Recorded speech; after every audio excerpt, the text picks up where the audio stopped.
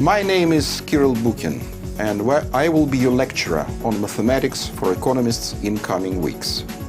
Very briefly about myself. I was a senior lecturer on mathematics for nearly 20 years at the Moscow Institute of Physics and Technology. Later on, about 15 years ago, my research interests have changed and I decided to join High School of Economics. And currently, I am an associate professor at High School of Economics, and I teach microeconomics course as well as mathematics for economists. If you, as learners of the economics theory, are ambitious enough and you are not completely satisfied with the offered intermediate courses on micro and macro, then you have to opt for the advanced topics in economic theory. And the choice of this course, Mathematics for Economists, would be a must. Moreover, after completion of this Coursera course, you will be equipped with skills and techniques that will allow you to master financial courses and even to comprehend the research articles on economics and finance. As for prerequisites, the knowledge of a single variable calculus is anticipated, as well as the basics of linear algebra. Register for this course and you will make an investment to your human capital that will never wear off.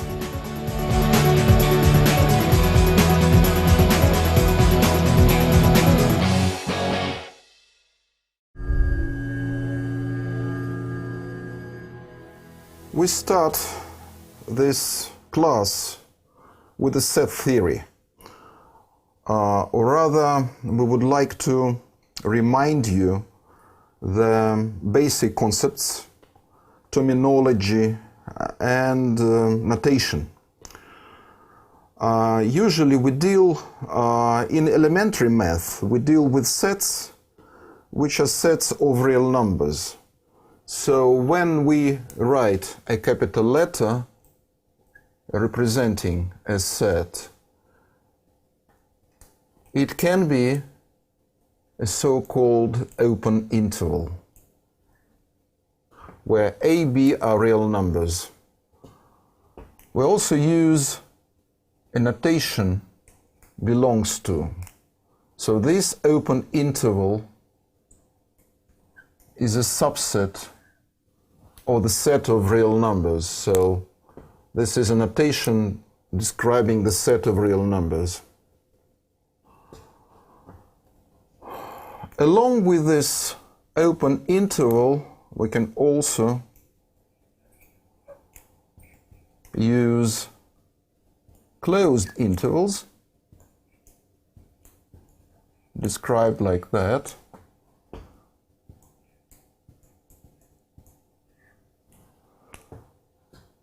And I would like to remind you what are the operations on sets. Maybe I'll provide a numerical example. So let's suppose we have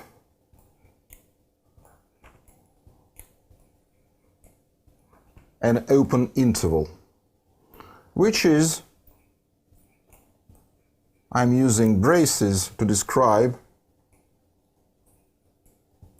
this set consists of real numbers, and the element from this set is x. This symbol denotes belongs to the set of real numbers, and the vertical bar is has the meaning of such that. So open interval, which includes all real numbers from 1 to 3, can be written using double inequality.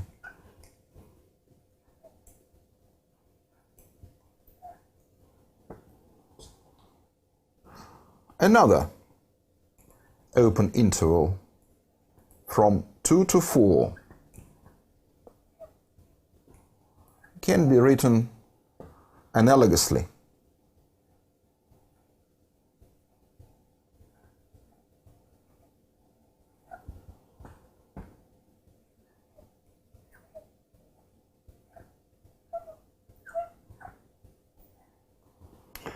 Now, I would like to unite these two sets. So, I'll be using a special symbol.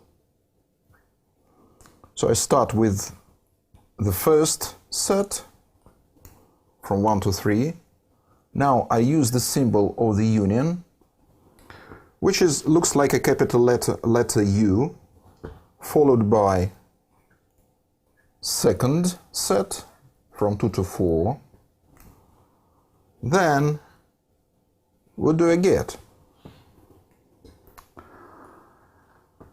It's quite useful to use geometrical representation, number line. So if we draw the number line,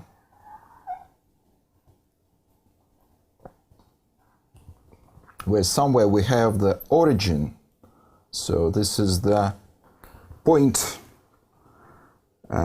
where x equals 0.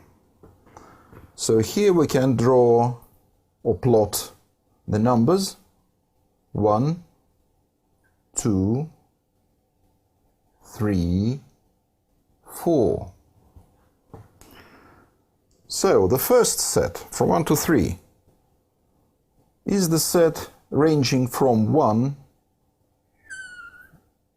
This is the left endpoint, and by the way, we have strict inequalities here, which tells us, this information tells us that neither 1 nor 3 are included. They don't belong to. And the second interval ranges from 2 to 4. Now we unite them. So what do we get? A union means that this is a new set where elements belong to either the first set or the second set, or maybe to both. So that makes the answer, this is a set ranging from 1 to 4.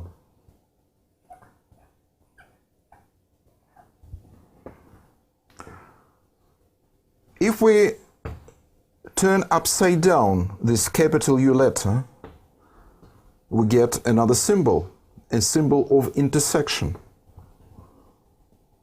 So here we'll see what do we get.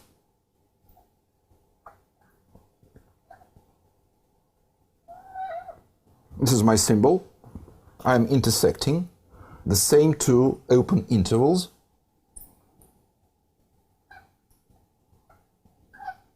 And this intersection means that it's made of elements where, so such x which belongs to this intersection belongs to the first and the second. So usually when we use, how do we say, a union, x belongs to the union if x belongs either to the first or to the second or to the both. Here we say it belongs to the first and the second. And here I will shade the intersection.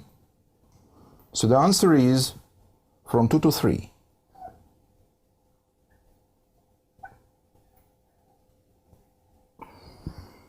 Along with operations like union and intersection, we have the third operation, which is called finding complements of sets. Let's suppose D is a set of real numbers. Now, we'll call complement of D, and we use this symbol. This is a horizontal bar above the letter. That's a definition. This set is made of all real numbers such that, remember vertical bar, they do not belong to D.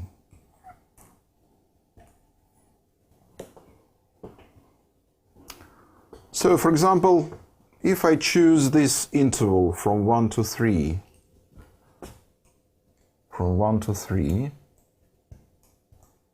I would like to find its complement. How will it look like?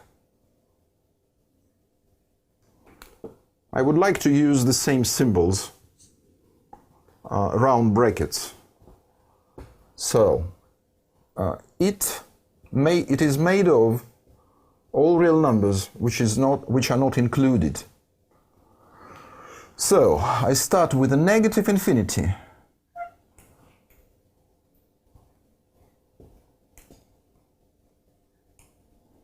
Here I use the square bracket,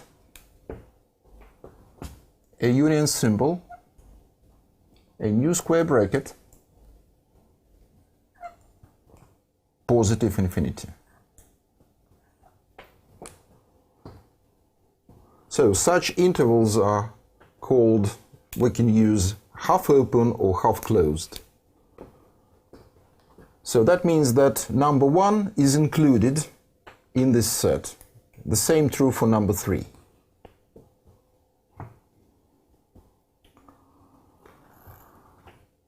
Now we proceed with the sets from the n-dimensional space. So we need to explore what is an n-dimensional space. Our interest will be in Rn.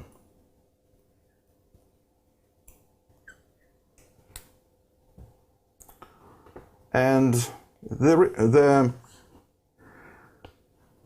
letter R, which we used earlier, is a particular example of the n-dimensional space when n equals 1. In courses like linear algebra, there is such a notion as a vector space. And this is a case of a vector space. So the elements of such a space are vectors. Usually in texts, bold letters are used to describe vectors, but we'll be using the same letter X. So X from, so it belongs to n-dimensional space, is a vector represented by a colon.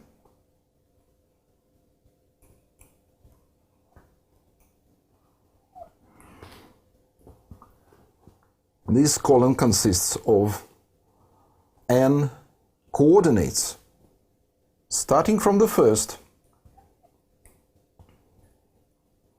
And clearly, since I don't know n, I'm using dots, and the final coordinate is xnth.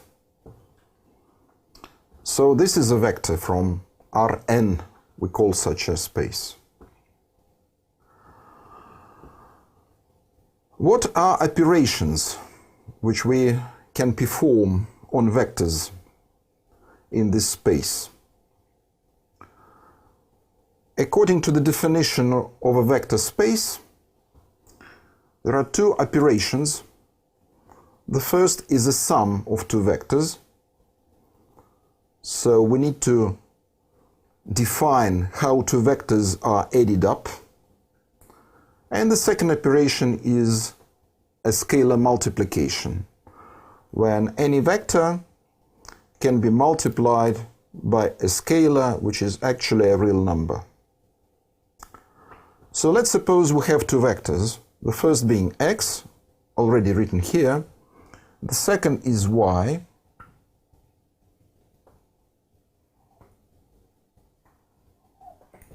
also this vector is a column which includes n coordinates.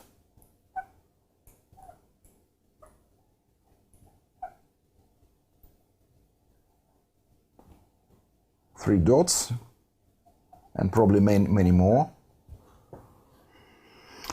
So how two vectors, x and y, are added up? They're added up coordinate by coordinate. So when we add two vectors, that means that we form the resulting vector where the first coordinate of x is added with the first coordinate of y. The same true for all other coordinates. I'm writing as always 3 dots here, and that's the nth coordinate. Now, multiplication by a scalar. What is a scalar? Scalar is a real number.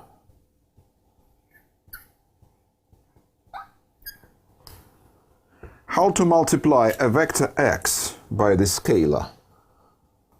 Again, coordinate by a coordinate. So that's the definition.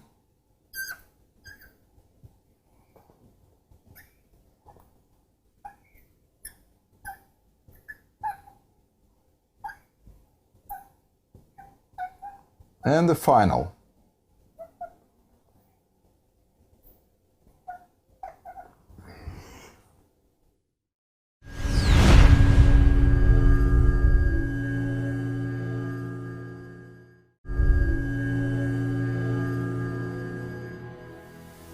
Properties of these operations.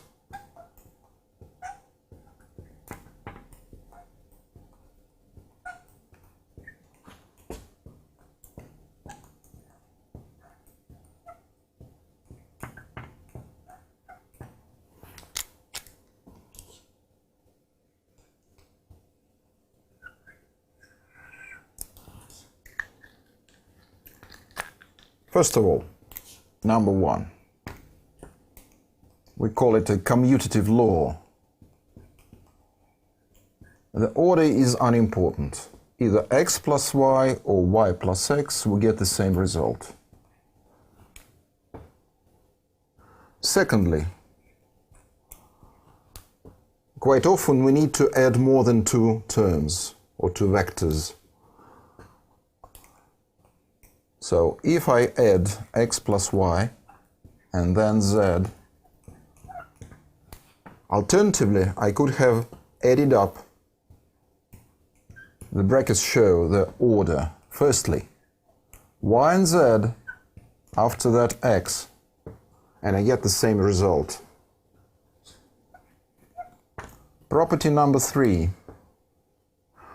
it's about the zero vector. So zero vector exists, and it has the property that when I add any x and this zero vector, I always get x. So what this zero vector means in the Rn space?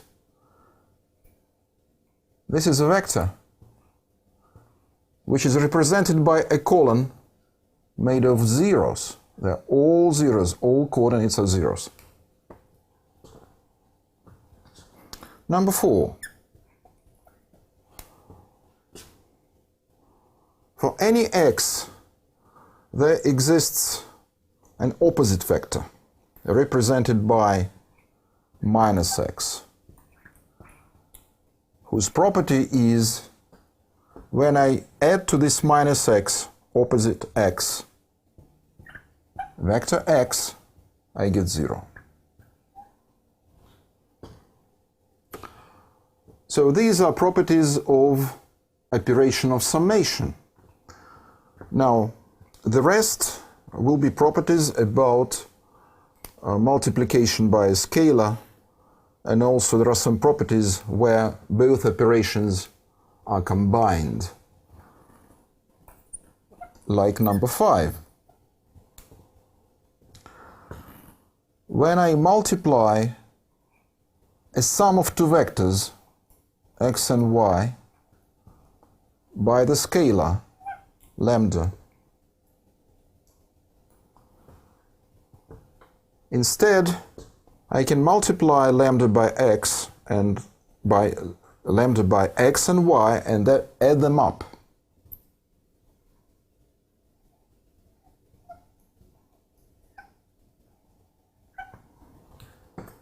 The same true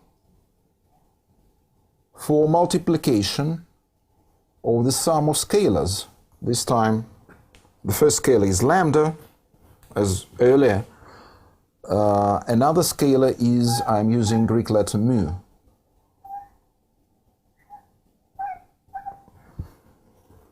So I get the same result if I instead multiply x by lambda, x by mu, and add them up.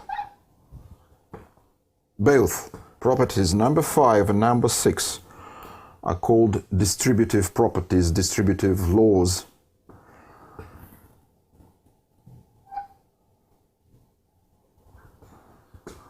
A particular case of a scalar is number 1.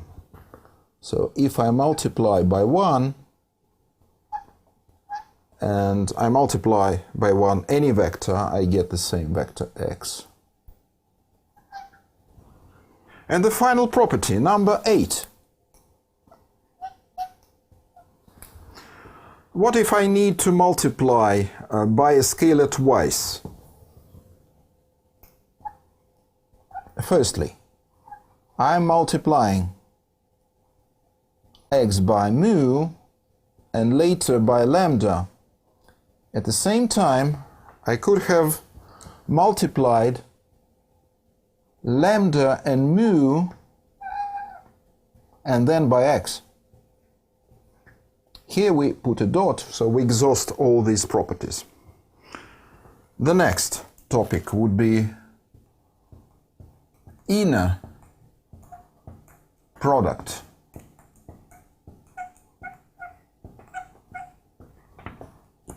In Rn.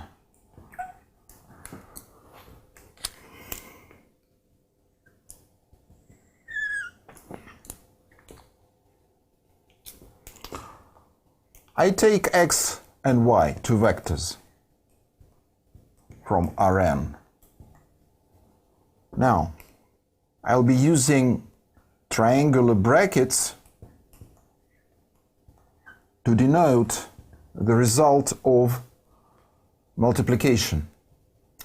So the inner product of two vectors from Rn is a real number which can be found by the formula.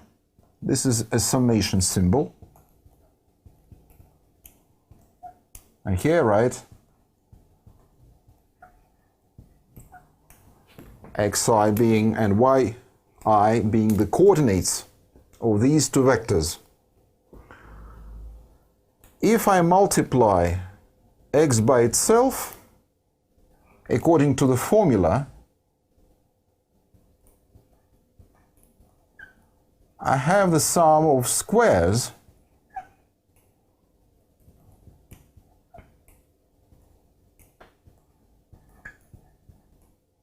and we know the sum takes only non-negative values. That means I can find the square root of the sum. And this square root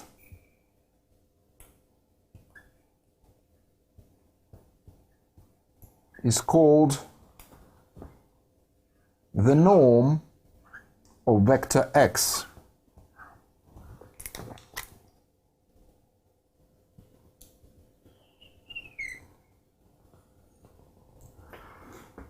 The norm is the same as the length. For example, if I'm working in R2 space, so let x be from R2, and let us choose some particular vector. This is a two-dimensional vector, the first coordinate being 3, the second being 4. What will be the norm of this vector? The norm of this vector will be the square root of the sum. So the length of the vector is 5. On the basis of a norm, we can calculate the distance between two vectors. So let's suppose we have two vectors, x and y. How to find the distance?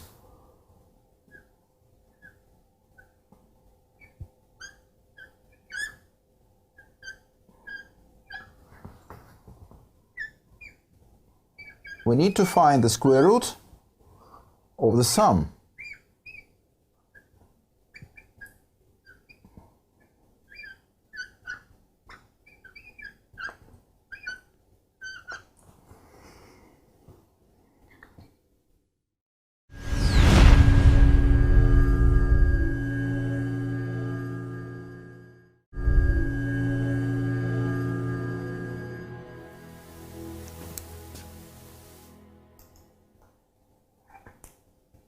Open balls.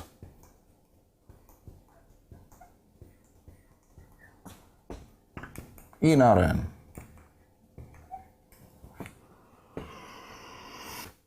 We'll use capital B to denote this open ball. Greek letter epsilon. Here, within the brackets, I'll write the center of this ball. That will be a point, expressed by x with a 0 within the brackets. So that's the definition. This ball includes all such x from n-dimensional space such that the distance between x and a given point, x0, is strictly less than epsilon. For example, if n equals 2, let me draw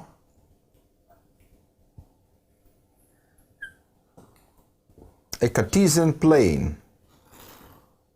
This is the horizontal axis x1, the vertical is x2, and let it be the center of this ball. But actually, in the coordinate plane, this is a circle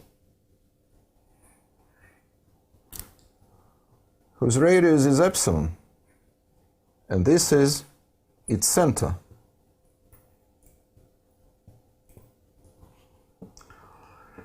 You may be interested why I call such a ball an open ball.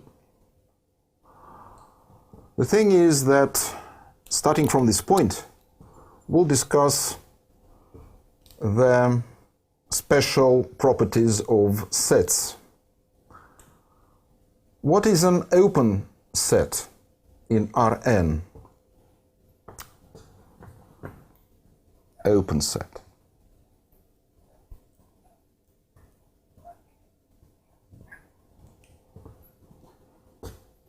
Let me provide a definition. A set S from n-dimensional space is called open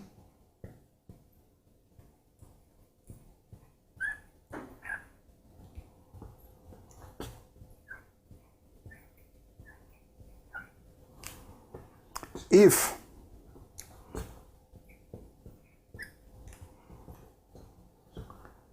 for each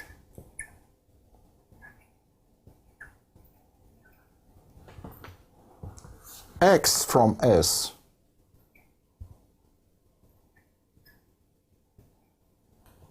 there exists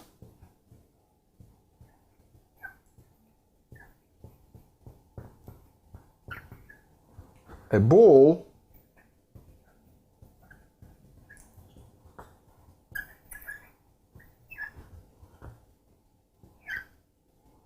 with a center at x, which completely lies within S.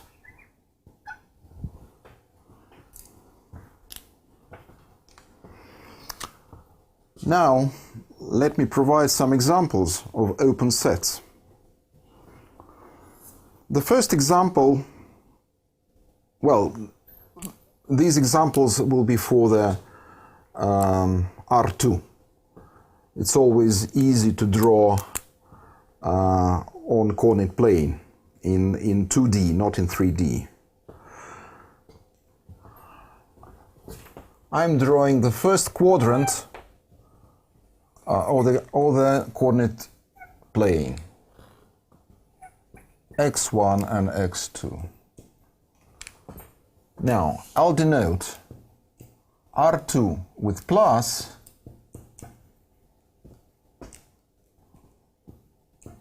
such points that x1, x2 are positive. Okay? So this is my first quadrant. This is an open set. How can I prove it?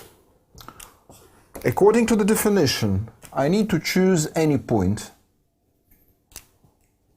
Okay? And the distance from this point to the vertical axis, the horizontal axis, I'm choosing the smallest of them. And this is the smallest. Okay? So, how to find this distance? To find this distance, d, I need to find the minimum of two coordinates.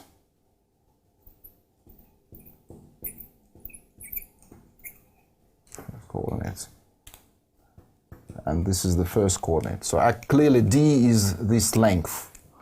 Now, if I choose a ball whose radius is d over 2, then this point x, arbitrarily chosen, is the center of my ball, which lies entirely within this set. And that explains why the first quadrant is the open set. So my ball is d over 2 centered at x. Now, going back to the open balls in Rn. Why this ball we call open? We call open because, well, it can be proven rigorously in the n-dimensional space, but I think for n equals 2, the drawing will help. So this is my ball, and why it's open?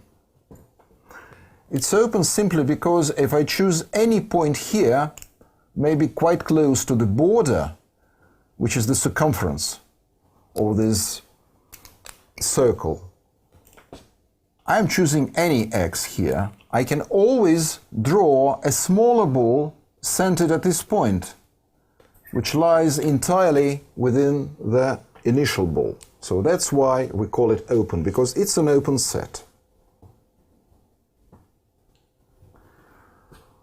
It's interesting, what can we do with the open sets? Well, as with any sets, we can unite them, we can intersect them,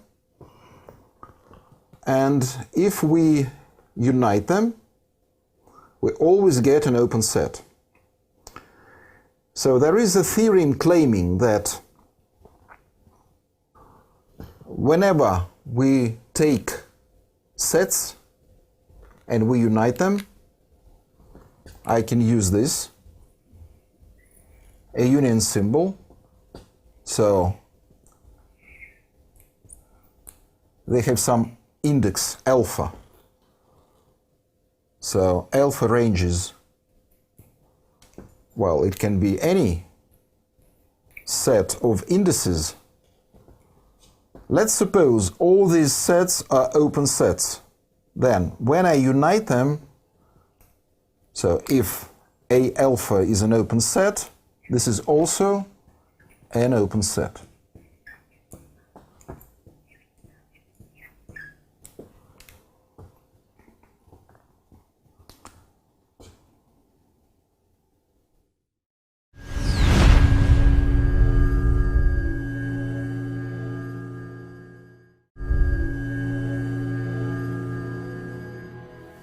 What about intersection of open sets? Let us have a finite number of open sets.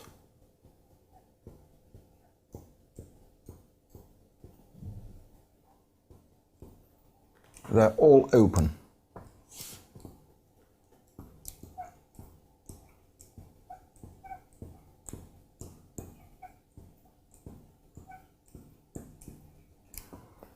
Now I form the intersection, let it be A, using intersection symbol.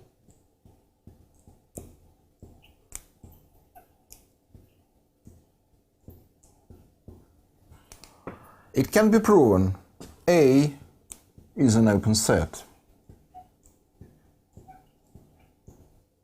Just compare. Here we intersected finite number of open sets. In the previous case, we could have infinitely many open sets, and we united them, and as a result, we've got an open set.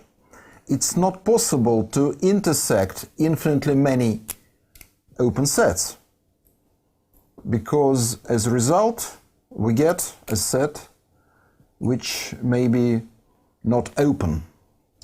For instance, let's consider a set AI, which is an interval on the number line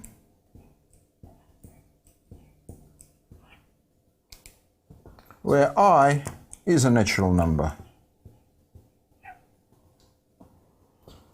And now we form its intersection.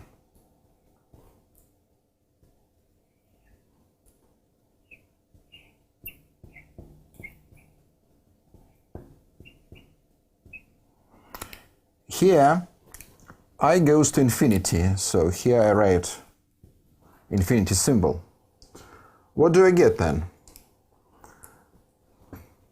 Maybe the result will be clearer if I draw the number line.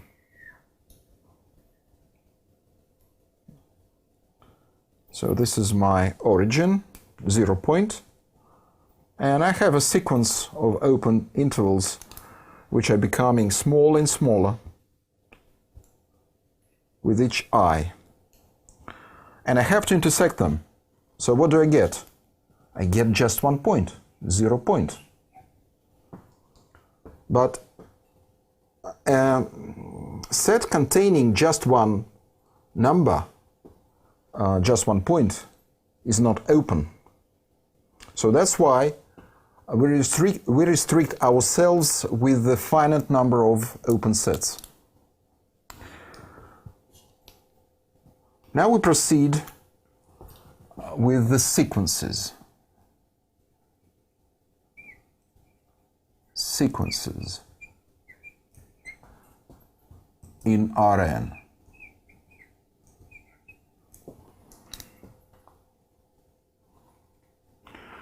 It's clear what a sequence is in R. Now, if I choose x from Rn, and I need to form a sequence, it's important to label them, because the subscript of the letter x indicates a coordinate. I have to use an upper script. So I'll be using m within brackets. M is a natural number. When I draw the braces, and here I put m ranges from 1 to infinity. This is the sequence. That's how we denote it in Rn. But if I choose particular m, for example, I'll write x3, I call it, this is the third term of the sequence. third term.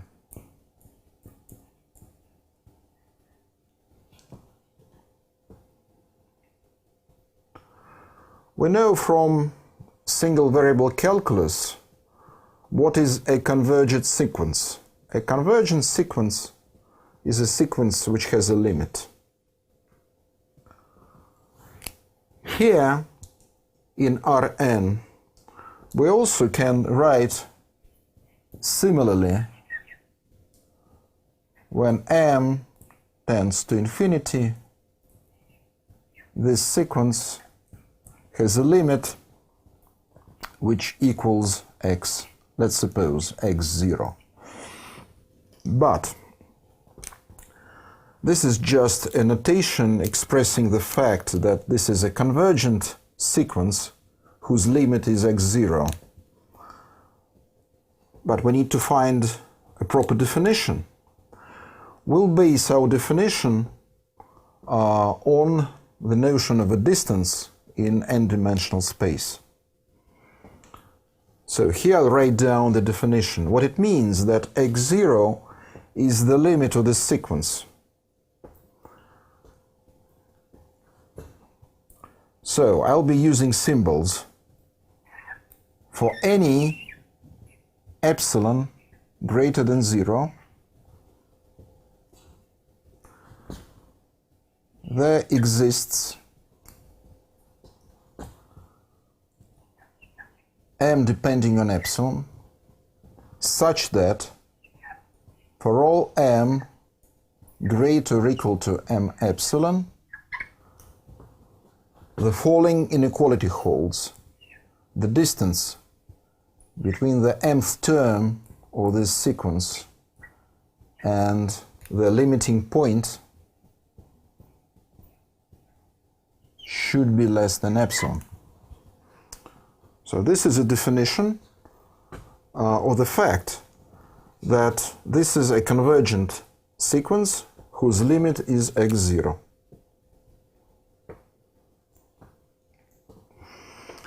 Now we are approaching the concept of a closed set in Rn. So the next topic will be closed sets.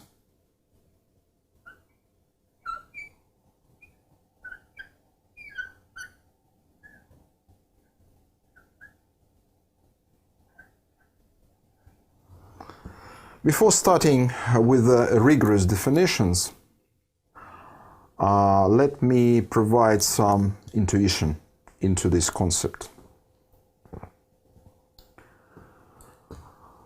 We would like to have a property of a set such that given any convergent sequence whose terms belong to the set, we would like to be sure that its limit also belongs to the same set. Now let me write it down. A set S from Rn is called closed, or is closed,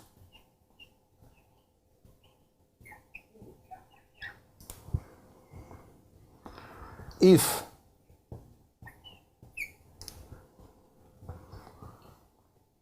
any convergent sequence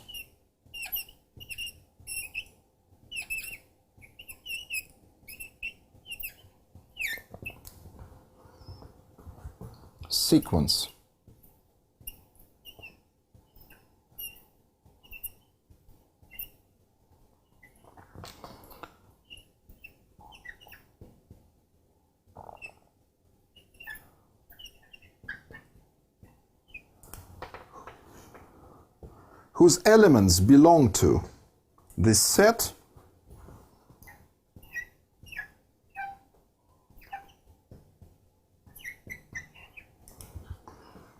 has the limit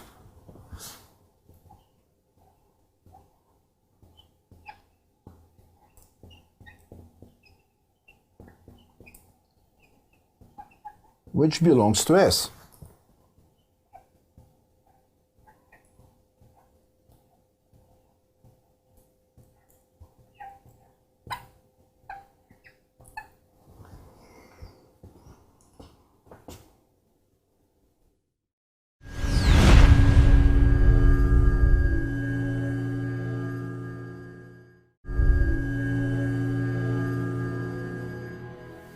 When we discussed open sets, I provided example of an open set. That was the first quadrant.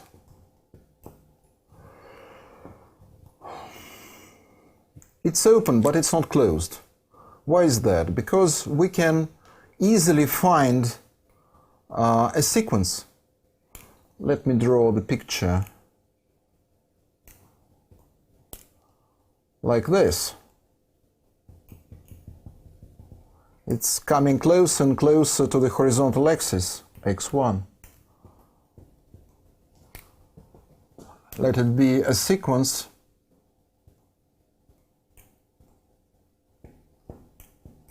where the first coordinate is simply 1, and this is 1. And here we have 1 over m. Right? So, what about the limit of the sequence? So all elements or terms of the sequence, they belong to this set. But as a result, we have 1, 0. But this point doesn't belong to R2 plus. That means that we have discussed this is an open, but it's not closed.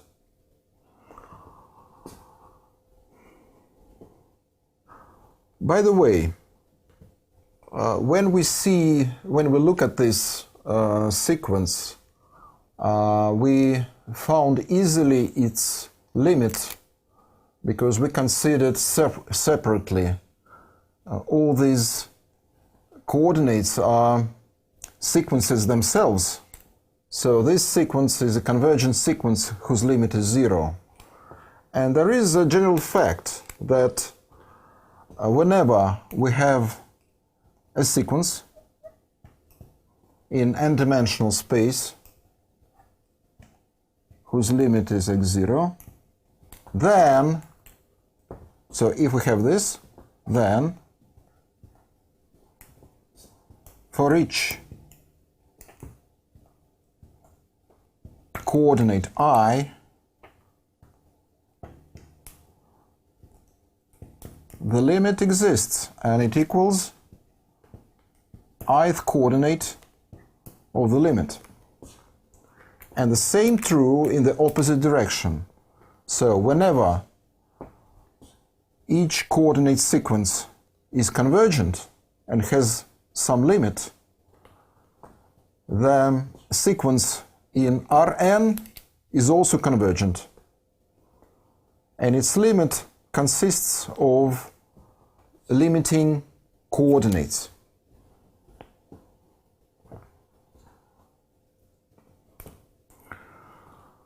Now let's consider what operations can we perform on the closed sets. It can be proven that whenever we intersect closed sets, so A alpha is a closed set, alpha is an index which ranges within some set I, the intersection is also a closed set.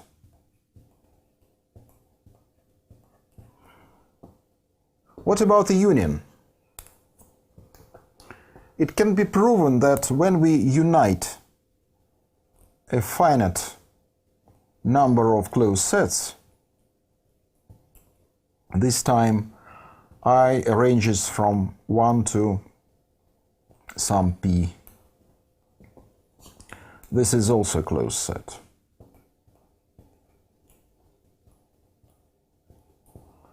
But in the same fashion as we have seen with the open sets, when we try to unite infinitely many sets, we get not necessarily a closed set.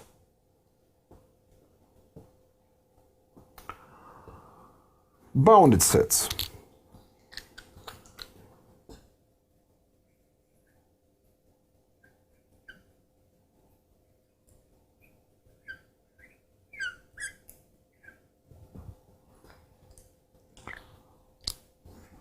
A definition will follow. A set S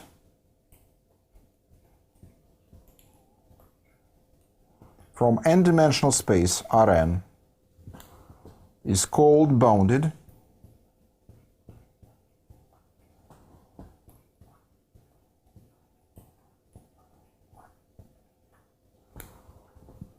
if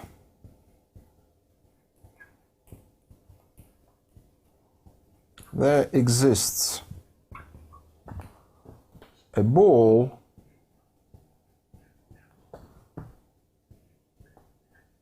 of radius r centered at 0 such that S belongs to this ball.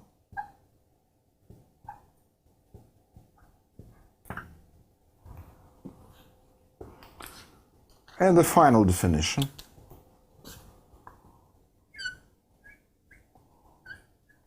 A compact set.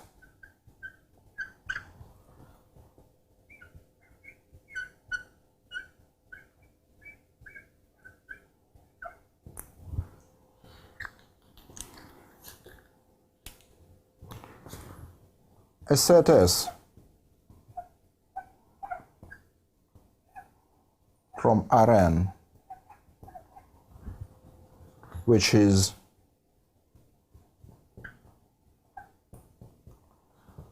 closed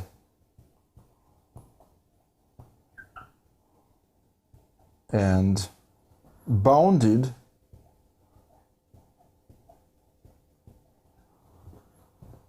is called compact.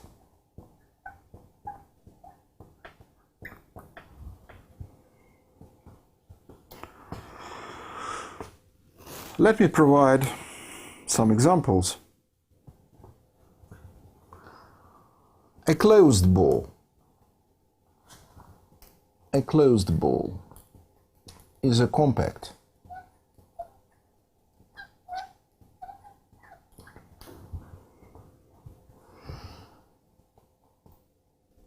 How to denote it?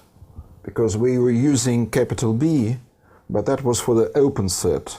Now we have a closed set.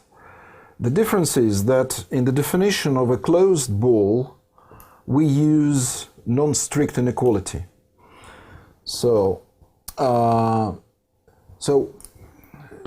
I'm taking the boundary points of this ball and I add them. And this operation is called closure.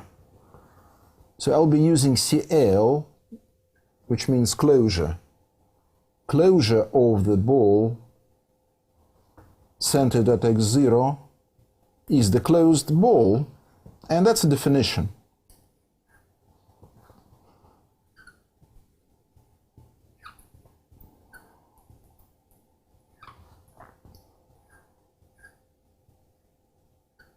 That's the distance between x and the center.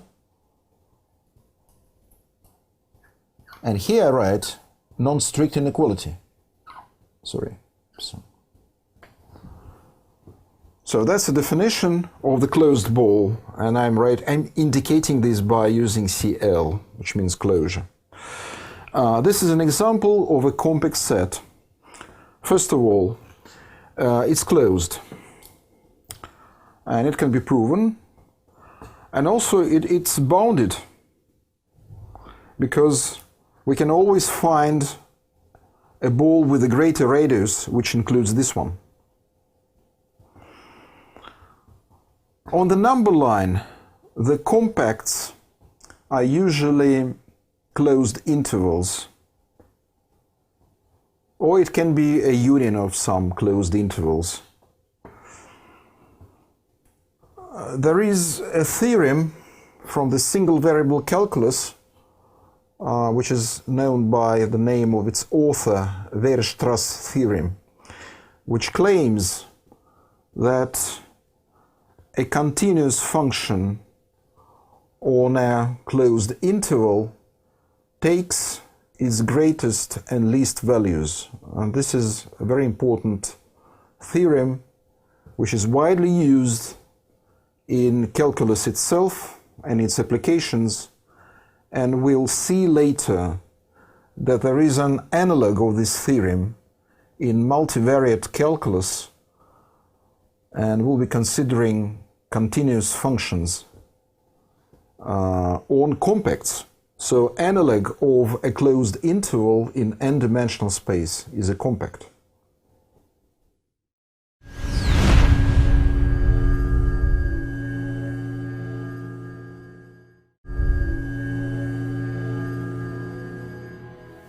You shouldn't think that any set should be classified as being either open or closed. For example, let's consider a set in the coordinate plane such that the first coordinate is strictly greater than 0 and the second is non-negative.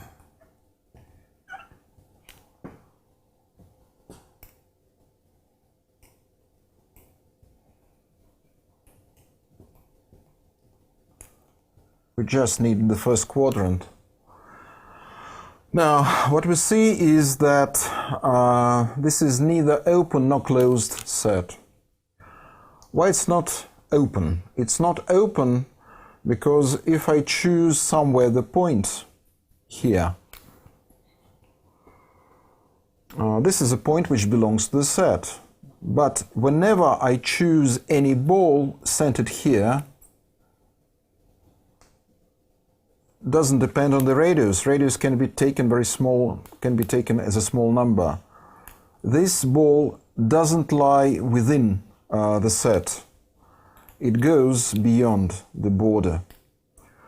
So that means that this set is not open, but also it's not closed because I can easily construct a convergence sequence which is coming closer. These are the terms, they're approaching this part of the border. So the limit lies on this part of the boundary, but this part of the boundary doesn't belong to the set. So this is an example of a set which is not open, not closed. We talked about convergent sequences. We remember from the single variable calculus that there are operations on convergent sequences. For example, given two sequences which are convergent to their respective limits, what can we say about the sum or a difference of these two sequences? Or we can multiply all terms of a convergent sequence by some number.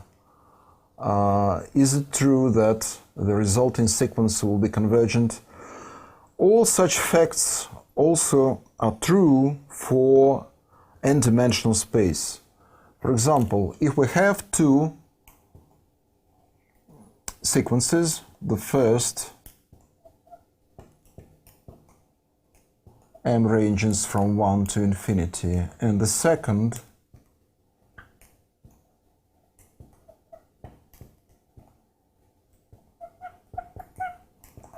and we suppose both are convergent, so they have the limits.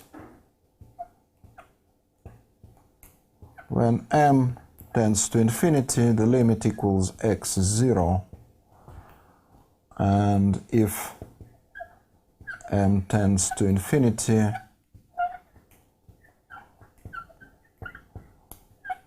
the limit of this sequence equals y0. We know how to add up vectors, so what will be the sum of two sequences? We take mth terms and we get the sum by simply adding up the terms. So this is a resulting sequence. And it can be proven that this is a convergent sequence whose limit equals the sum of limits.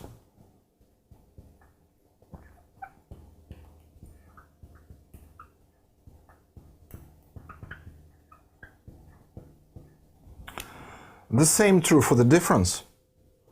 So I also can add here a minus symbol.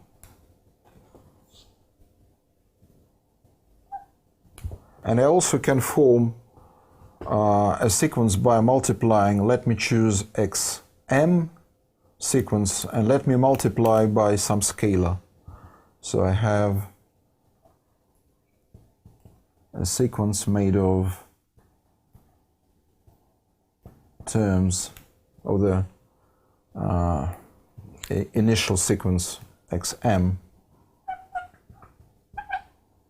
The limit will definitely be equal to lambda times x0.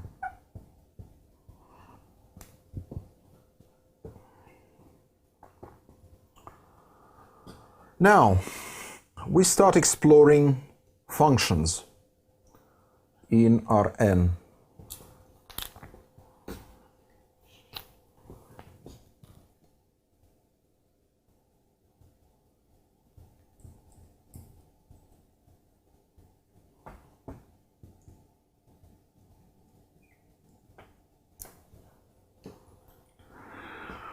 We used to a function when there is just one independent variable.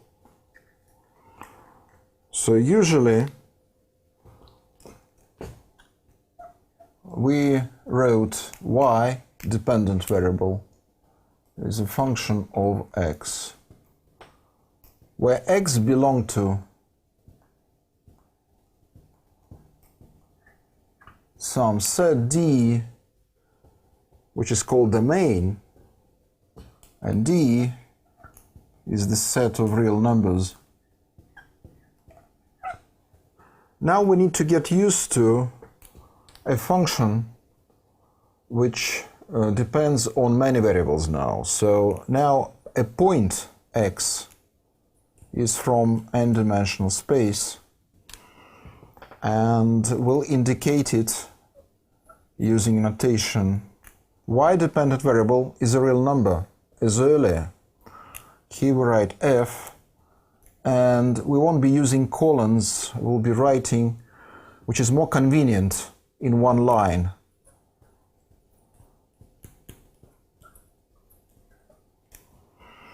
I said x belongs to Rn, but actually we always indicate some domain.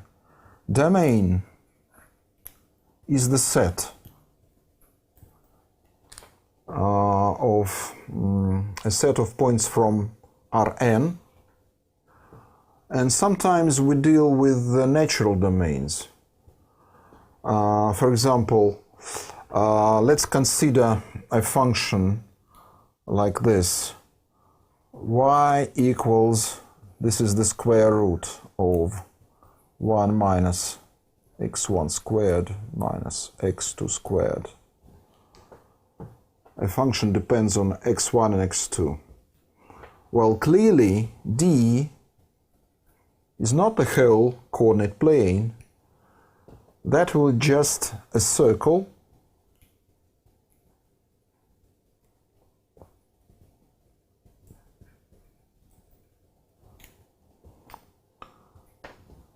and I'll write inequality.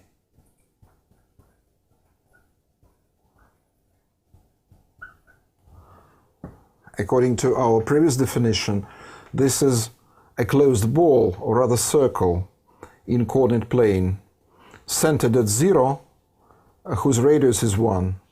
And this is a natural domain for this particular function. Now, when we draw x from the domain and substitute into the, by the way, they're called also arguments. We have n arguments for each such function. We calculate y value, and y value is a real number. So when we consider all such y values, we get the range of the function. For example, if we go back to this example of the function, what will be the range of the function? Square root of 1 minus x1 squared minus x2 squared. The range in this particular example will be, as can be easily seen, a closed interval. So this is the range of this function. Graphical representation of functions of many variables. We'll explore level curves.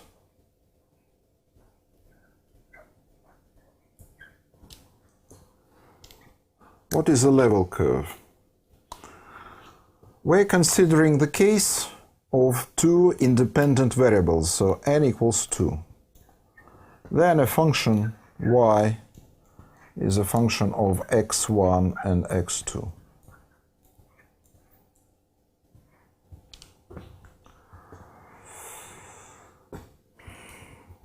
If we fix y value, and we're choosing x1, x2 from the domain of this particular function, for a given value of y, we get a curve, and at any point of this curve, the value of the function is the same, which equals y. Let's consider a particular example. For example, y equals the product of x1 times x2. And I'll be considering domain, which is, let it be, the first quadrant.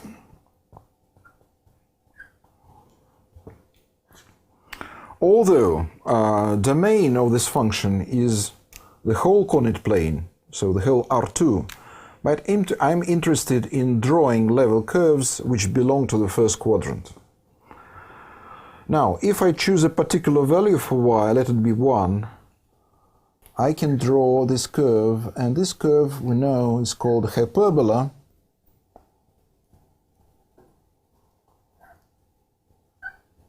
Looks like that. If I change y value into something else, let it be 2, I also get a hyperbola. And change again. This time I can choose a value smaller than 1, let it be 1/2. So each time I have some curve, and this curve is called the level curve. Well, the name is from probably geography drawn. So, if I choose any point on this curve, the y value will be the same. And this is especially helpful because otherwise I would have to draw the graph of this function.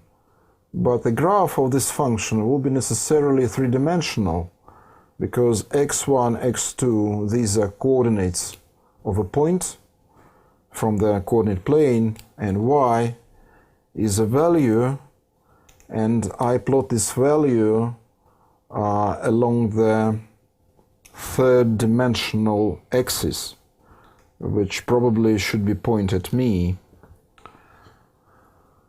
Level curves are widely used in economics. For example, in the consumer theory, we consider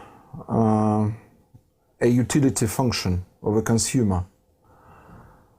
So when we write U representing utility function where x1 is the quantity of the first good consumed and x2 is the quantity of the second good consumed, and when we fix the value of the utility at some level u bar, we can draw the curve, which will look exactly like this.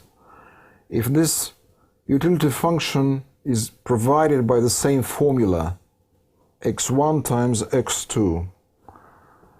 These level curves for utility function are called indifference curves in microeconomics.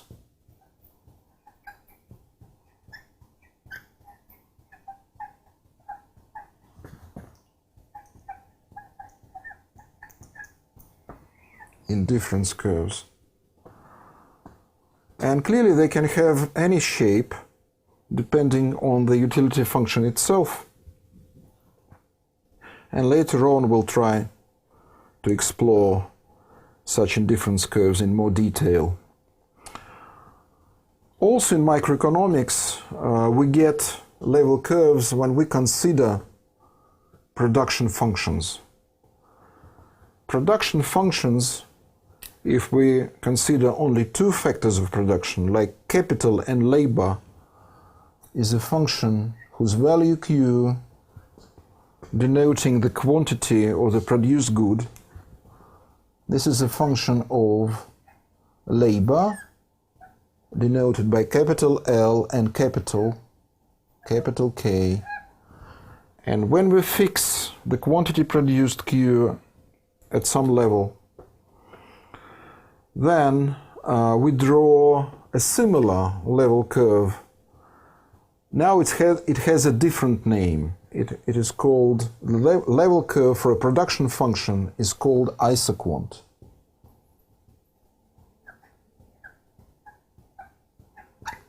Once again, we can choose a similar function. So the function becomes Q equals L times K. And when we draw these isoquants, we get the same picture, a family of hyperbolas.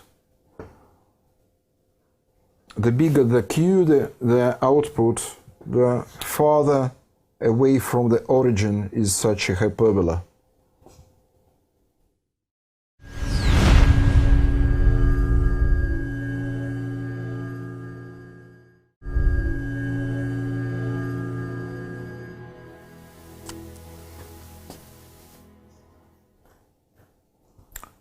Domain of a function.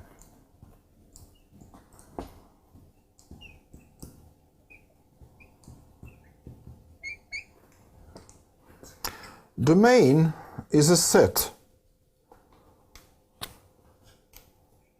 I'll be using D. It consists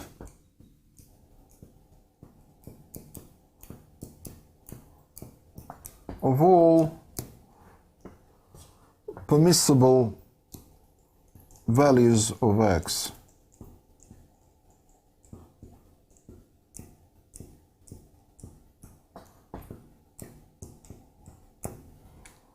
When x takes the values from D, the corresponding y values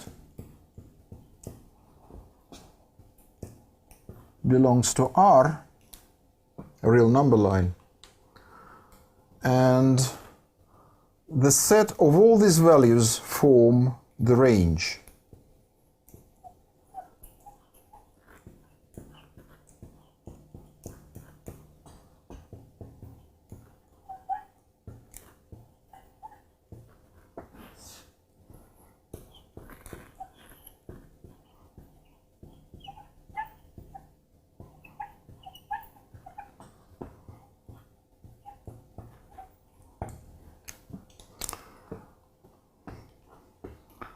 We explore level curves in the coordinate plane.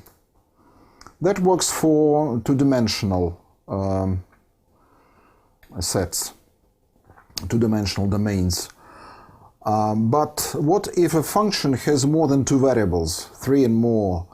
In that case, we may consider level sets. So level sets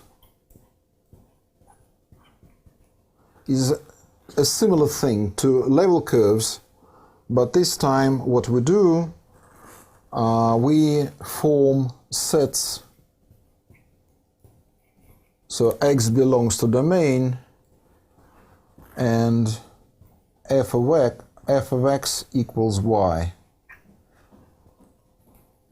So we choose some value for y, and we consider all such sets such that f of x equals y.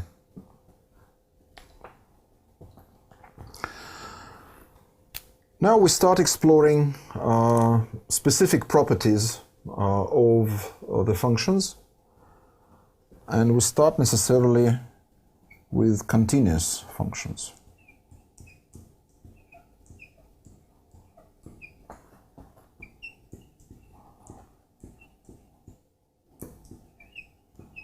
Continuous functions. As you remember from the single variable calculus, the notion of a continuity is heavily based on limits of functions. And that means that before starting with continuous functions, we'll consider limits of functions.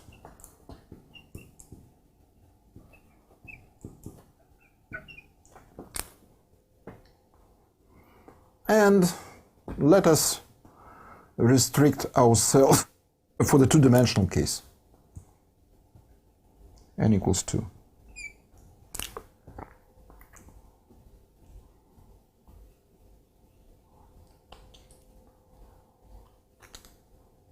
What it means that a function depending of x1, x2 has a limit a as x1, x2 tends to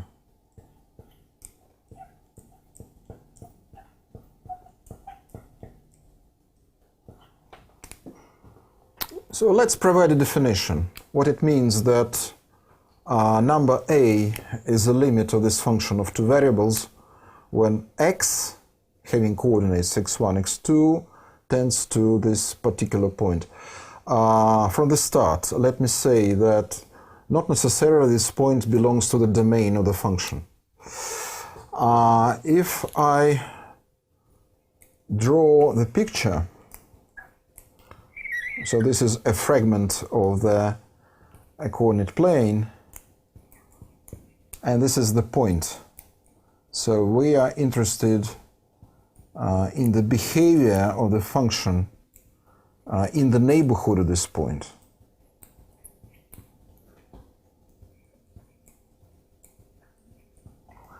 The idea is as follows.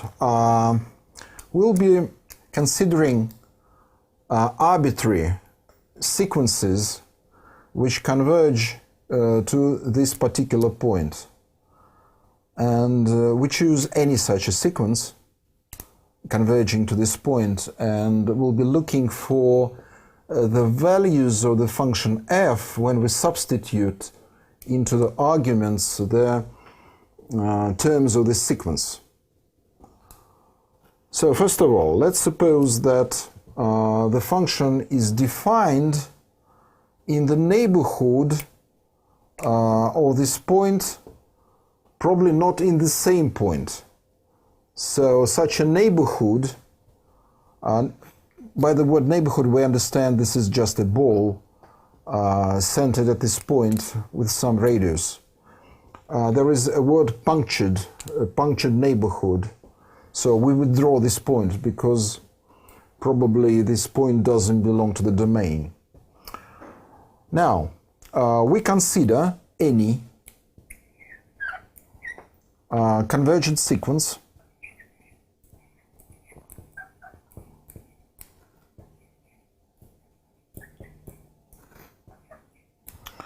So the terms will belong to the domain or some ball of the radius delta,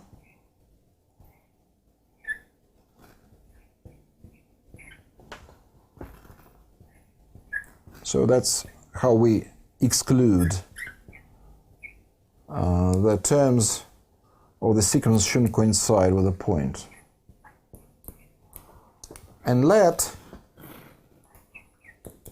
this be a convergent sequence of points.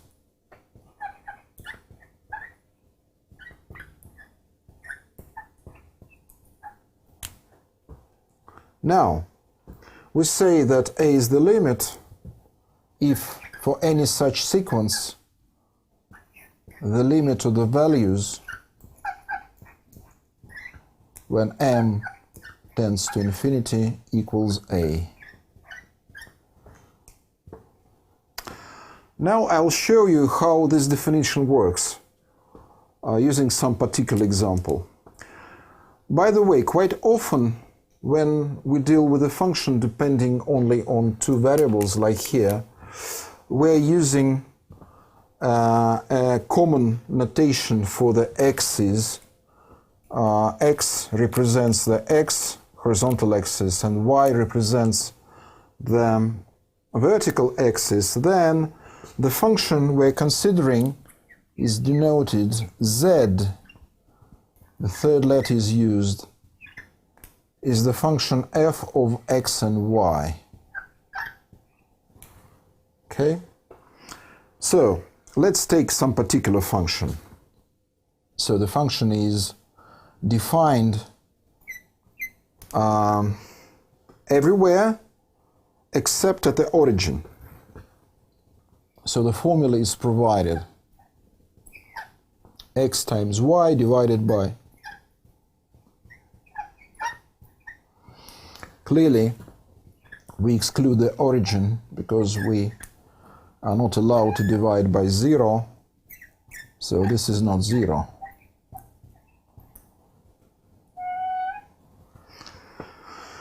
Now, the question is whether this function has the limit when the point xy approaches 0 point, whether it has a limit or it does not. And we need to find out. That means that we need to choose any convergence sequence converging to the origin and substitute the terms of this sequence into the arguments of the function x and y. We can use either sequence, or we can say that we can approach the origin. Here, this is the origin we're approaching along some curve, or maybe a segment of a straight line. For example, if I choose let x equals y, and this is my t, which approaches 0. Okay? That means that we have a bisector here. T can be of any sign. So, for example, if t is positive, I'm moving towards the origin from the first quadrant, or I'm having points from the first quadrant approaching the origin. What do we get then? We can do a mental exercise by substituting x and y, which equals t, into this formula. Then we get f. I'm substituting for x t and for y also t. What do we get then? We get t squared over 2t squared, and that makes 1/2. So the hypothesis is that the function has the limit at the origin and it equals 1/2. But What if we change the sequence? So our sequence is a sequence of points which belong to the bisector. We can replace this sequence by another one. For example, we can choose x which approaches 0, but let y be 0. This condition will give us a different sequence of points. Now this time we choose points from the x-axis and they approach the origin. Now, mental substitution into the formula gives us immediately the result. F taken at x and 0 value for y is 0. Now, what we see is the violation of this definition, because how can we accept two different convergent sequences approaching the origin? And for the first sequence, the sequence of the values of the function approaches 1/2. For the second sequence, these values approach 0. And here we have two different values for a. And that proves that this function has no limit at the origin.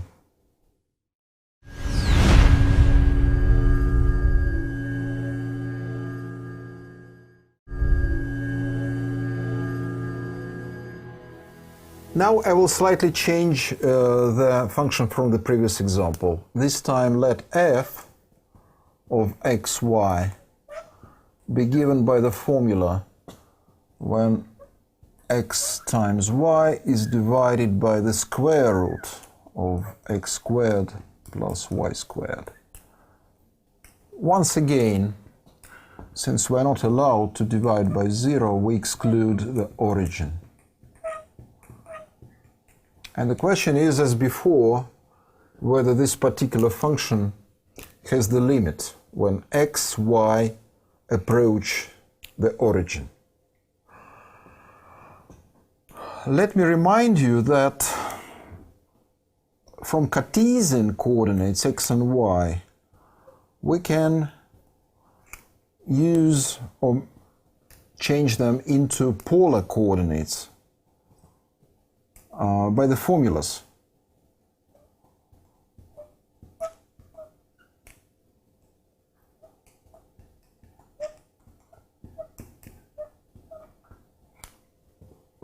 Let me draw a coordinate plane. Suppose we have the point here, whose coordinates are x and y. Now, if we join this point with the origin by a segment of the straight line, or we can think this is a vector, then this is an angle which is, we denote it by phi letter, Greek letter phi. Now, r is the length of this vector. So r equals, from the right triangle, the sum of the sides. That's the length of the hypotenuse. And phi is the angle drawn here.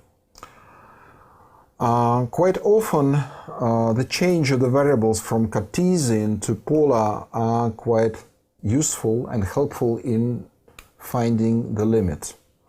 Now, when we replace x and y by the polar coordinates, substituting into the arguments of the function f, we have f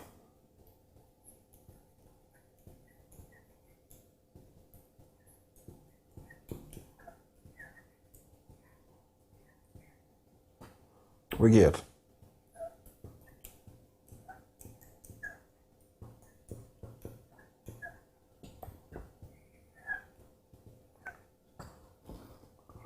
after simplifying what's left.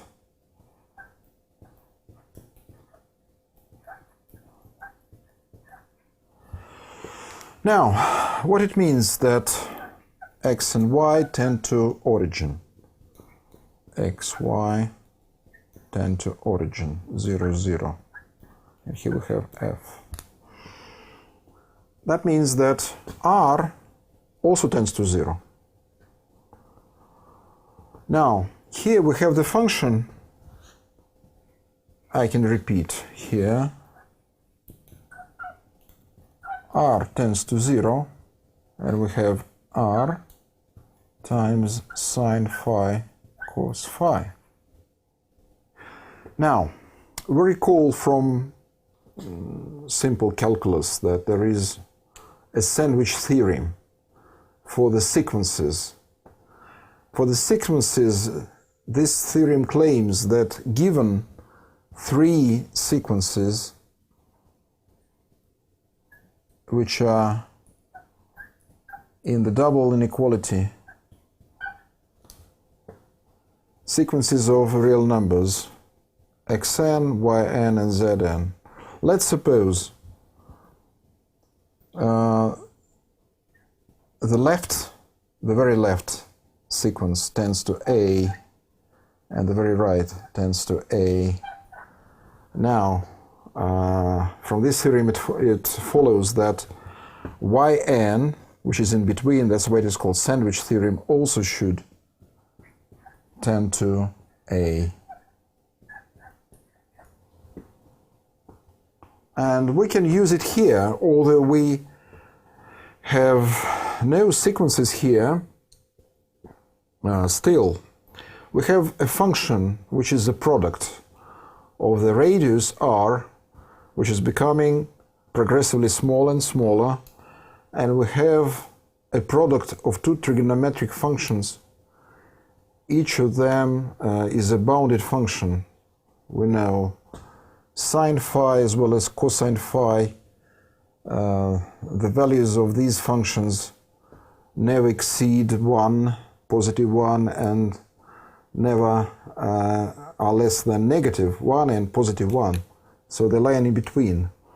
That means that if I write the absolute value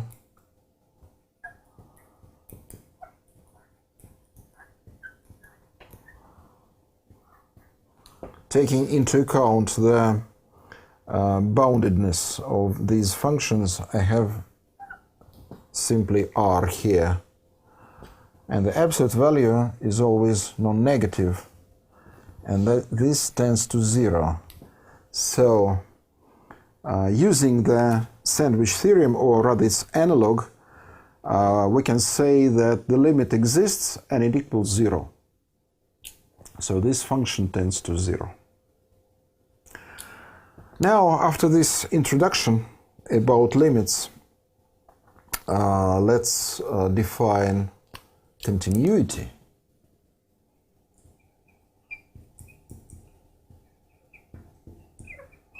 Continuity.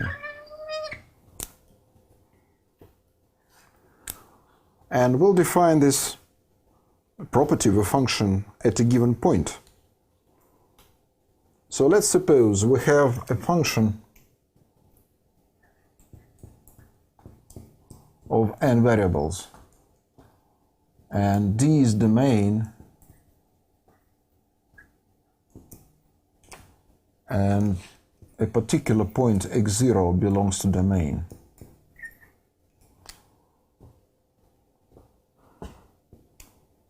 Function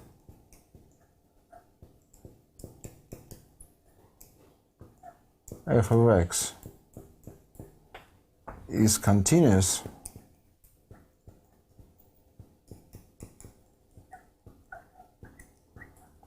at this point if the limit of this function exists as x approaches x0 and it equals f of x0.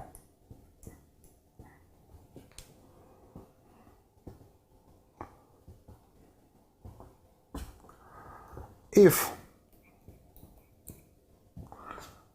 function f of x is continuous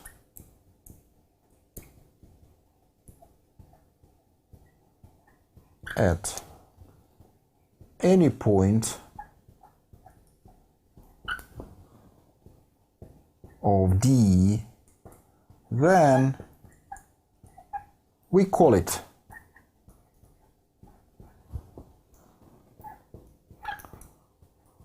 continuous on D.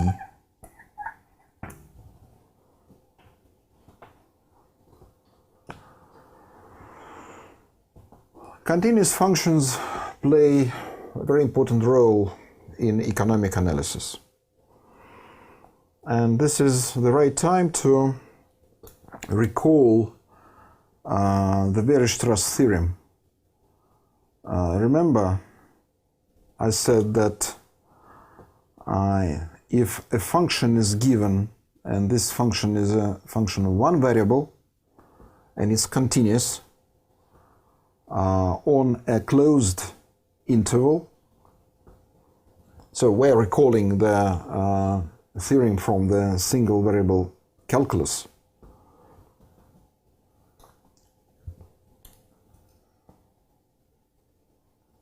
Theorem by Weierstrass.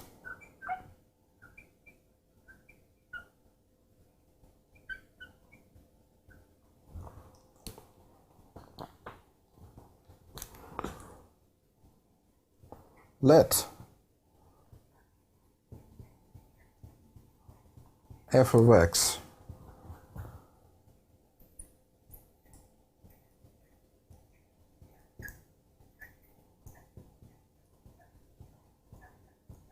be continuous on AB closed interval.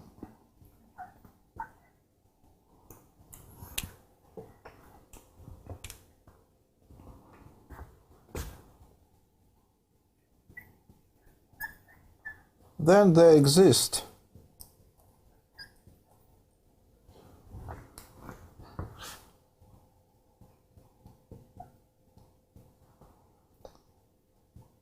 numbers and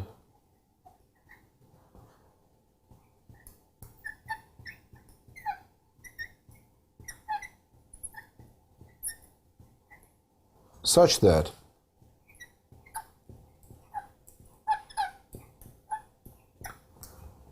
the function is bounded, its values lies in between lowercase m and capital M, and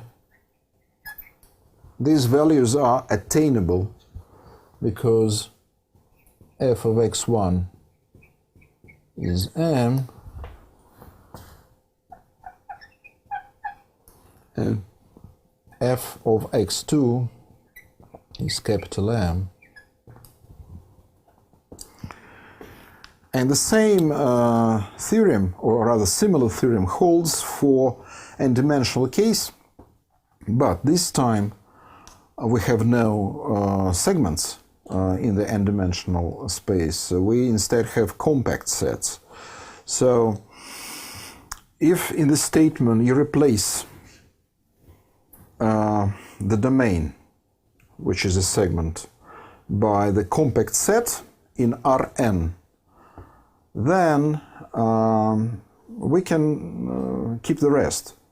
So this theorem claims that there will be two values, lowercase m, capital M, such that the value of the function f lies between these two values, and there exist 2 points from the domain x1, x2.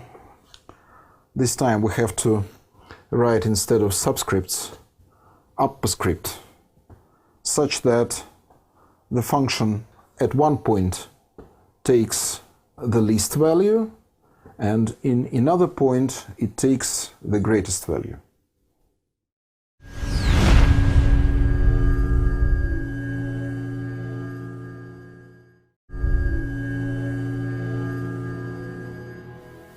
Now we'll explore what will happen if we have a pair of continuous functions. So we have a function which is f of x, another is g of x, and let's suppose that x0 belongs to D, and this is the common domain for them both, common domain for f and g. And we know they are continuous.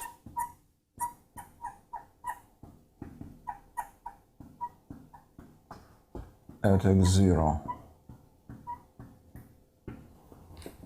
Can we claim that if we form the sum or difference or product or even a quotient, although in the last case we need to exclude, well, given a condition will be given g at x0 takes a non-zero value. What can we say? Plus minus a product, a quotient. So all in all we have four cases here. Whether the resulting functions will be continuous at a given point. Yes, that's true. And that's fairly easy to prove. For example, we can, as an example, we can choose a product, for example. And how to prove that the limit of the product as x tends to x0 equals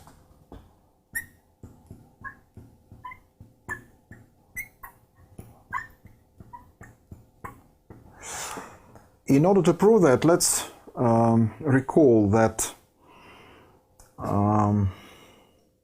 the definition of a limit of a function in many variables is based on the limit of the corresponding sequence as a sequence of points tends to x0,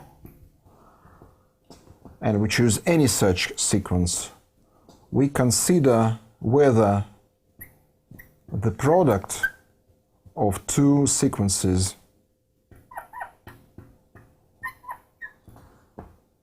has the limit. But from the knowledge of a single variable calculus, we know, given two convergent sequences, the first converges to one limit, the second to another limit, the product of the terms will converge to the product of the limits.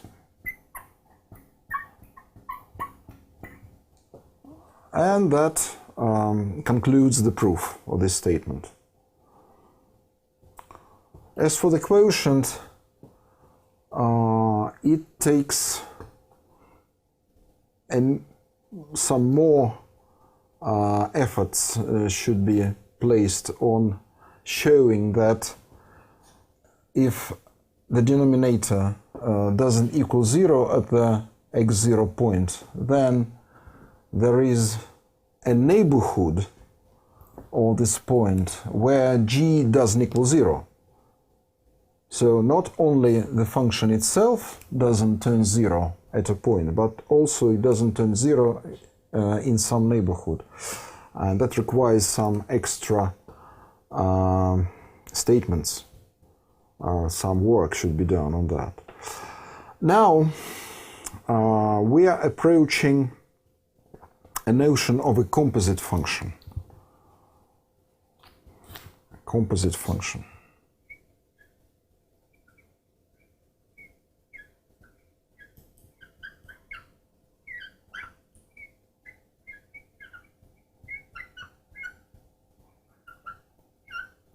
what it means. I'll start with some examples. For example, a function f depending on xy, sine x times y.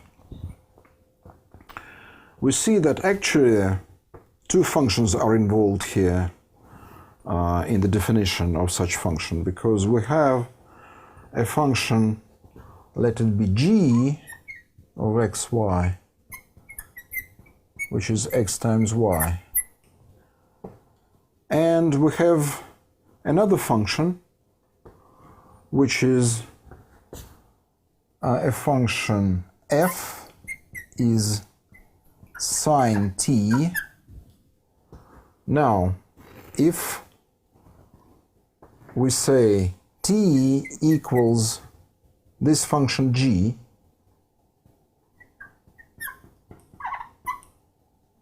which is xy, and we substitute t into here, so we have a couple of functions. This one is an inner function, sine t is an outer function. When we get the function which was defined by the formula, it looks as if that we need to think about the domains of two functions. So the inner function, now we'll generalize. So that was just an example. Well, let's generalize. So we have a function, let it be t equals g of xy. Now f of xy will be a function h of t. Okay? So if we substitute this inner function into h of t, we get this composite function f. Composite function f. In order to do that, we need to be sure that the range of g, remember, we get the range of g when we choose any point from the domain of the inner function. We substitute the values of the point, into the argument. As a result, we get t-value, and all such t-values, they form the range of g. So we need to be sure that the domain or the outer function, which is a function of one variable, includes the range of g. So here I can draw a diagram. So we have d. D is domain of g.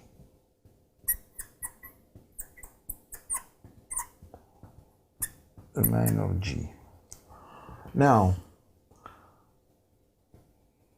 here we have range of g. These are the t-values, and all these values belong to the domain of h.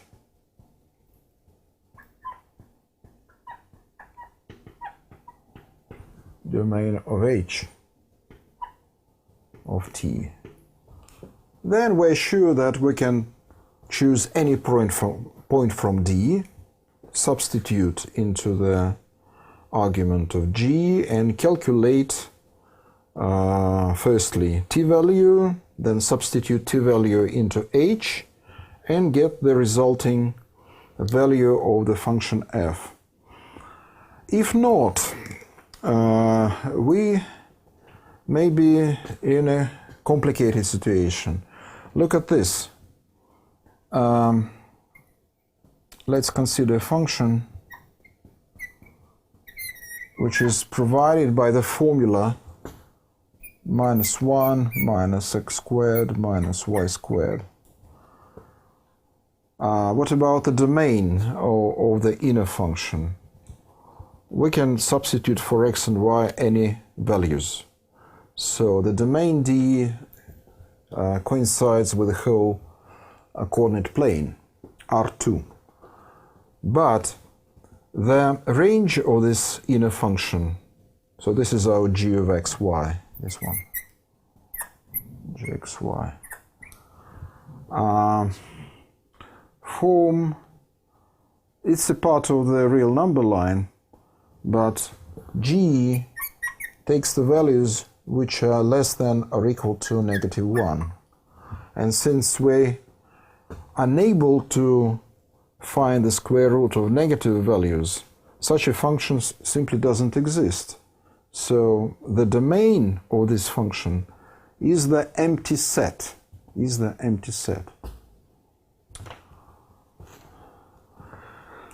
Now, we'll be interested in a fact. Given a composite function based on a couple of functions, inner function is a function of many variables, like g, and the outer function is a function of one variable only, h of t. Can we claim that the composite function based on these two functions will be a continuous function, given the knowledge that both g of xy and h of t are continuous at the corresponding points? We'll see.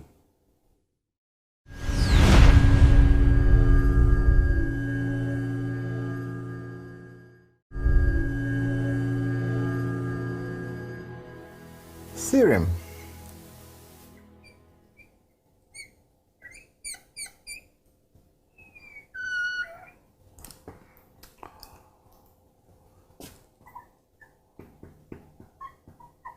Given a composite function,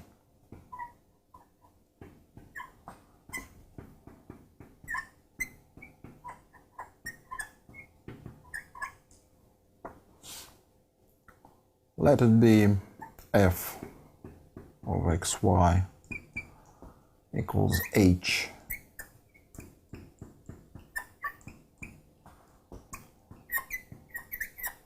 where inner function is continuous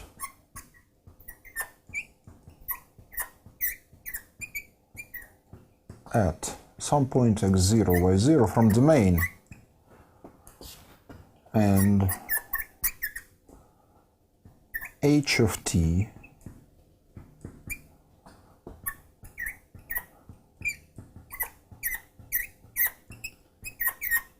at t0, which equals g of x0, y0, then f of xy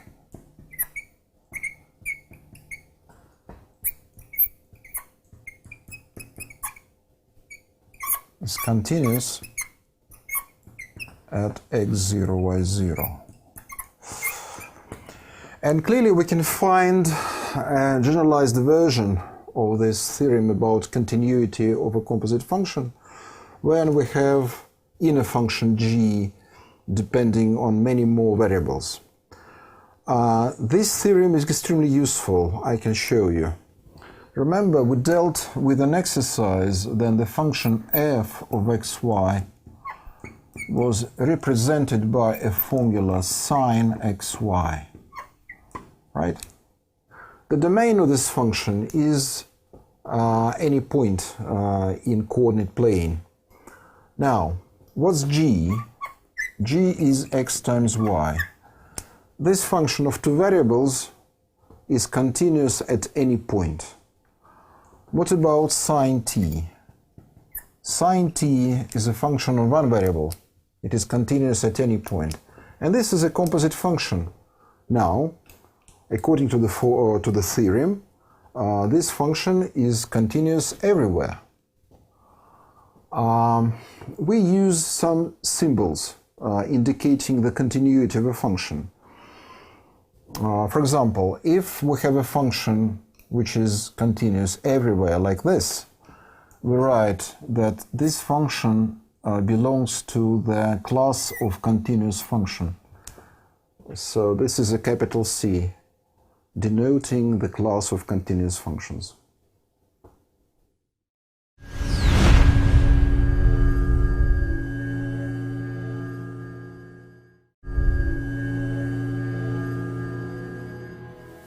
We'll be discussing differentiation of functions of many variables, and we start with a refreshing of the ordinary derivatives. So let's consider a function of one variable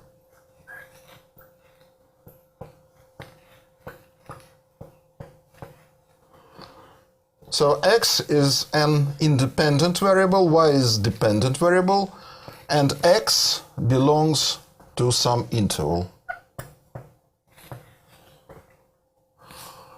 Let's suppose we have a point which belongs to the same interval, and we consider a limit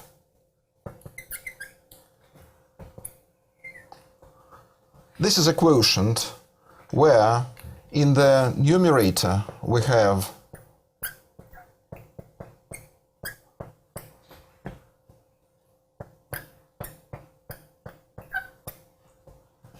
and in the denominator delta x, where delta x is an increment in x.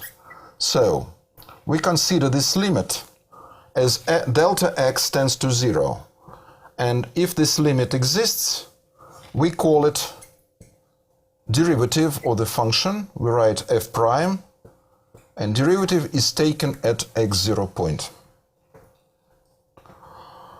Now, we deal with a function which depends on two independent variables, x and y, and dependent variable will be denoted by z. So z is a function of x and y. So we're introducing so-called partial differentiation. Partial differentiation.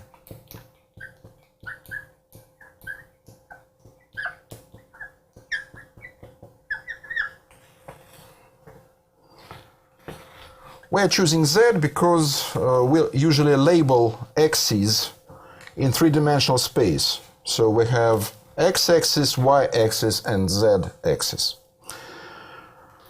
So let's suppose this function is defined in some open set, so xy, a point in two-dimensional plane, belongs to D, where D is an open set in R2, our Cartesian plane.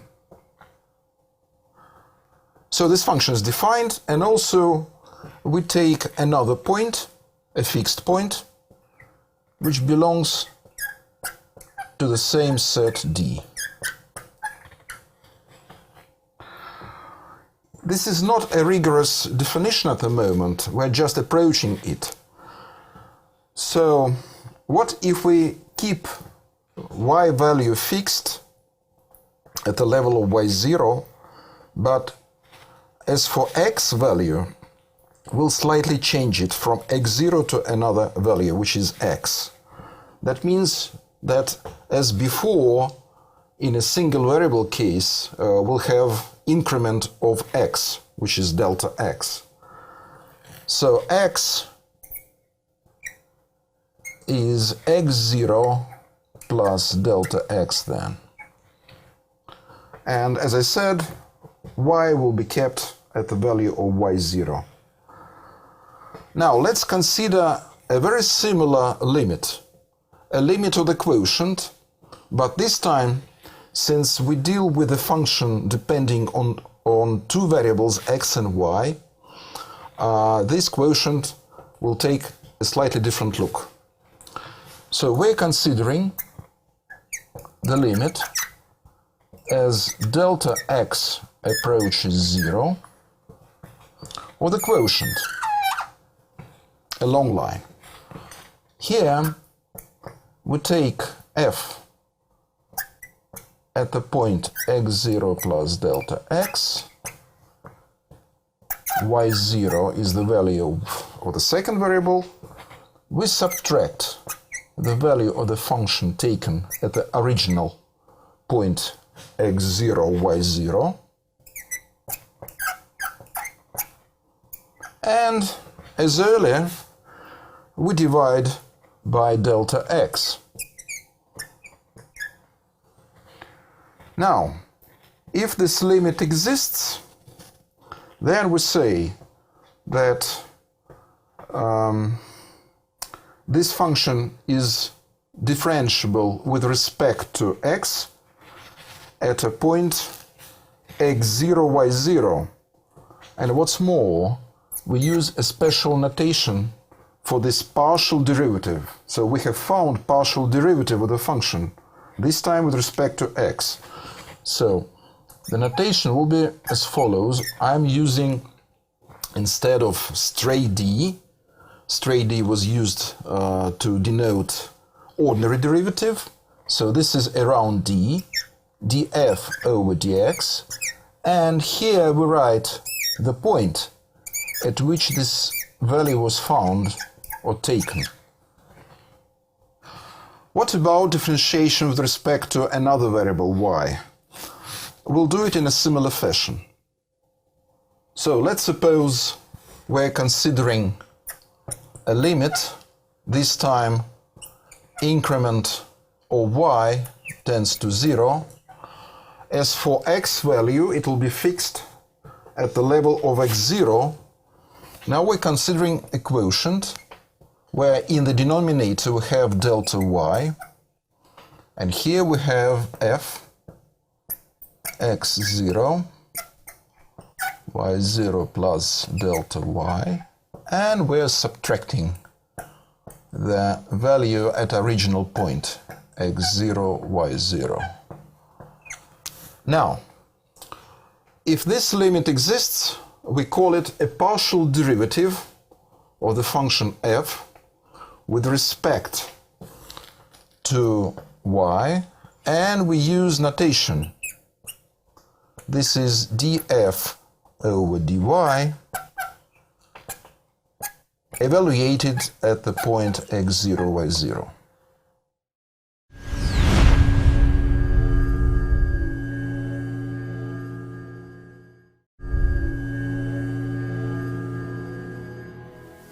Let's consider some examples. I'll choose a function f of xy. It will be a polynomial function. 3x squared y plus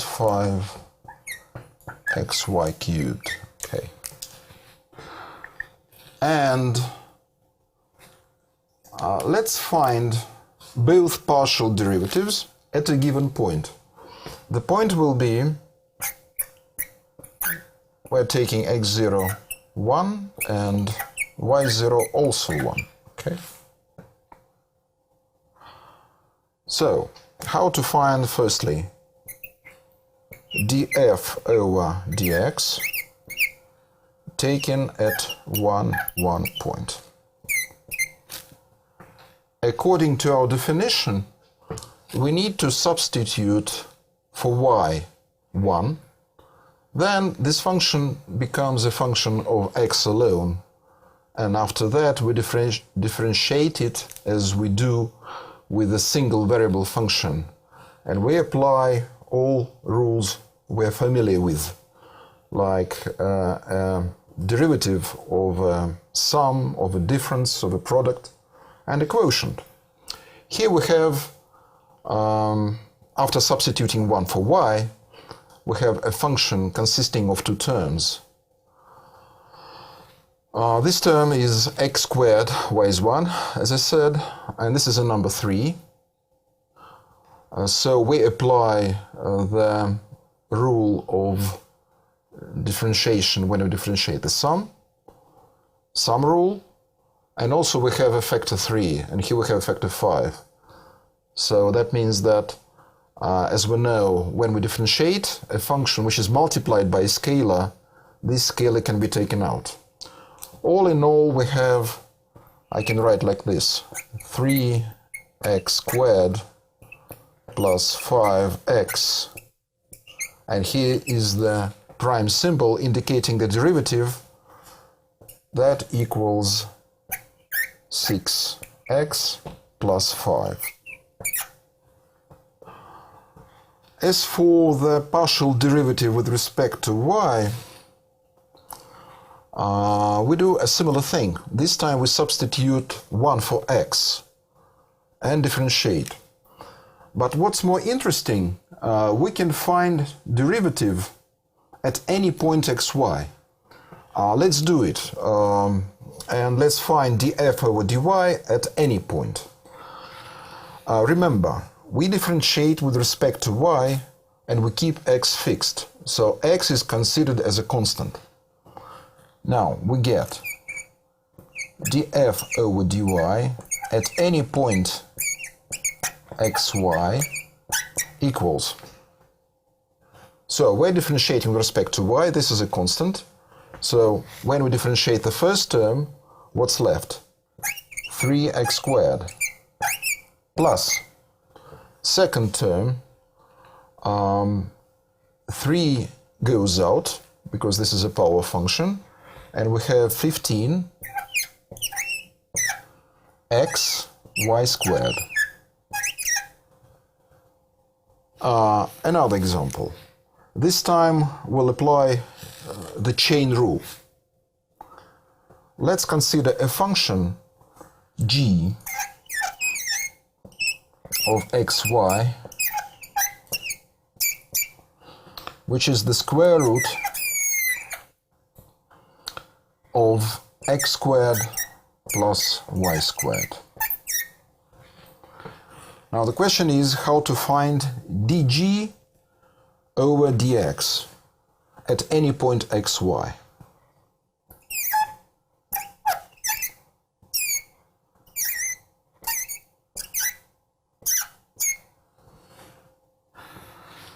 So sometimes we omit using xy within the brackets. This symbol well, clearly indicates that the partial derivative is taken at any point with coordinates x and y by default. So, chain rule. Y is considered a constant. So, according to the chain rule, firstly we differentiate the outer function. This is the square root. Then we clearly get a quotient where in the denominator we have 2 and the square root of the same combination, x squared plus y squared.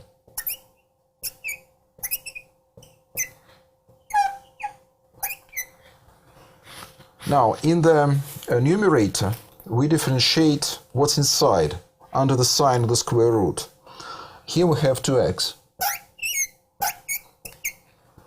Well, this number 2 can be crossed out here and there, and the final expression is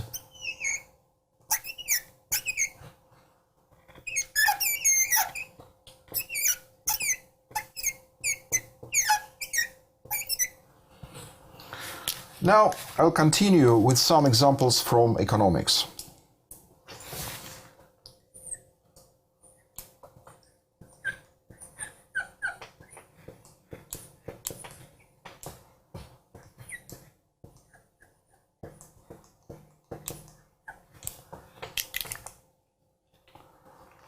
We know in microeconomics the production function provides the quantity produced as a function of the arguments of this function. We'll be considering two factors of production, labor and capital.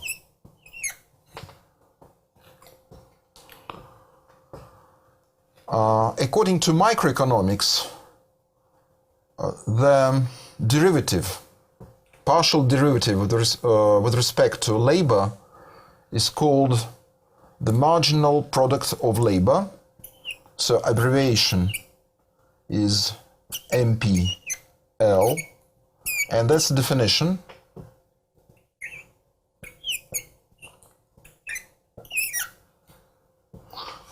If we differentiate the production function with respect to the capital K, we get another marginal product, this time marginal product of capital.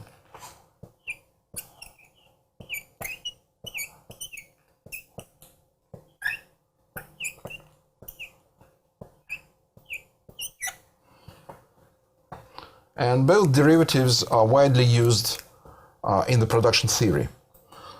Let's consider a particular production function, which is called Cobb-Douglas.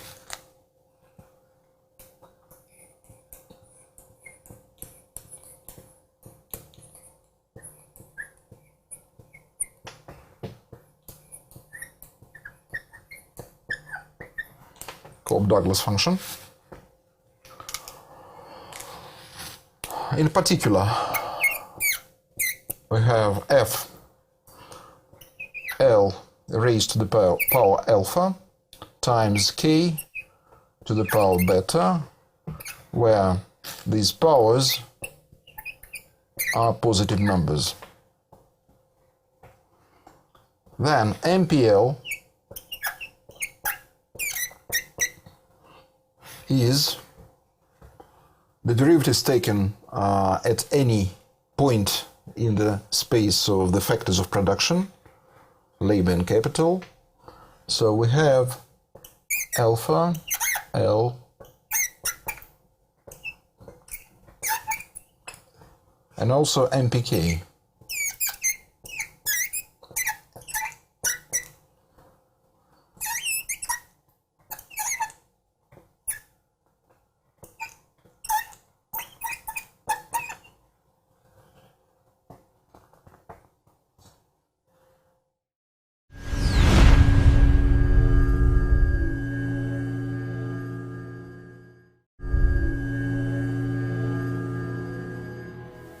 Now let's consider the case of n variables.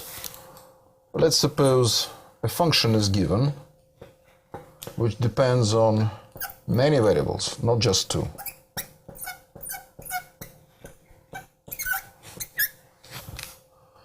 How to define partial derivative of this function with respect to any variable? Let's consider a particular first variable x1. The notation is similar to the previous one.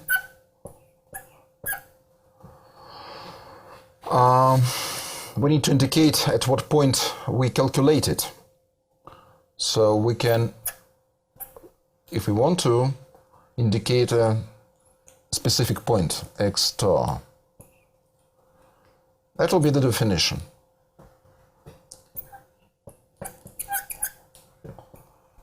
Quotient, as earlier. This time we take x1 star, add an increment in this variable. As for the rest of the variables, we keep them fixed.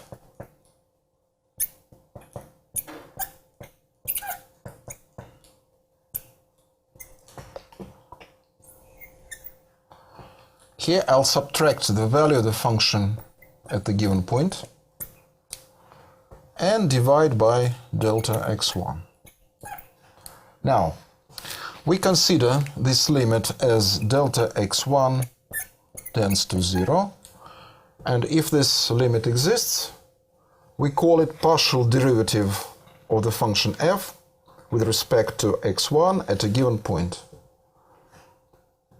And we can provide a similar definition for a partial derivative with respect to any xi variable.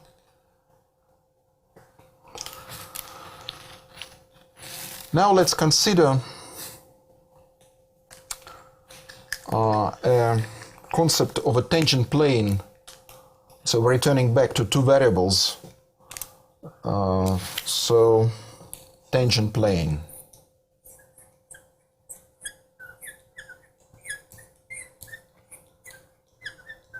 What is it? I would like to remind you that in the case of a single variable function, we dealt with tangent lines. So what is a tangent line? Given function of one variable,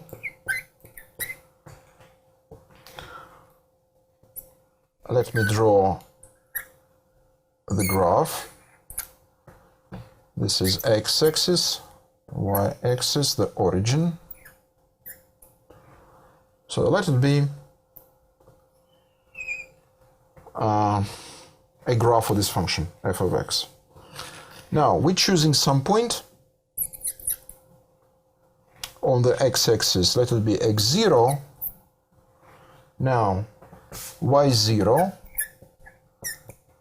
is the value of the function taken at x0. I'm using a dotted line to show that this is y0. Now, let's suppose we can draw the tangent line to the graph of this function, and it crosses x-axis somewhere here.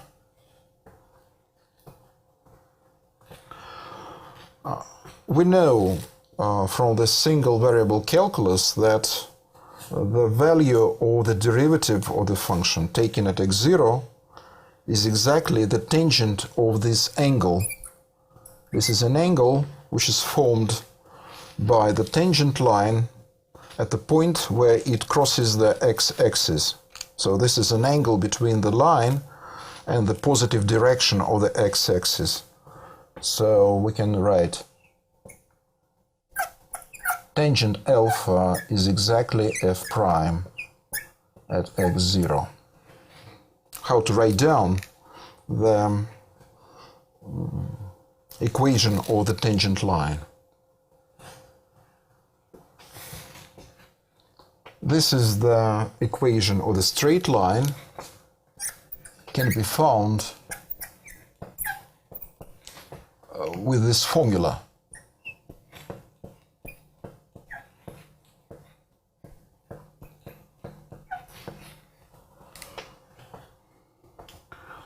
The specific property of the tangent line is as follows.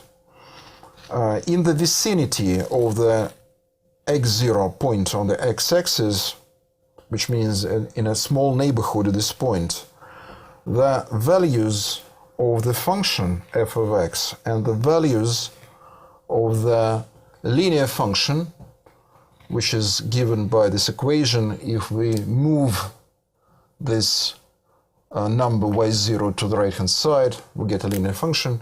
They're very close. Now, going back to tangent plane, this is analog for a tangent line for a function of two variables. This time we consider a function z, a function of two variables x, y, and as here we're considering the neighborhood of x0, we're choosing a point x0, y0, which belongs to the domain D of the function. This time, to imagine how this plane, tangent plane, is situated, we need to draw the graph of the function f of xy in 3D.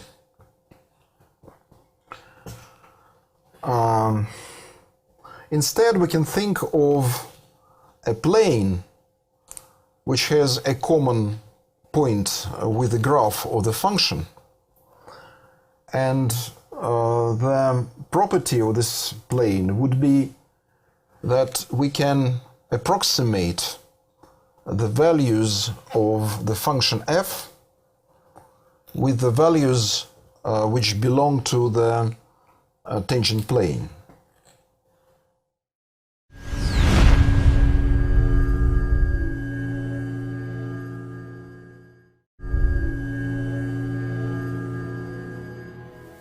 Let's consider a particular function.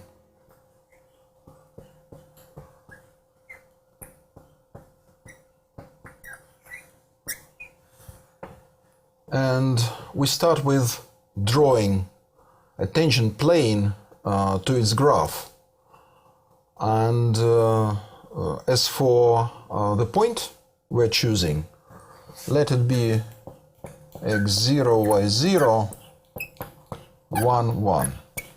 Then z0 can be found by substituting for x and y. So when we have also 1. Now let's draw the graph.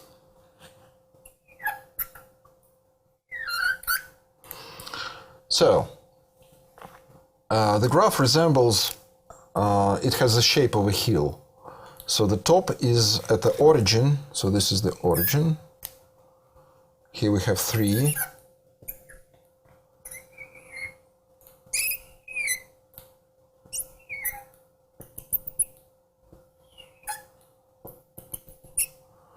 And there is a point here, which is 1, 1. And the corresponding z0 is somewhere here on the surface. So the tangent plane, well, clearly I will draw simply a piece of it. So it touches the surface at this particular point. What's important is that when we compare the values which lie on the surface with the values for the same xy values which belong to the tangent plane, they're very, very close. We need to refresh some ideas about planes in 3D. So a Cartesian equation of such a plane can look like z minus z0 equals a is a number, x minus x0 plus b, y minus y0. So for any a,b values, this is a plane which passes through the point with coordinates x0, y0 and z0. What we can say about this particular tangent plane?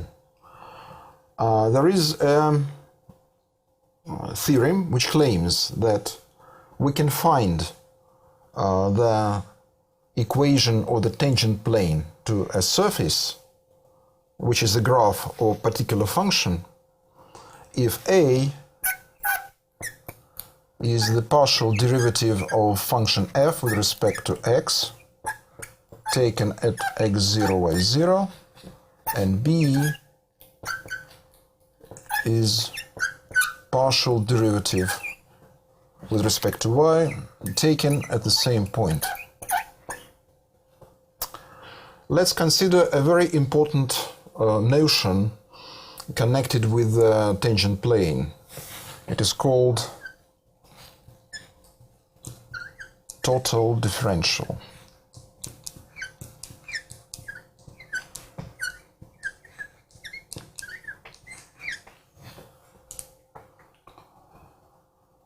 We remember from single variable calculus that there is a differential of the independent variable dx, which is simply an increment in x. That's the definition, x minus x0. Given a function of one variable only,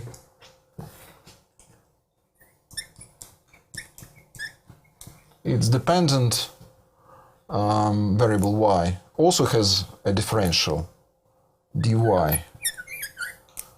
dy, by definition, is the product of the derivative by the differential dx. Now we deal with the function of two variables. So let's consider a function z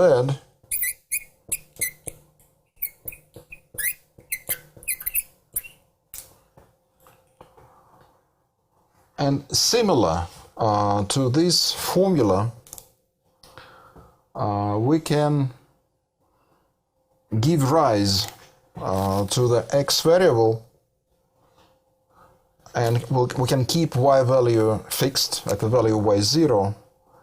Then we have a product of df over dx times dx. But what if we give rise not only to x but also to y? Then we need to add also the product of df over dy times dy, and the sum of these two terms will give us dz, and we call it total differential of the function of two variables.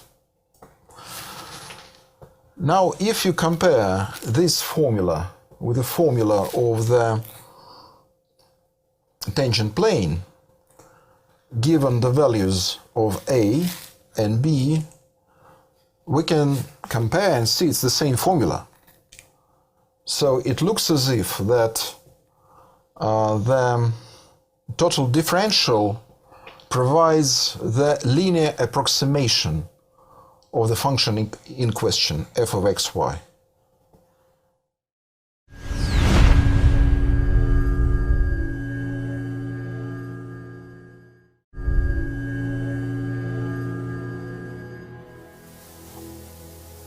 Something more should be said about linear approximations.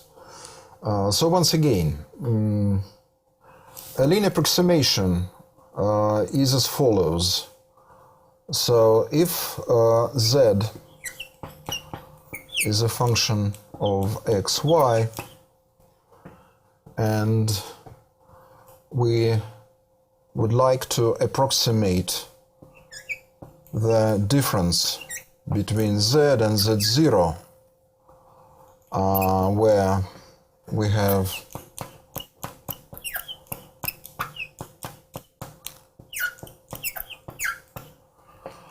we can replace this delta z with total differential. So let it be df, where df, as earlier, is the sum. We take the partial derivative with respect to x multiplied by dx, differential of x, plus df over dy times dy. So this delta z roughly equals df, and this approximation is the best when dx and dy are quite small. Let's consider some application to production theory. So given a production function,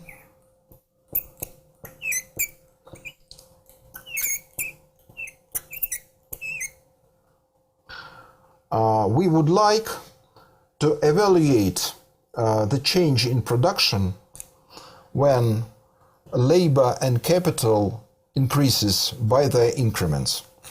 So initially labor was employed in this amount L. Now we add some additional labor, and also we add to capital the differential of capital. Now, we're using linear approximation to approximate the change in the output. So delta Q is replaced by its total differential, and we use the formula. Remember, the partial derivative of the production function with respect to labor is called marginal product of labor.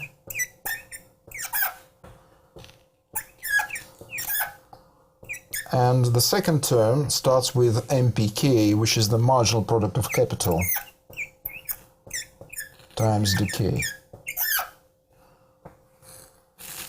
Now we'll consider chain rule.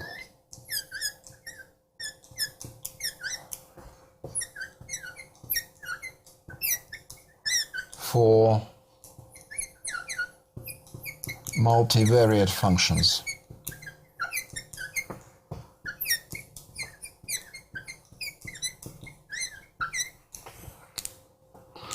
But firstly, we need to consider equations of lines in n-dimensional space.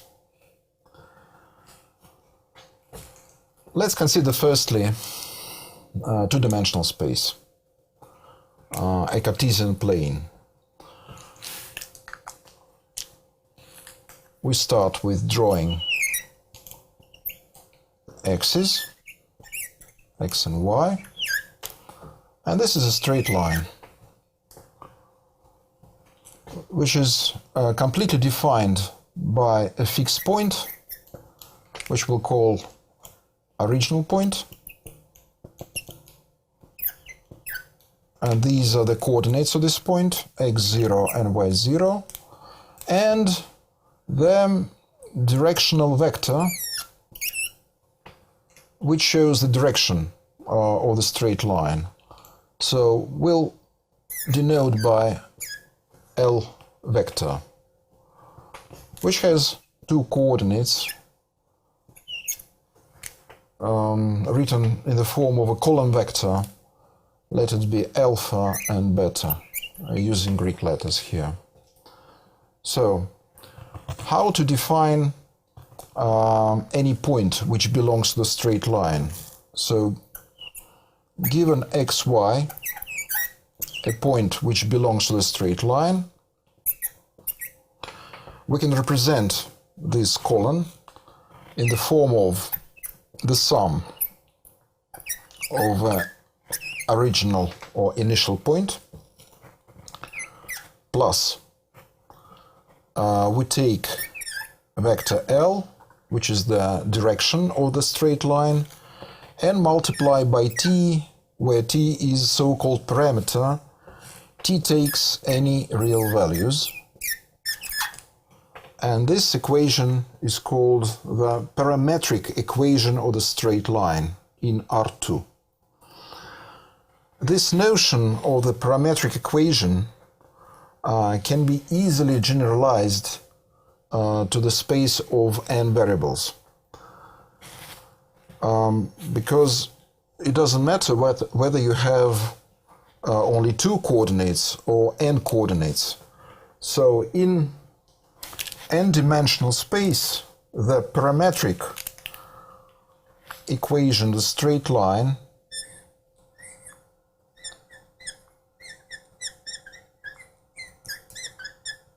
equation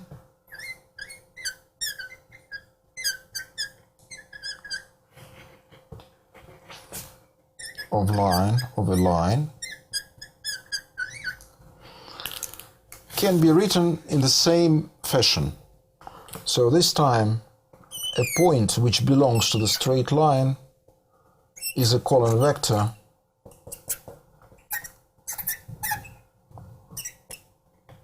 and in order to define the straight line we need to indicate a fixed point, which is an initial point like in the drawing. In order to indicate it, we'll write 0 as an upper script.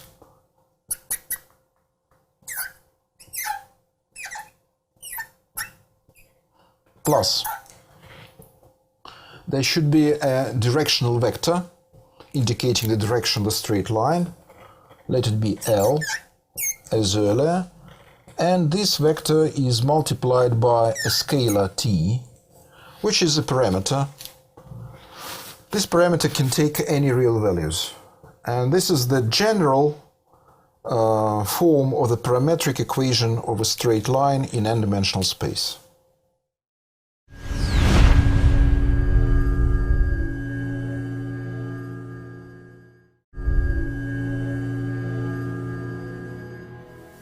Back to the straight line. This parametric equation can be written in a vector form like this.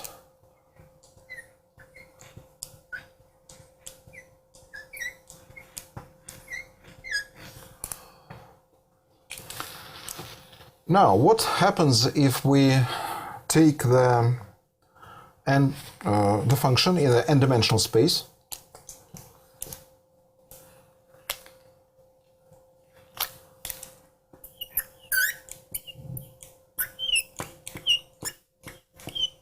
And substitute x,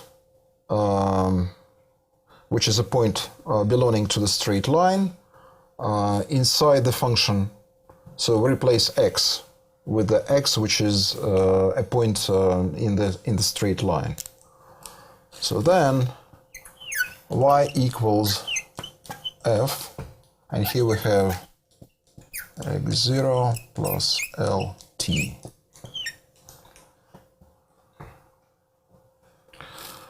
Now this is a fixed point. L is the direction of the line and t is the variable. Now we're introducing the rate of change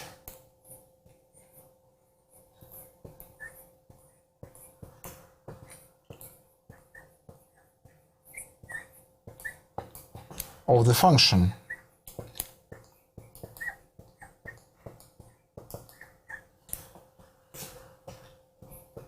in direction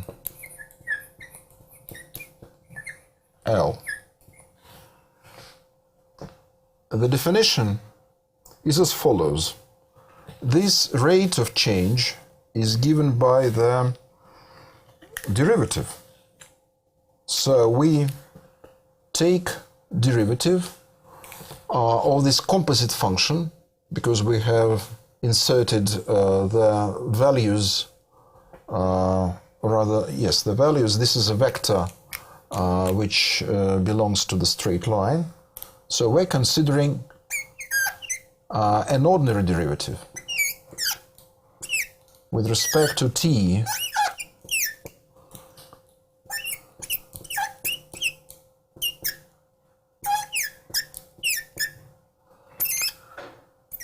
Now, at what point this derivative should be taken?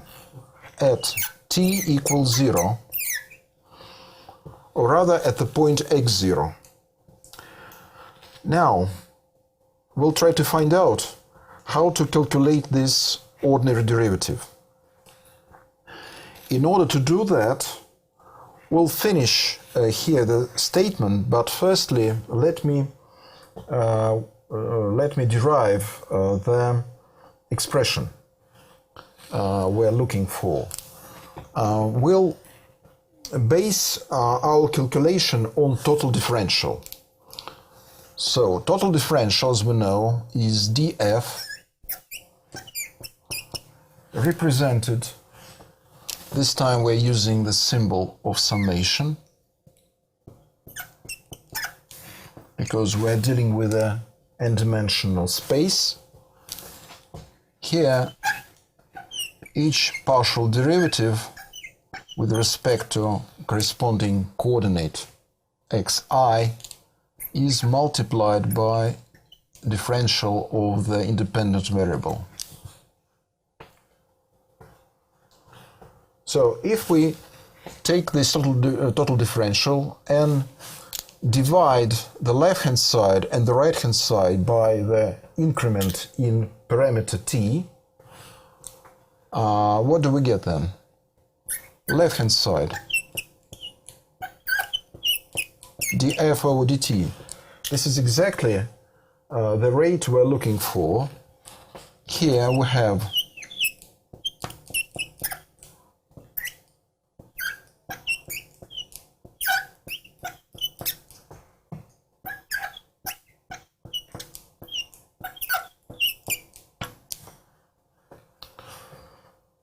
but don't forget, we have the parametric equation, the straight line. So when we take the ith coordinate of this equation and differentiate it with respect to t, quite often t is regarded as time, then what do we get? From this formula we get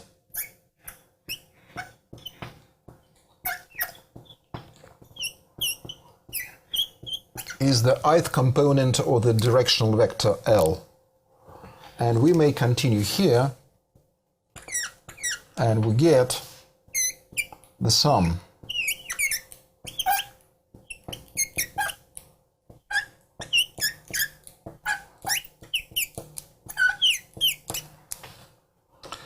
Now, let us recall the formula which gives the inner product of two vectors. Given Rn space, when we multiply as an inner product two vectors x and y, we use the formula. So these are two vectors. We calculate the inner product by choosing ith coordinates of both vectors, and after multiplying them we sum up from I1 up to n. So that's the formula for inner product. And when we compare with this formula, we see that this is also an inner product. Now, what are the vectors? As for L vector, we dealt with this vector earlier, and this is a direction of the line which passes through x0 point. As for the components of this vector, these are components of the vector which is widely used in multidimensional calculus, and it is used also in a lot of applications. It is called gradient of the function f. So let's provide a definition. So this is important concept, gradient.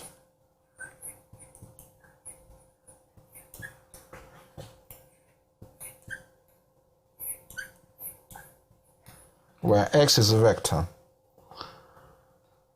So by definition, gradient is a vector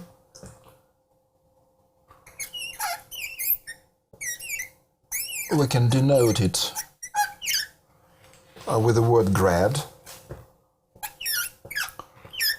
This is a vector whose coordinates are partial derivatives, and they're calculated at some point.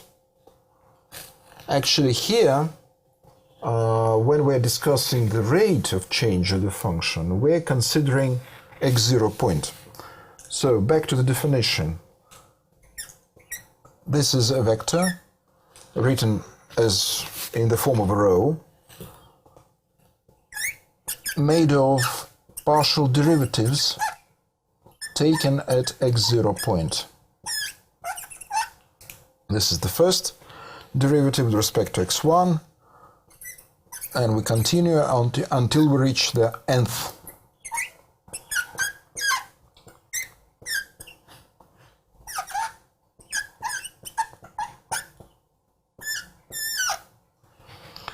And this is exactly the vector which is in the formula. So we can write here a triangular bracket, grad FL. So going back to this formula, we see that we've got the answer. I'm simply rewriting from there but I have more space here to indicate that this is a gradient calculated at x0 point. So here we have grad f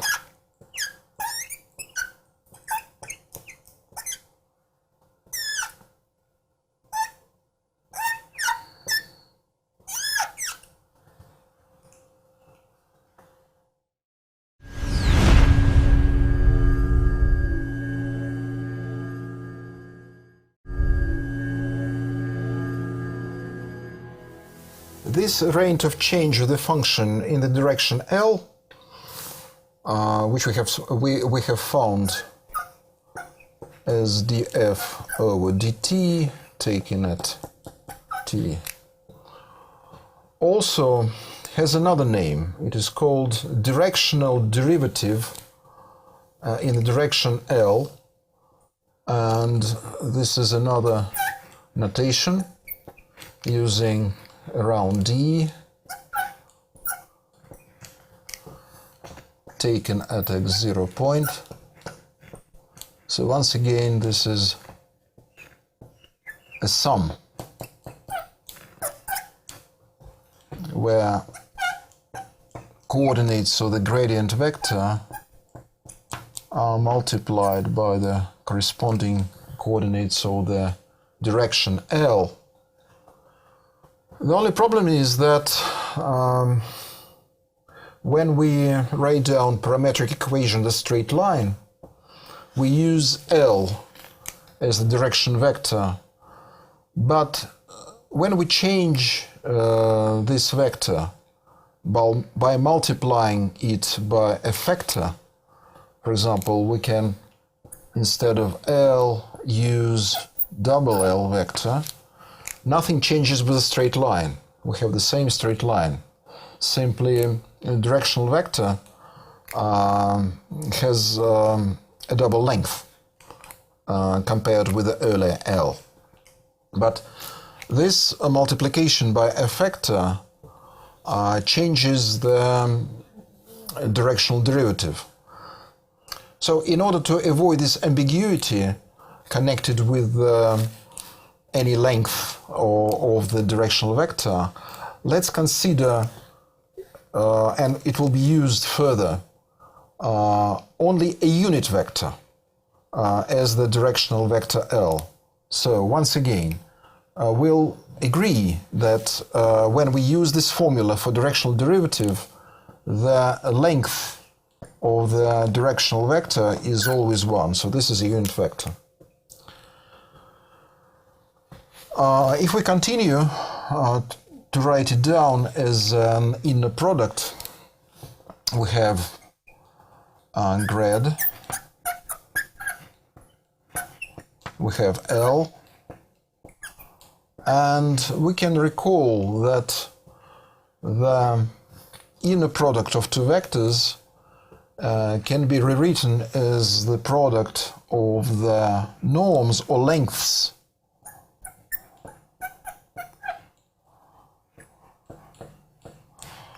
don't forget, from now on the length of L vector is 1, and the product of the lengths or norms is multiplied by the cosine phi, which is phi, an angle between two vectors.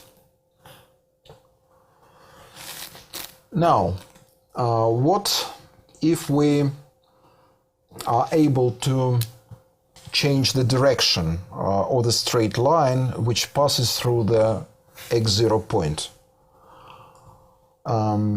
Each time there is some angle between the gradient. So phi is an angle between the gradient and the directional vector L. So if phi equals 0, the cosine function takes the greatest value and it equals 1. That gives us the result about the gradient vector. Gradient vector points in the direction of the most rapid growth of the function f. So this is the fundamental fact about the gradient.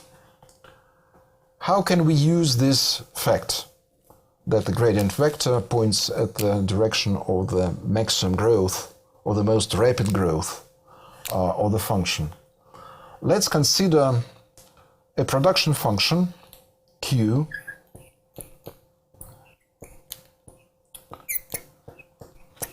and for a particular case we'll consider a Cobb-Douglas function, some particular case. So let it be L cubed times, which is labor, times capital K squared. And there are particular values of labor and capital employed in the technological process. So let L be 1 and K equals 1. Now we are trying to increase the output of the production by employing extra amounts of labor and capital. So the question is, what proportion of additional units of labor and capital we have to use in order to increase the output of the production in the most fastest way. Let me draw the coordinate plane where the horizontal axis is a labor axis and the vertical axis is a capital. Now we're drawing the isoquant. Remember, isoquant is the curve, the points of which provide the same amount of output. So whenever you choose a point from the isoquant, you substitute this bundle of factors into the production function and you get the same amount of the output. For instance, here we have a point where labor is 1 and capital is 1 and the production equals 1. Now, we need to calculate the gradient vector at this point. The gradient vector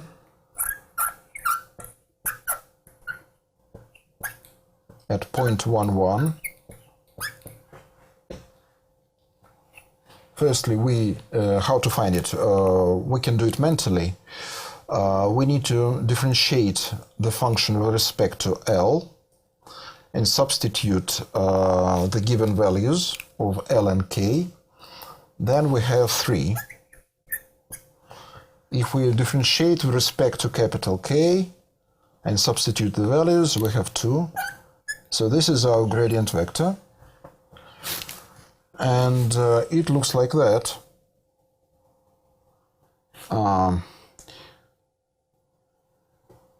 Something like that. Although it's more resemble a vector which points at 45 degrees, this vector clearly has some other angle. But anyway, so we know the gradient shows the direction of the most rapid growth of the production function. So when we would like to increase the production in the fastest way possible, we need to employ additional units of labor and capital, and the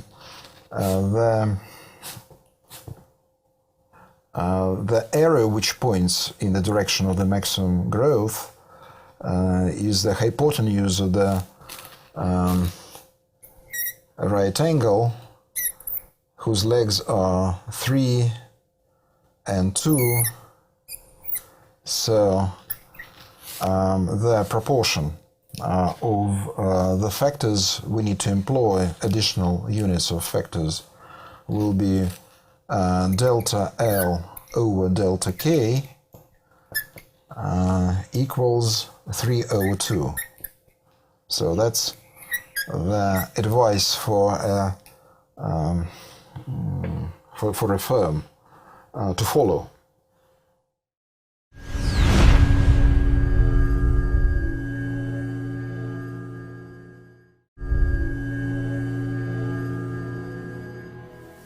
we considered straight lines in n-dimensional space, and we defined them using parametric equations. But this also can be done with the general curves. For example, let's consider equation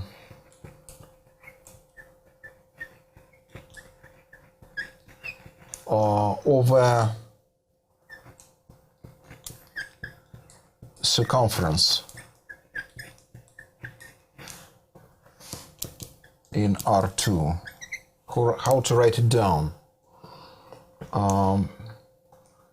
That's a drawing. The circumference is the boundary of the unit circle, as we know, x and y axis.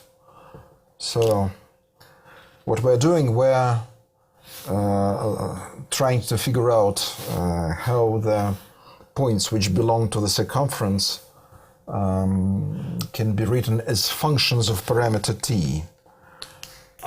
It can be done in many ways, but this is the most common way of writing down. So x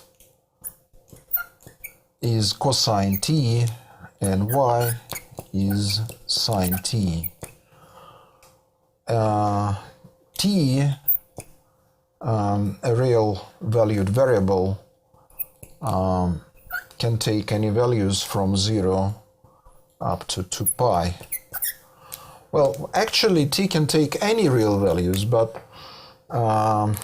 if we choose a 0 value for t, we're exactly at this point.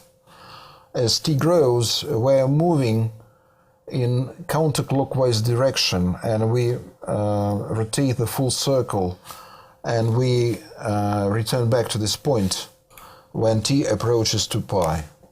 So if there are no limits on t values from below and from above, then with the growth of parameter t, we make infinitely many rotations about the origin.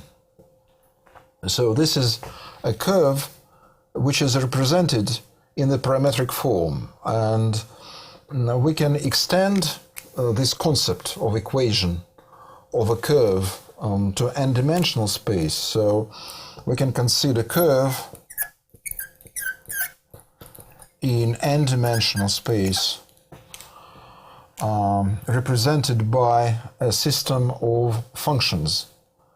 So this curve is represented in the form ith coordinate of the point which belongs to the curve is some function using Greek letter phi of t, where t can take any value or is restricted to lie within some interval.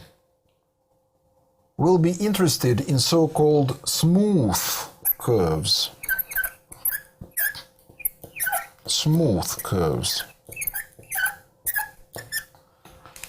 We can call a curve smooth if each of these functions phi is a continuously differentiable function of parameter t. Let me remind you that in single variable calculus we called a function f of x a function which belongs to the class of continuously differentiable functions. So f of x belongs to what? To the class of C1 if its derivative f prime is a continuous function.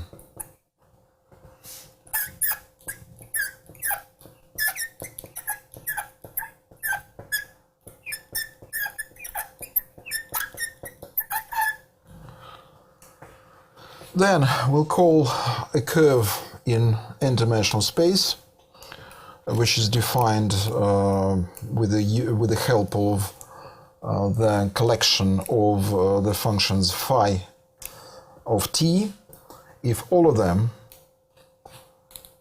so this curve is smooth if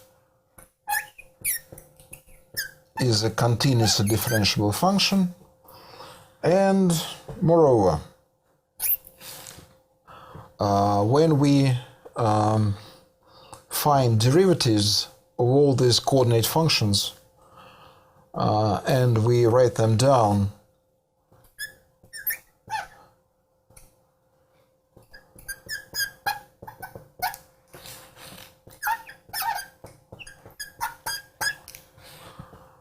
we'll avoid the case when all these derivatives turn zero simultaneously. So that will be a constraint. Is not a zero vector. Then we'll call it a smooth curve. Now the tangent vector to such a smooth curve is given exactly with this vector made of derivatives. So this is a tangent vector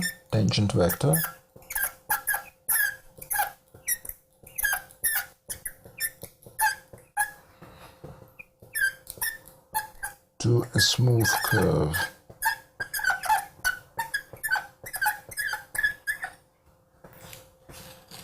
Is exactly this vector.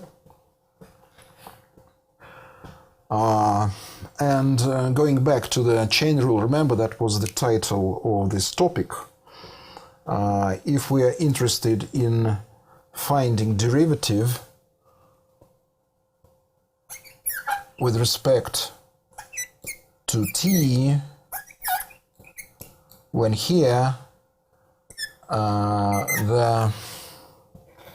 we construct the composite function made of the function which was defined earlier, f of x, and we substitute for x coordinates the corresponding phi functions. That's how we get the composite function.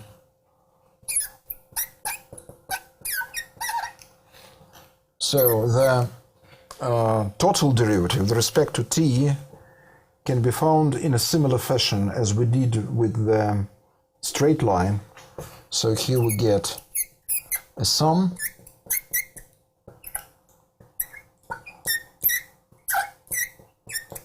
multiplying by phi prime. But we haven't exhausted this topic yet about the chain rule. Let's consider a function of two variables. So given a function f of xy, let's suppose that x and y are no longer independent variables, they're functions of some other variables. So let's suppose x is a function of u and v, and y is a function of u and v. So if we substitute both functions into the variables of the original f, we get a composite function again. So after substituting, we get a composite function. It becomes x and y uv. Now, the question is how to find derivatives of this composite function with respect to the independent variables u and v. So we need to derive the formula. So the question is how to find df over du and df over dv. Actually, this is a theorem which we're not going to prove, but I'll show you the idea of this proof along with the rule how to memorize the formula which is used for calculating these derivatives. Well, this is a chain rule as earlier. So how to memorize that rule? First of all, we can write total differential of the given function as earlier. df by definition is df over dx times dx plus df over dy times dy. Now, in order to calculate the first derivative, df over du, we keep v fixed and we divide both parts of this formula by the increment in u. So that becomes du in the denominator, and we continue to divide both terms.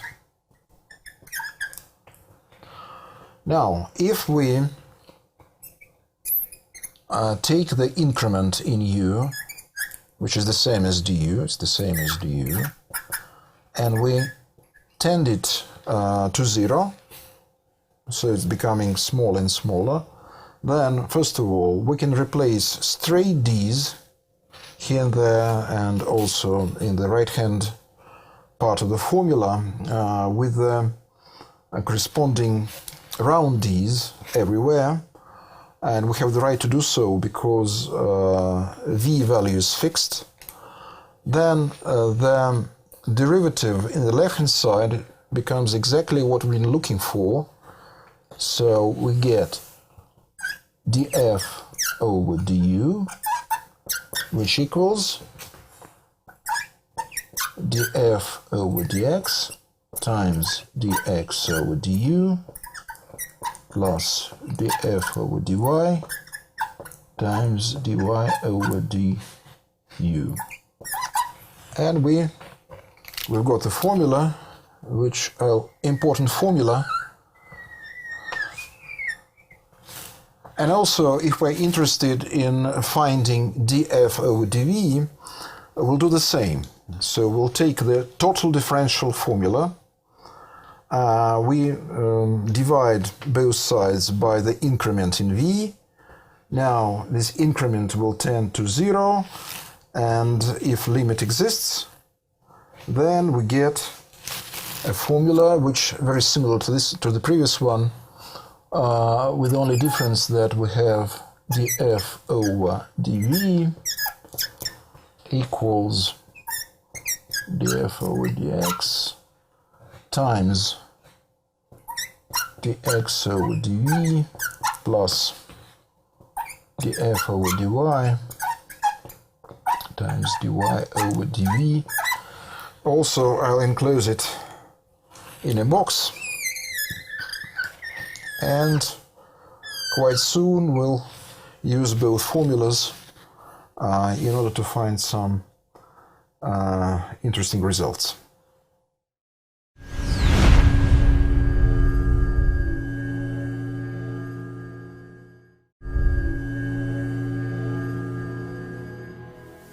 I want to make some remark concerning notations.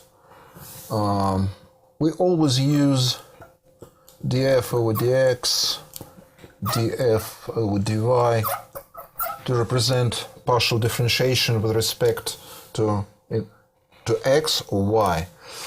But when we write these derivatives very often, and if we have some lengthy formulas, it's a kind of boring to write all the time these quotients with round d's, and there is a shorthand notation for both derivatives.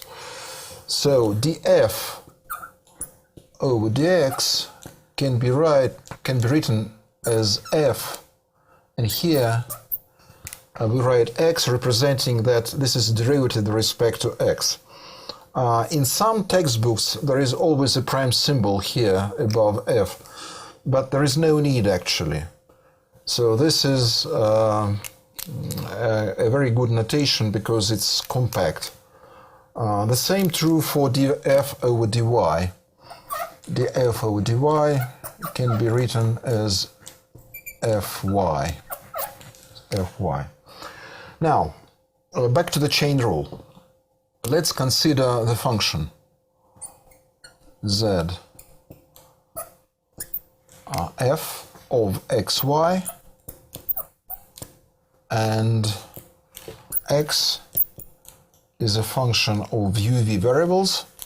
That will be a particular function u times v, and as for y will be u over v. Now the question is how to find derivatives, df over du, and later on df over dv. And we can use also this shorthand, which will facilitate our writing. So, remember the formula that was in the box. Okay, let me write it here. So, df over du is df over dx times dx over du plus df over dy times dy over du. Okay.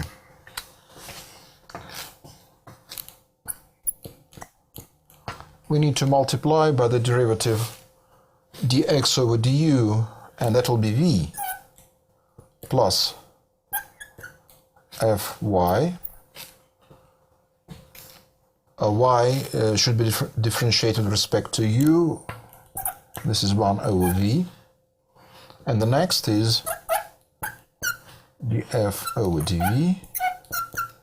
So firstly we differentiate with respect to x, the given function. Now we take x, this is our function x, we differentiate with respect to v, we get u plus fy, and we multiply by the derivative with respect to v, and v is in the denominator, so that's how we get minus u over v squared. And this is the end of our calculations. Now it's time to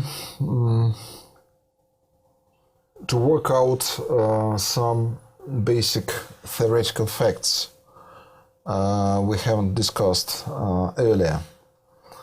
Remember I said that given a function of one variable, we call such a function f of x as a continuously differentiable function if its first derivative is continuous, and we indicate this property of the function by the symbol belongs to class of continuously differentiable functions. Now, given a function of many variables, so let y be f of x1, x2, xn, we say that this function belongs to the class of continuously differentiable functions, which is C1, if all first order partial derivatives are continuous functions. If we don't indicate within the brackets, that was the beginning, a single variable function, sometimes the domain is not the set of all real numbers, but probably an open interval, so we indicate it within the brackets. The same true for the n-dimensional case. So if we write here as an example d, which is an open set in Rn space, then we know that what it means. It means that all partial derivatives are continuous in D.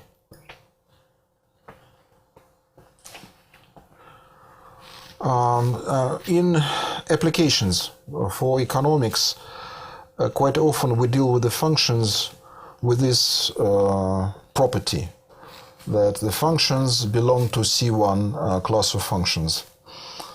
Why it's important? It's important because when we were talking about linear approximations,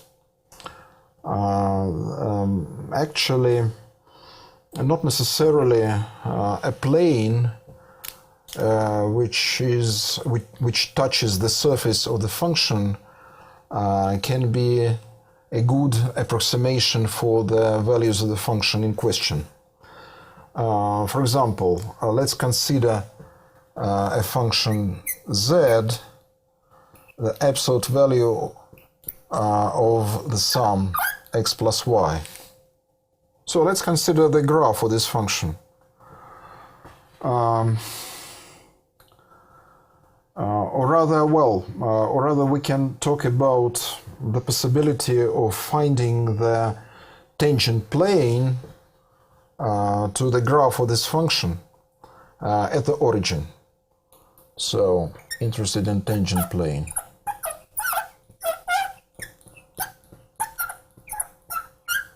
Tangent plane.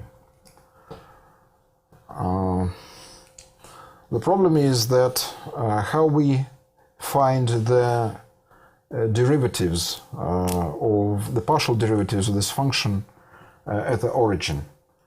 They simply do not exist, as we understand. For example, if we are looking for dz over dx derivative, we need to take the zero value for y, and what happens then? This is the absolute value of x, and the derivative at zero doesn't exist.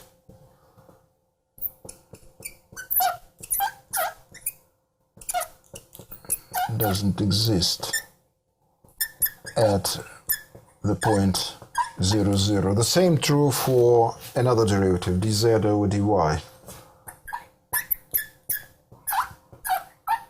The same true. Also doesn't exist. So that tells us that the tangent plane to the graph of this function at the origin doesn't exist.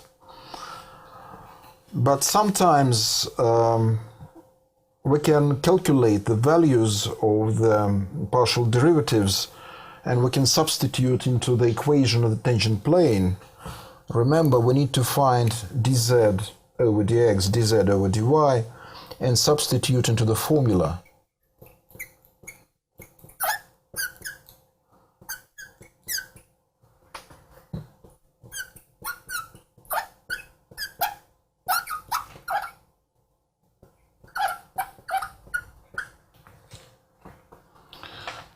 Still, if we find the equation or the tangent plane, not necessarily the values of z will nicely approximate the values of the function we are investigating the properties of.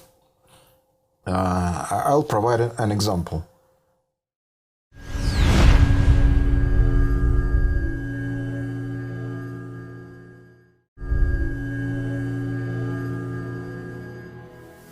Now we'll discuss the quality of linear approximation of the function of many variables. It's the same as the quality of the tangent plane. So if we draw the tangent plane to the surface, which is the graph of the function, is it true that the points which belong to the tangent plane they are close to the points which belong to the surface? This is not necessarily always true, and I'll explain with such example. Let's consider a function z, which is the cubic root of the sum x cubed plus y cubed. The question is, draw the tangent plane to the graph of this function at the origin. So we are interested in drawing tangent plane at 0, 0. In order to find tangent plane, we know we need to calculate both partial derivatives at the origin. So we start with zx at 0, 0. We substitute 0 value for y, take the cubic root of x cubed, which is x, so we get 1 then. And another derivative is also 1. Both values enable us to write down equation the tangent plane easily. The z value at origin is 0.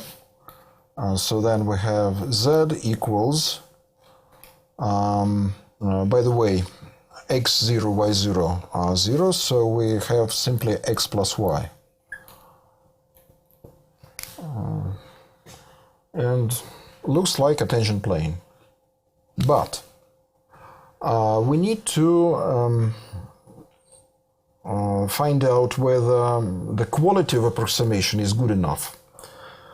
What I mean is the following.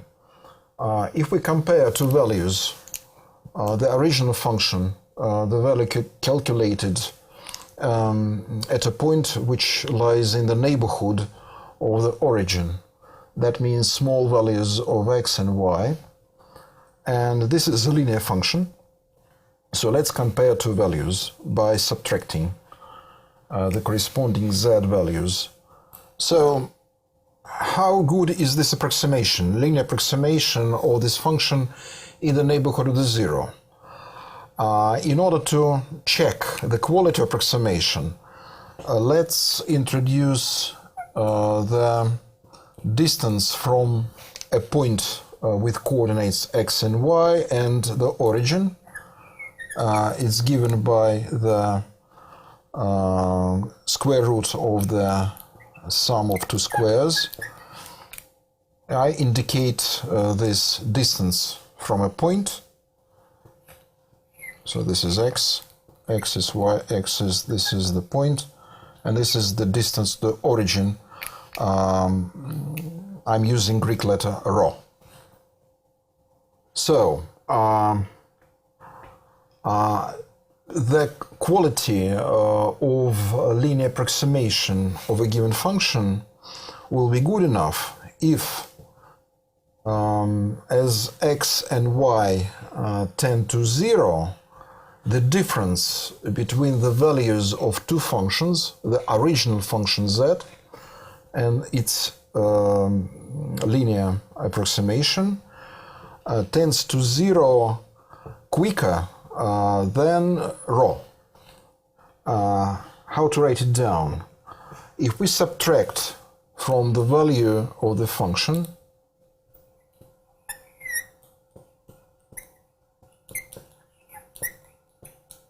its linear approximation and divide this difference by rho,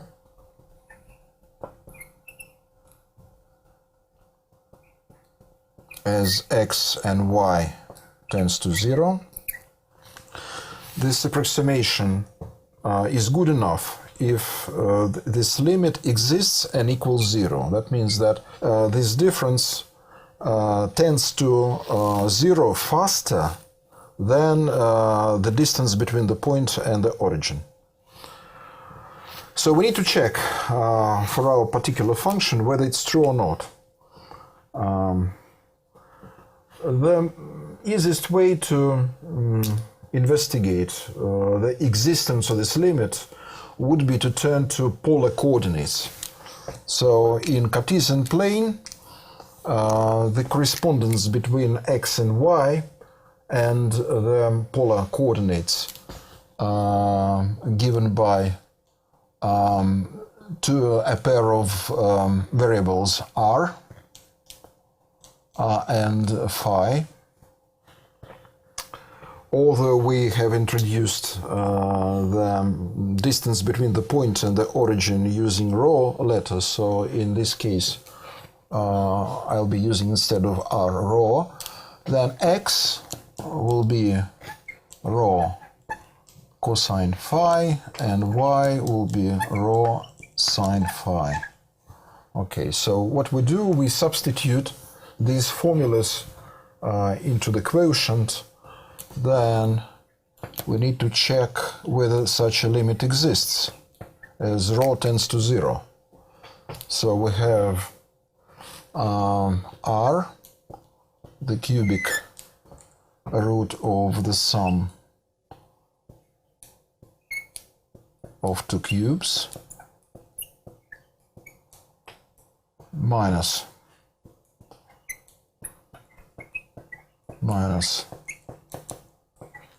and this is divided by rho, so rho is cancelled out, and we have a function which depends only on trigonometric functions. So we have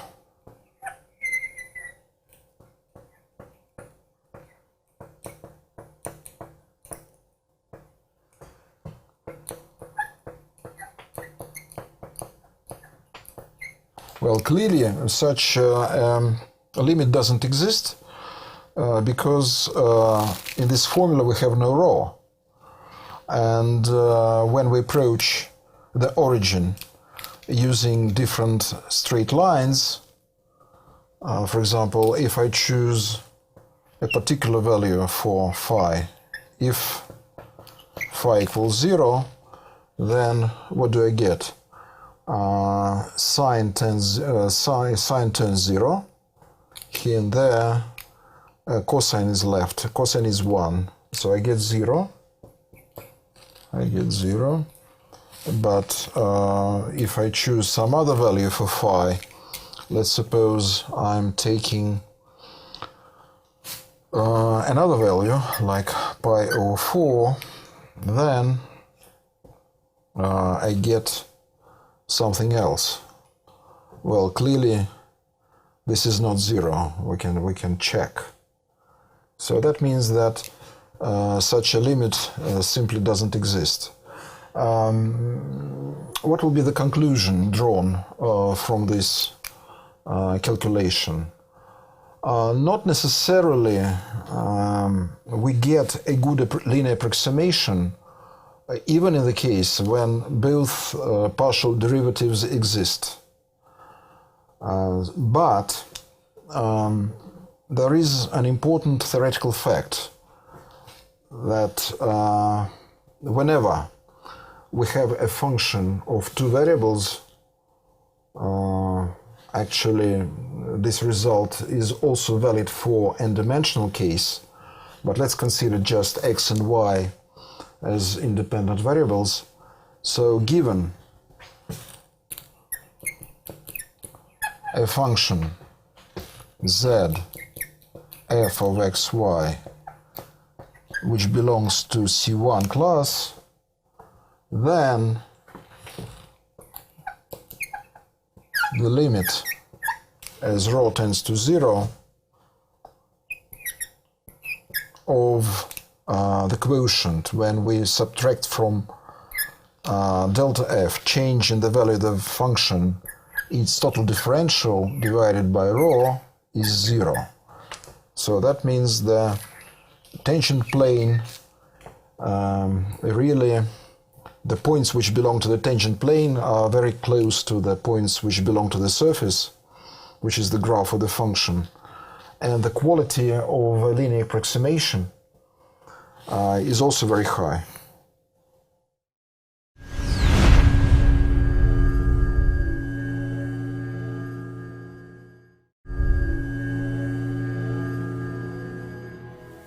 A few words about the correspondence between the existence of partial derivatives and the continuity of a function. Recall from a single variable calculus that there is an implication.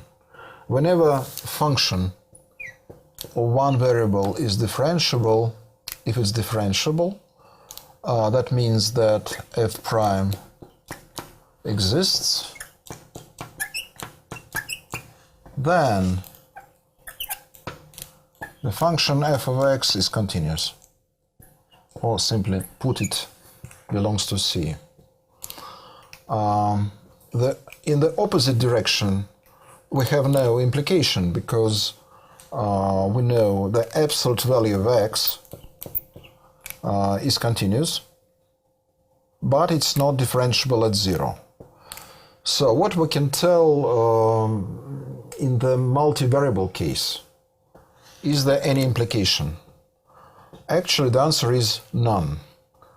That means that if a function is continuous, then not always we can find partial derivatives, and we can use the same absolute value of x function. But what's more interesting is that if partial derivatives exist, not necessarily the function in question is continuous. It seems a kind of unusual, but we can find easily an example which shows this, shows that such implication doesn't exist. For example, let's consider a function f of xy which takes only two values. It takes value 1, so this is a constant function, in the case when the product of two variables x times y equals 0, and it takes the value 0 when the product is not 0. So we can imagine the graph of this function in 3D.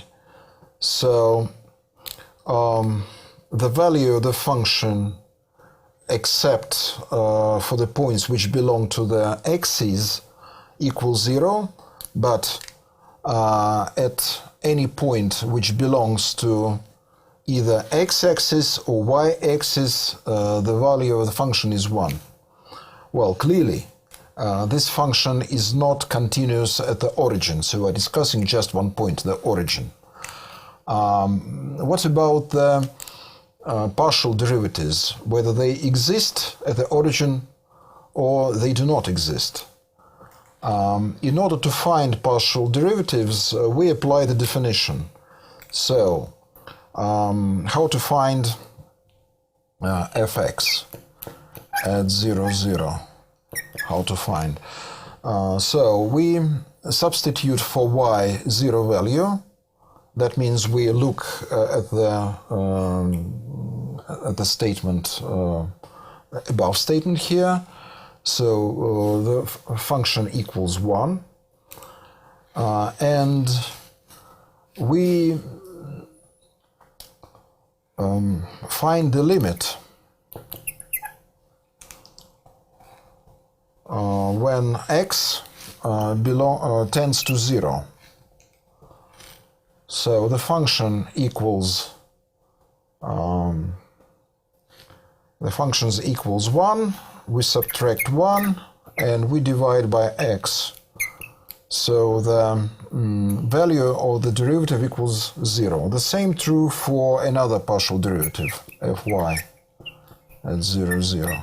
So this time we take 0 value for x. So the function equals 1.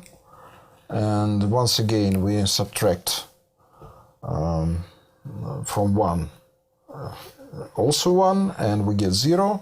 So this is also 0. So this example tells us that although the function is not continuous at a point, both derivatives exist.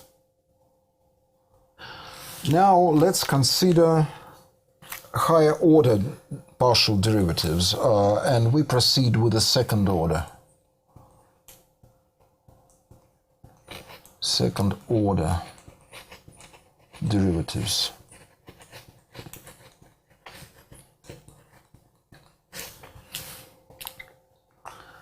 As we understand, the first order derivatives are themselves functions. df over dx is a function of xy, and df over dy also a function of xy. So we can apply the definition of partial derivatives to them. That means, for example, if we choose as the first candidate for the further differentiation df over dx, this is notation. That's how we get a second order derivative with respect to x alone. That's notation. So we use squares here and there. So by definition, this is the first order derivative of the first order derivative. In the same fashion, we can find another second order derivative if we choose df over dx, but this time we'll differentiate with respect to y. So we have the order of differentiation is as follows. This time, okay, I'll write down the combination of dx dy here in denominator later on. So we're differentiating with respect to y, the first order derivative. And we keep the same order, so that becomes dy dx. Now, if I work with the first order derivative df over dy, I also have derivative where we differentiate only with respect to y. That's how we get d squared f dy squared, which is by definition is the double differentiation. And we also get another derivative similar to this one, but with a different order of differentiation. So we get d squared f over dx dy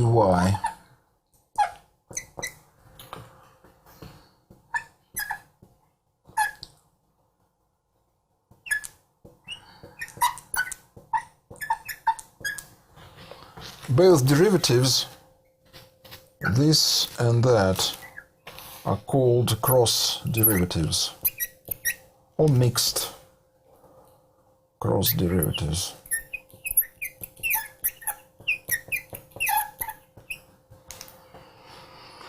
Let's consider an example. For instance, we can try the same Cobb-Douglas function we used earlier as an example, L cubed times k squared. And let us find mixed or cross derivatives. So if we find d squared q over dk dl, that means that firstly we differentiate with respect to L. After that we differentiate with respect to k. In both cases, firstly we get 6, and here we have L squared k. If we reverse the order of differentiation and firstly differentiate with respect to k and later on with respect to L, it looks as if that we get the same result. Absolutely the same result. Which gives us an idea that probably this is always true. This is not always true. There are some counterexamples, which we'll not discuss at the moment. But what's important is the theoretical fact. When the equality of cross derivatives takes place, how can we guarantee that regardless of the order differentiation, we get the same second order derivative.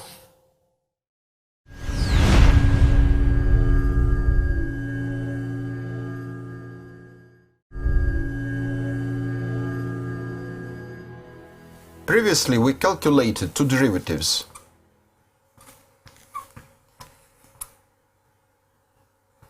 And another one. And found that they were equal to each other. So you may wonder whether each time when we find cross derivatives in the case of a function of two variables, we always have the same result. Not necessarily so. In some advanced texts on calculus, you can find counterexamples. So not necessarily this derivative should equal that, but quite often they equal each other. And the result that guarantees this equality is known under the name of Young's theorem. But first of all, let me introduce a shorthand notation. We know that when we find first order derivative, it's quite sufficient in case of df over dx to write simply fx. Now, if we would like to find second order derivative, we'll be using a shorthand notation, or in the reverse order of differentiation, this is fxy. So now we're ready to introduce this theorem. So let's begin. Let f of xy be a function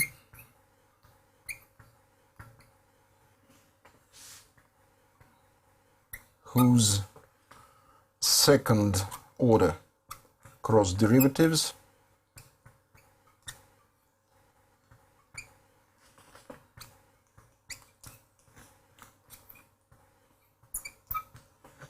are continuous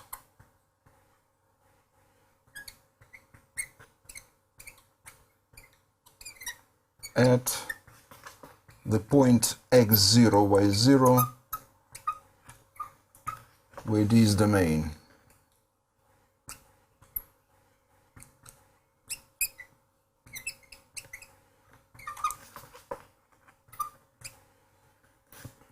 Of f of xy. Then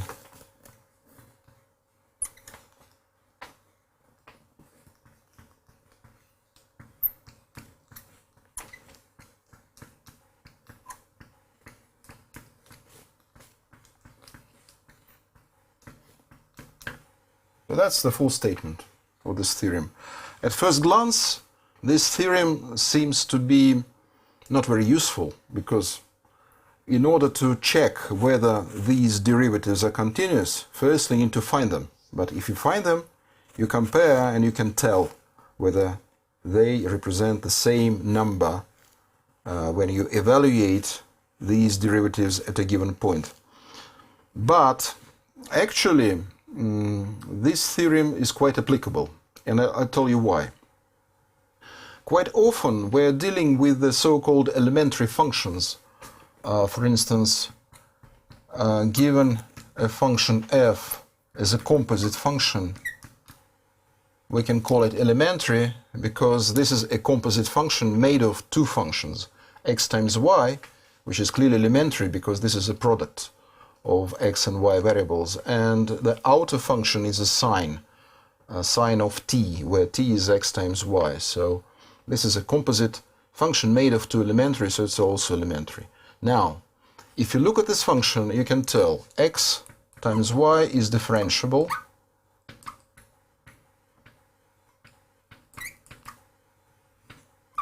any number of times, sine t also differentiable. Also, you can differentiate any number of times.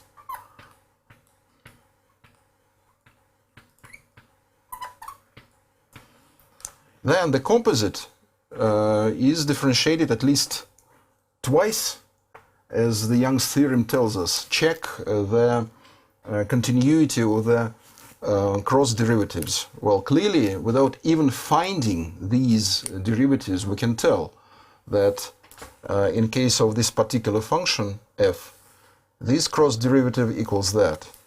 Then they are the same.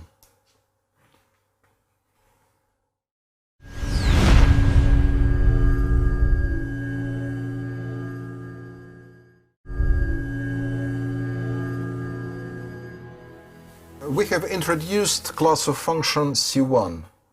Let me remind you, if a function f of x and y is such that both first-order derivatives df over dx, df over dy are continuous, so they belong to class C.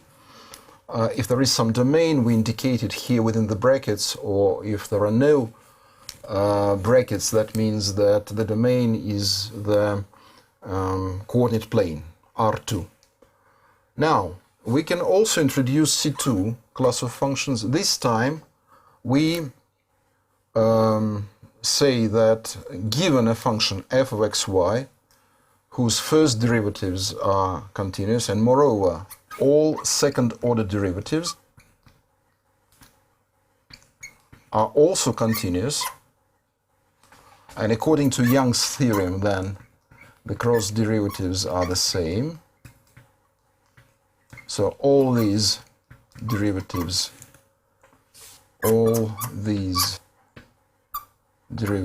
are continuous.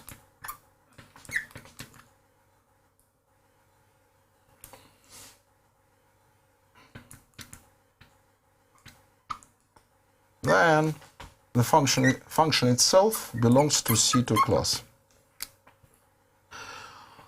Let me introduce a matrix which is called Hessian matrix, or simply Hessian, whose entries are second-order derivatives calculated at some point. Usually we use notation d squared f taken at x0, y0. This is a point where all these second-order derivatives are calculated. And this is a 2 by 2 matrix. The first row includes this derivative, and this is a cross derivative. Here we write yx, reverse order, fyy, but we're dealing with the function which belongs to C2. That means that cross derivatives are the same. Then this is a symmetric matrix. A symmetric matrix. This matrix will be used in optimization theory to check whether a point we find with the help of the first-order conditions is really a maximization point or minimization point. We were considering case of x and y, only two variables, but clearly we can generalize everything which was said to n-dimensional case. So how to introduce a shorthand in this case? So let's suppose we have a function f depending on many variables, n variables. Now, if we differentiate twice with respect to xj and xi, then we can use a brief notation, fij. By the way, Young's theorem is also applicable for n-dimensional case, and whenever you have such a second-order derivative, if the derivatives are continuous at a given point, you can reverse the order of differentiation and get the same result. Now, Hessian matrix can be also introduced in n-dimensional case. So this time we write d squared f, we indicate the point where derivatives are calculated, and we get an n by n matrix. So this is n by n matrix. So given a function f which belongs to C2, this matrix Hessian is symmetric.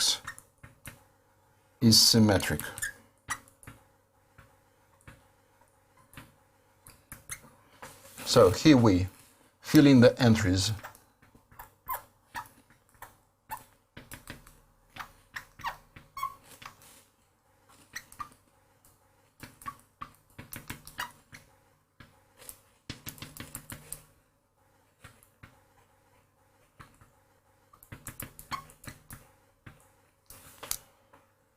And you'll see later that these matrices are very helpful in optimization theory.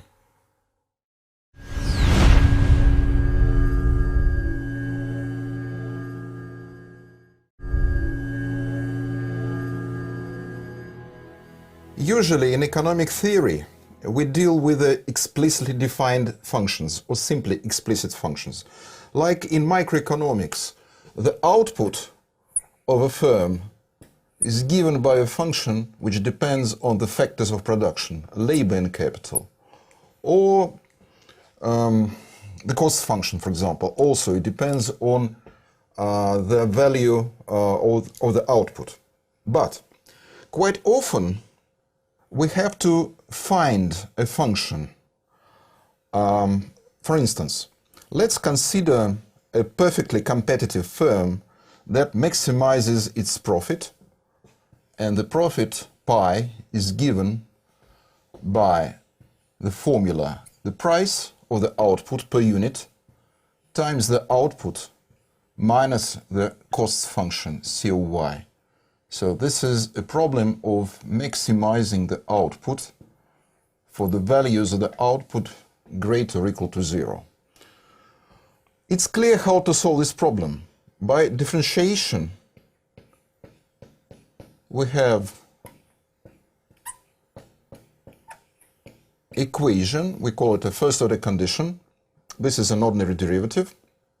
And we view this equation as equation defining the output of the firm, and we call, if we are able to solve it for y, then y is a function of the price alone. So here the price is exogenously given, and the firm is a price taker. So the behavior of the firm doesn't affect the price. So the question is whether the output exists as a function of the price. So in order to formulate the problem in general, let's consider a purely mathematical example. This is an equation of a unit circle. And here I draw the graph. This is our unit circle. These are the axes. Here we have point 1, negative 1. The question is whether it's possible to solve for y. So we're looking for a function. Y is a function of x. When I ask the question how to find y of x, usually the answer is it's very simple, because we can solve for y by firstly moving x squared to the right hand side, and after that choosing two signs, either plus or minus, in front of the square root.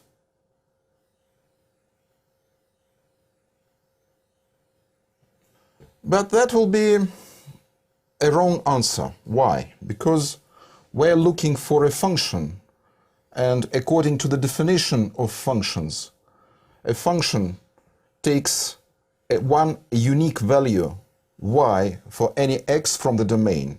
Here we have a combination of signs, and we have a difficulty what sign to choose.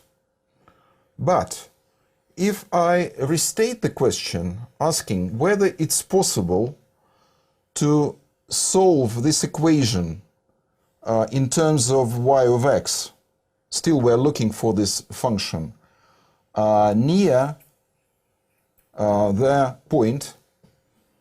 So I'm choosing a point which belongs to this unit circle. These are the coordinates. And to be more concrete, let me choose the coordinates like 1 over the square root of 2, that's for x0, and 1 over the square root of 2, that's for y0. And I repeat my question, whether it's possible to find a function y of x which satisfies, firstly, the given equation, and secondly, if we substitute instead of x 1 over the square root of 2, the value of y will be the same. Then immediately the answer will follow. We need to choose the plus sign then. That's because the given point belongs to the upper semicircle. If I change the point and choose another, which belongs to the lower semicircle, then the choice of the sign will be minus. But this example tells us that in order to find the function as a solution of some equation, we need to be more specific in terms of a point which belongs to the equation. So we would like to solve this equation in order to find y as a function of x. Such a function which is defined by an equation is called an implicit function, defined by a particular equation, or simply implicit function. By its nature, the solution will have a local specifics. That means that we need to indicate a point within the neighborhood of which we are looking for this implicit function. It would be very difficult or simply impossible to answer the question for a roll interval of x values stretching from -1 to +1. So this result, how to find an implicit function defined by the equation, is a local in its nature. So it would be impossible to get a solution for this implicit function for all values of x from some interval, for example. But in a neighborhood of a given point, it's quite possible to do so. It's time to state a theorem which will provide conditions under which the implicit function will exist.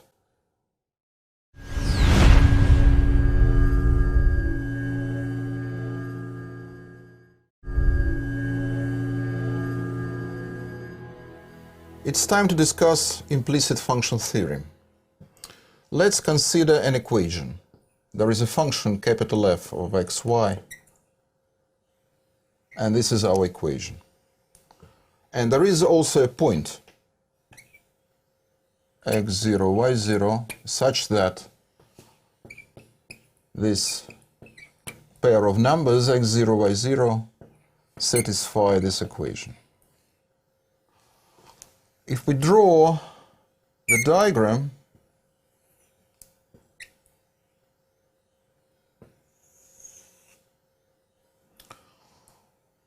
let us define our function within some set. Let it be a rectangle centered at exactly this point, x0, y0. So we can express this rectangle, and I'll denote this rectangle by capital Pi letter. So this set will look like, it consists of points in the coordinate plane such that is less than A is less than B. Now, what are the properties of f of xy? Okay, first of all, this function is continuously differentiable on pi. We'll write like this. It belongs to the class of functions C1, and that's our domain of this function. Secondly, as I said earlier, the point x0, y0, which is the center of this rectangle, satisfies equation when we plug in into the equation. And we have a very important condition on the derivative of function f with respect to y. We'll write it like this. df over dy taken at x0, y0 point is not 0.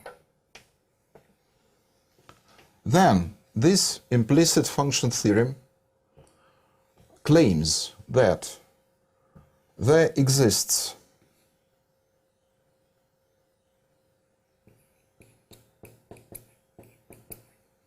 a function y of x which is continuously differentiable on some interval I. This is an interval along the x-axis. So there exists some delta such that this interval can be expressed as an interval from x0 minus delta to x0 plus delta, where delta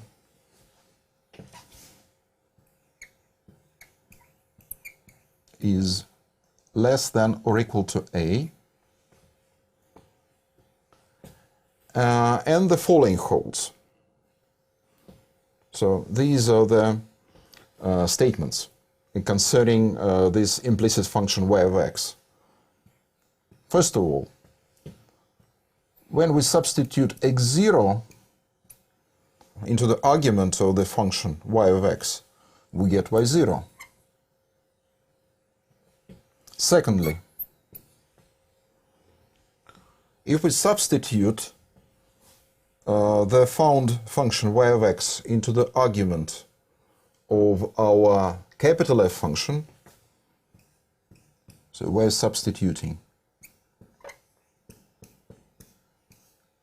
we get 0, and these three horizontal small bars indicate this is an identity. So the function becomes equal 0 for all x belonging to I.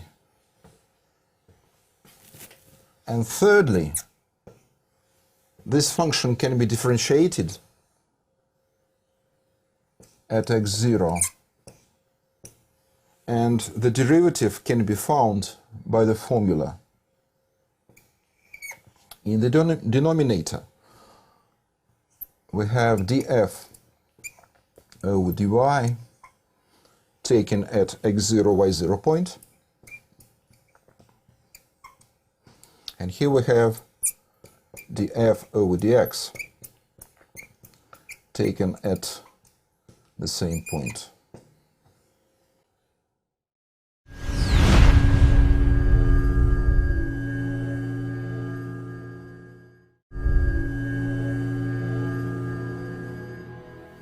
Let us apply this implicit function theorem, or IFT for short, for our example with the unit circle.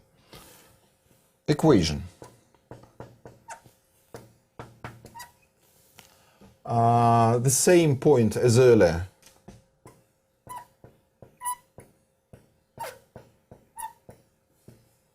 Okay, let's check whether it's applicable. The theorem is applicable to this particular equation considered at this point. First of all, the function, capital F, is x squared plus y squared minus 1, and it is continuously differentiable for all xy values. Secondly, when we substitute the coordinates into the equation, they satisfy this equation. Easy to check. Now, what's df over dy? This is 2y, and when we substitute this number, it's not 0. for y equals 1 over the square root of 2. So the theorem is applicable, and it claims, as we have learned, that implicit function exists, and this function on some interval is continuously differentiable. When we substitute 1 over the square root of 2, it takes the same value, and when we substitute this function into equation, so this equation is satisfied identically within the same interval. So as for the interval, this theorem doesn't give a clue, simply because this theorem is of local nature. We can guarantee that such an interval exists. What about the derivative at this point? So according to the formula, we need to substitute into the denominator 2y taken at this value, which becomes the square root of 2. What about df over dx? df over dx at this point is also square root of 2. So we have negative 1. And clearly, if we draw the tangent line to the unit circle at this point, this angle, this is an acute angle whose value is definitely 45 degrees, and this is an obtuse, so we can easily check that this is the correct result. A word of caution should be said here. What if we try to apply I of t to the point x0, 1, y0, 0? Well, first of all, the condition of the I of t is not met, because df over dy at this point is 0, because y0 is 0. But we need to understand what's the problem here. The problem here is as follows. If we're trying to solve the equation in terms of y as a function of x, it's impossible to do so within the neighborhood of the given point x0, 1, y0, 0. Because what part of the unit circle should we choose as the graph of the implicit function? Should it lie in the upper half plane or lower half plane? Impossible to tell. And also, if we consider points which lie to the right of this point, there is no graph there at all. And when we're looking for the function should be defined in some neighborhood around the point. A question, whether it's possible to find implicit function even if df over dy is 0 to a given point.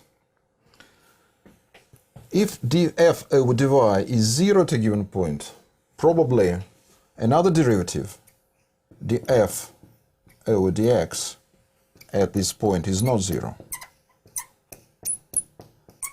This is exactly what happens here at a given point, where derivative equals to x and x is 1, so it's not 0. We can reformulate the theorem, and we claim the result that there is a function also implicitly defined, a function x as a function of y. So here y is an independent variable and x is dependent variable. And it exists in some neighborhood of the given point, although the interval where this function is defined is along y-axis. And moreover, we can try to find derivative This is x prime with respect to y. And, well, if we consider this particular problem, we need to use the formula. Here we have number 2 in the denominator, and here we have 0. So we have 0 here. This is a result for this particular unit circle, but we can try to do the same in case then the gradient of the function which defines this equation doesn't turn 0 at a given point. Now let's consider an example, or rather problem, from microeconomic theory.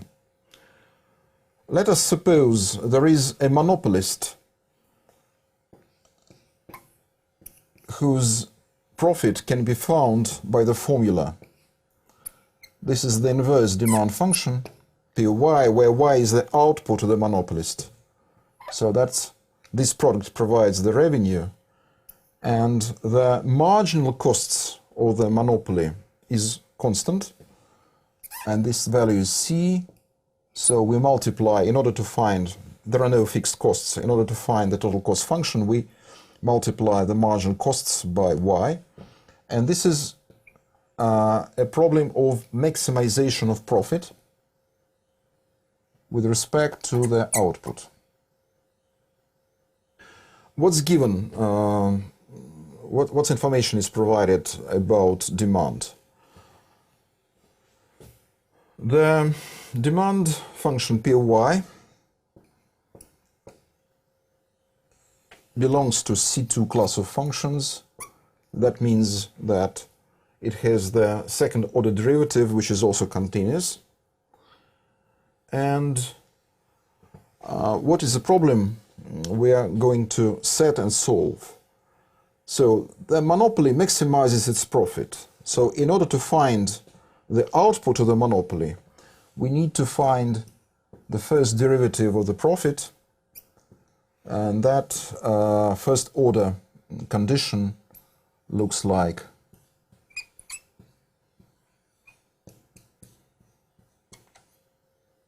n equals 0. Also, let us assume that the second order condition is also valid, meaning that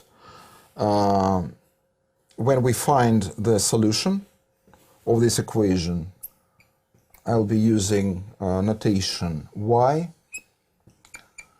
and with the upper script m indicating the output of the monopolist. So let's suppose the second order derivative of the profit at this value ym is negative. That provides the maximization of the profit at a given point. Now the question is how to find derivative of this output with respect to the value of the marginal costs, which is given by C. So this is a question number 1. And the question number 2, how to find the derivative of the monopoly price, which will be denoted by PM with respect to the same level of marginal cost DC. So that's question number 2. And in order to find answers to these questions, once again we'll apply IFT.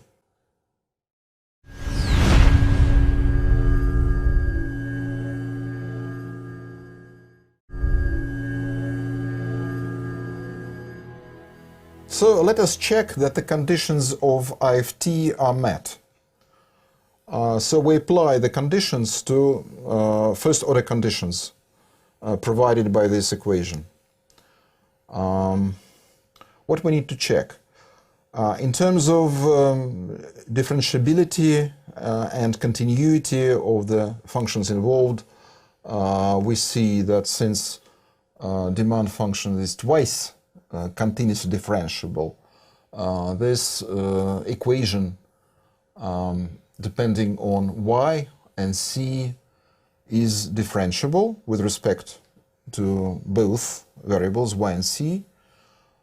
This is a second order condition which we'll use a bit later. Now let's check whether this condition, remember from I of t, we need to check that the derivative with respect to y is not zero, where y is exactly this equation. So let us differentiate with respect to y.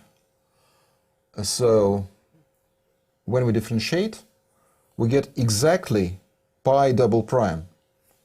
So this is pi double prime, and a condition is set that the sign of this second order derivative should be negative. So this is a negative. So the condition claiming that such a derivative shouldn't be zero, this condition is met. So the implicit function ym, the output of the monopolist, exists as a function of c, the value of the marginal costs. Moreover, we can find derivative we were looking for. According to I of t, we use the formula where in the denominator we place exactly df over dy, which equals p double prime y plus 2p prime. And what goes up there, in the numerator, we need to put the derivative of this equation with respect to c, which is simply -1. So then, by crossing out two minuses together, we get 1 over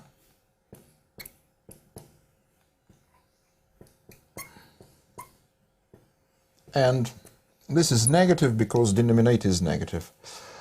So what's the idea behind it? When the marginal costs of the monopoly increases, the output of this monopoly goes down. And if we would like to find another derivative of the monopoly price with respect to marginal costs, we simply apply the chain rule. So we need to differentiate our demand function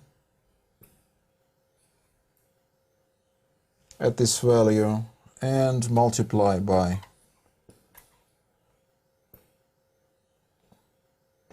so all in all, we have the formula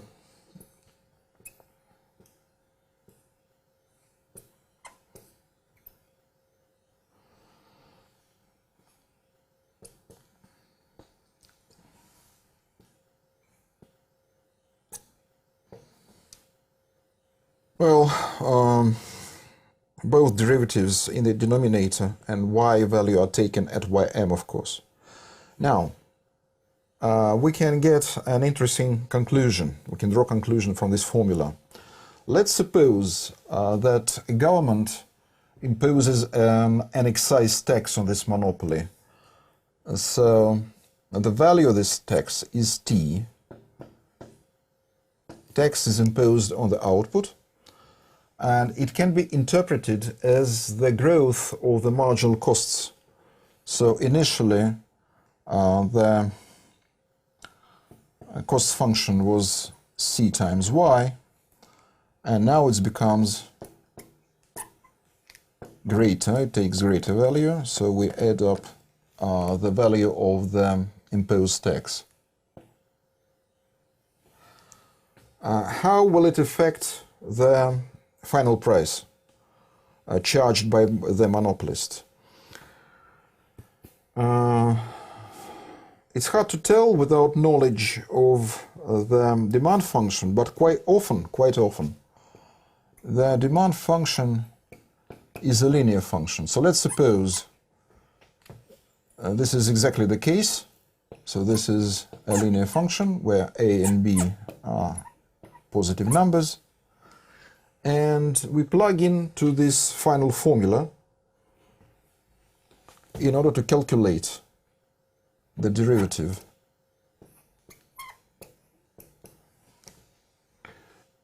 Since it's linear, its second derivative equals 0. So we can cross out this term.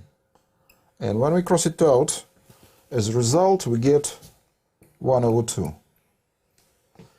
It's interesting. It means that if a monopoly charges, firstly, some price, which is PM, then after the government imposes a tax, the monopoly price grows by the amount of T over 2. So initially it was PM, and this price becomes PM plus T over 2, because this derivative gives rise to the price in exactly this amount.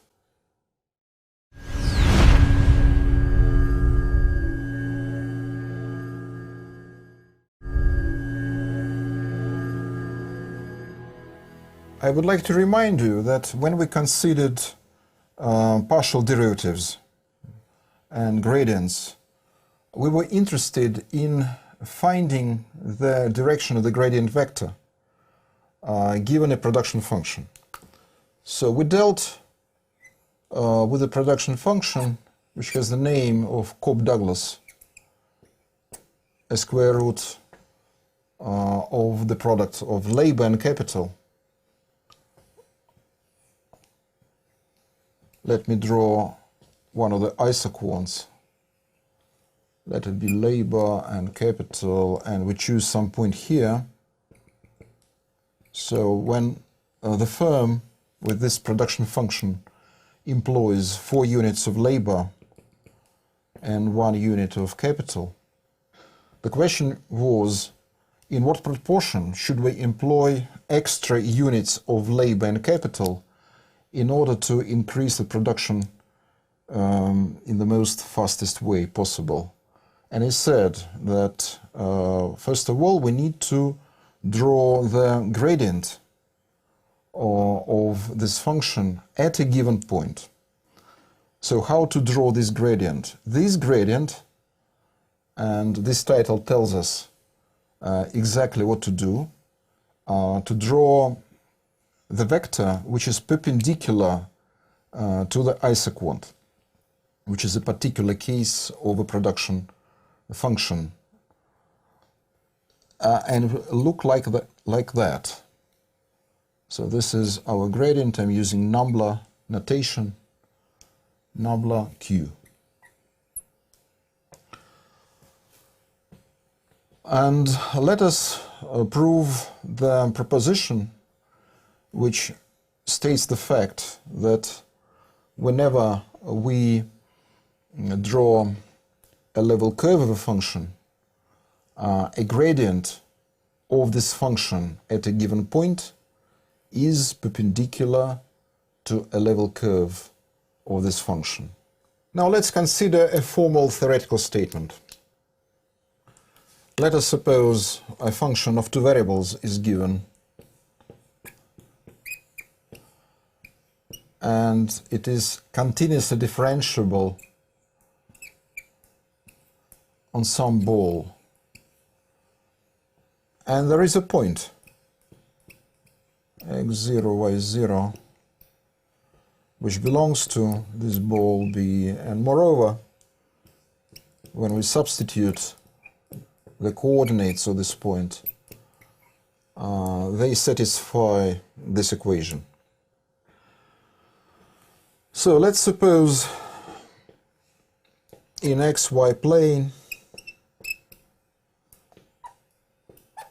I'm not drawing the ball, there is some. We have this point.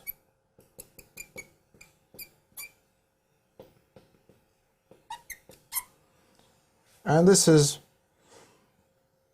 the curve, a level curve, which passes through this point.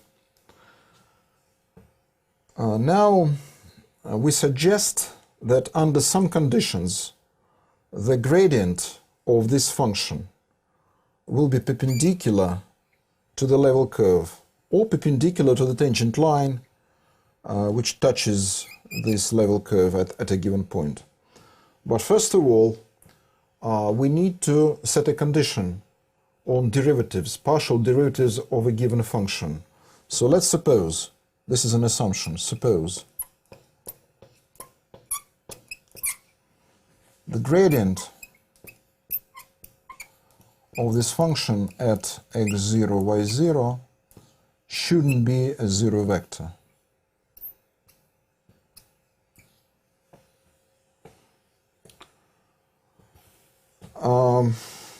We split the proof into two parts, and we start with the main part. In this main part, let's suppose that this derivative, which we use in implicit function theorem, df over dy, is a non-zero number at this point. So this is an assumption. It's clear how to find the tangent vector to the graph of an explicitly defined function. So if we have a function f of x, and this function is differentiable at point x0, so the graph passes through x0, y0, how to find the tangent vector? The tangent vector v can be found if we use for its coordinates two differentials. The first being the differential of an independent variable, and the second is a differential of this function f of x. So we can substitute, according to the definition of the differential, the product f prime x0 times dx. The value of dx is unimportant because this is a common factor, so we can factor it out,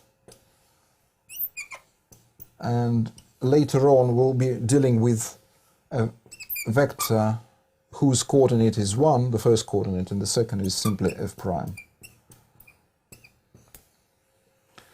Now, we need to calculate the value of the inner product of two vectors. The first vector is the tangent vector, the second vector is the gradient vector of this function. Let me remind you that a formula we use to calculate the inner product of two vectors from the Cartesian plane, we use the formula when we take the first coordinates of both vectors, multiply them, after that take the second coordinates of these vectors, also multiply them and add them up. In our case, we take tangent vector to the level curve, we take gradient at point x0, y0, and we multiply them.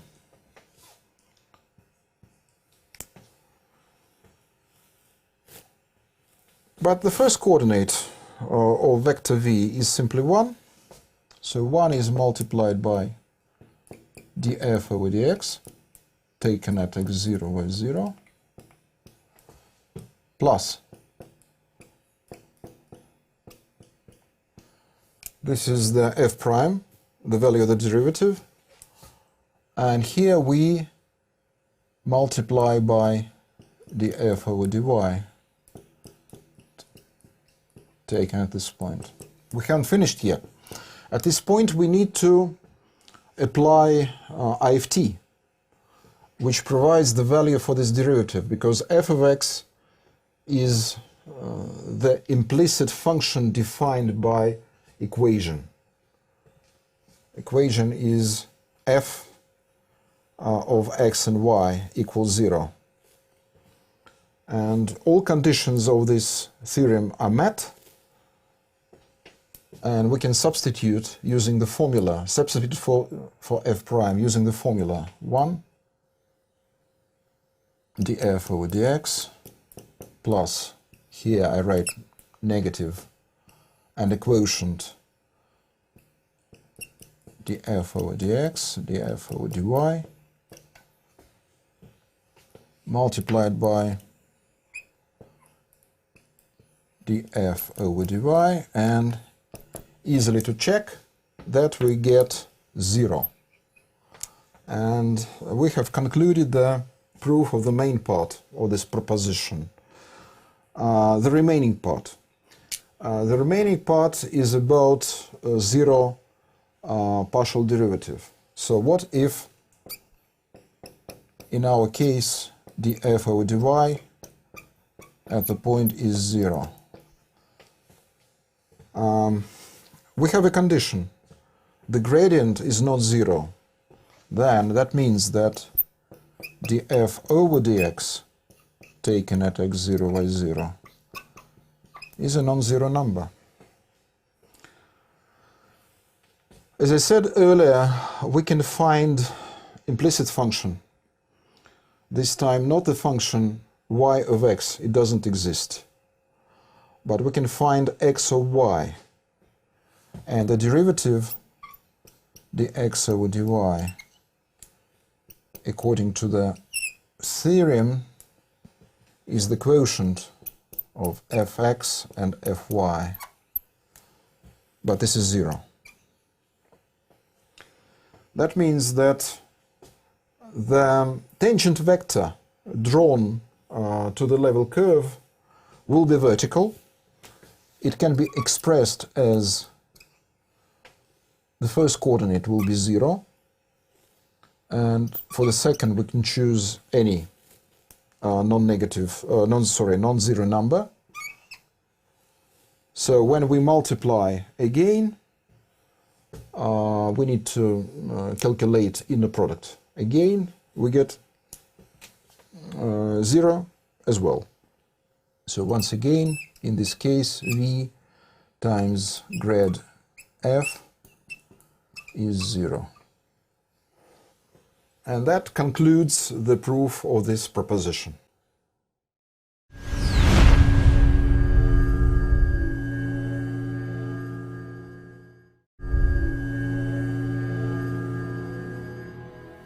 Quite often in economic applications, we deal with the situations when we get equations defining implicit functions of many variables, not just one variable x as earlier.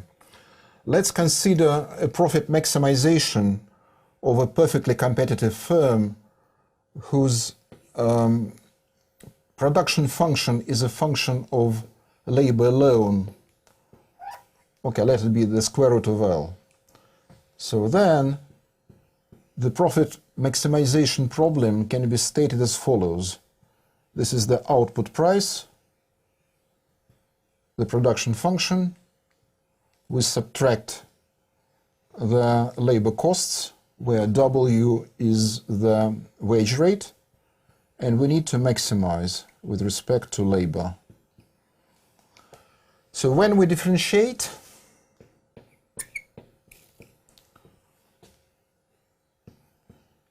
we get an equation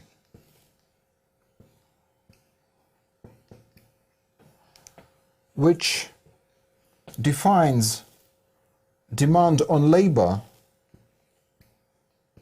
as a function of two prices now, a price of the output and the price of labor. So let us formulate implicit function theorem which concerns the case, then we deal with the function capital F of many variables, and y, of course. So the theorem.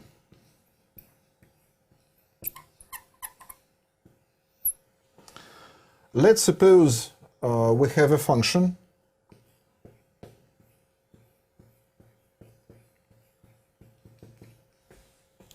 of n plus 1 variables.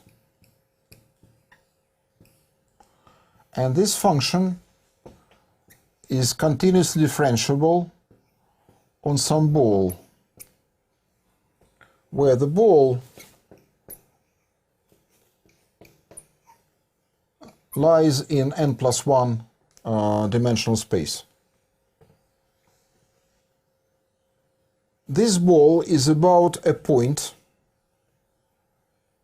which can be written as x0, y0. And also let us assume that if we substitute the coordinates of this center of the ball into the variables, plugging into the function, we get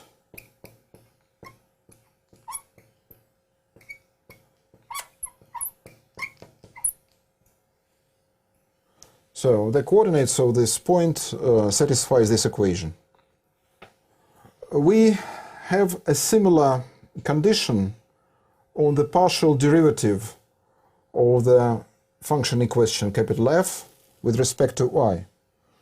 So we assume that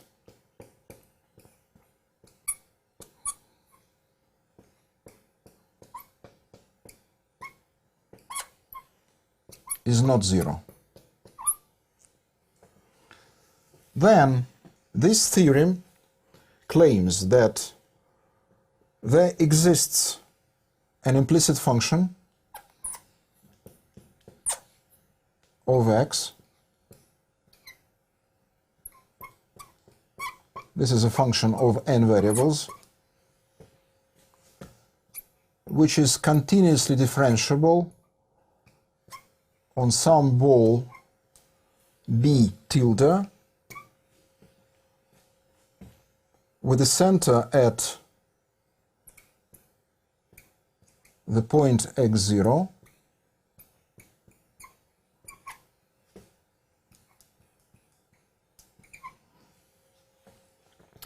and this implicit function y of x satisfies several conditions.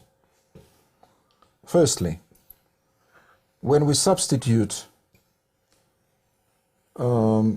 into the arguments of this function x0 point, we get y0. Secondly, this function being plugged into the equation defined by this function,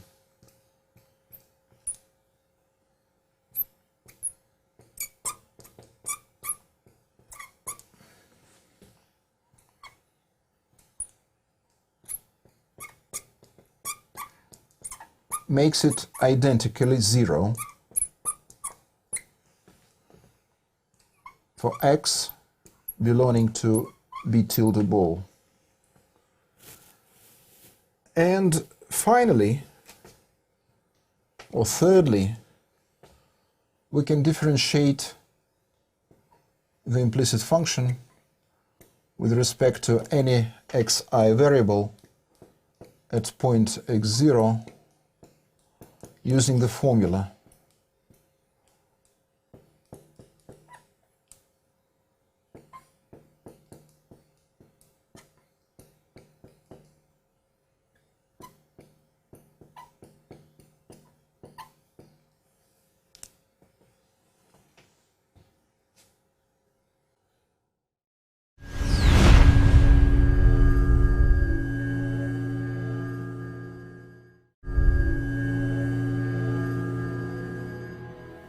Let us consider an exercise when we have to apply this implicit function theorem number 2, involving many variables. Let's consider an equation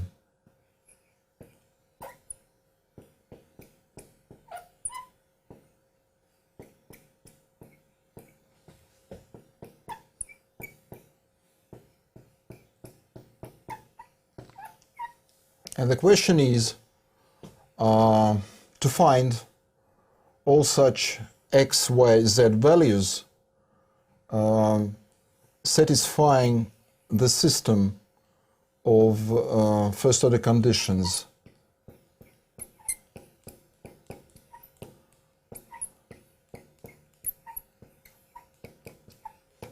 where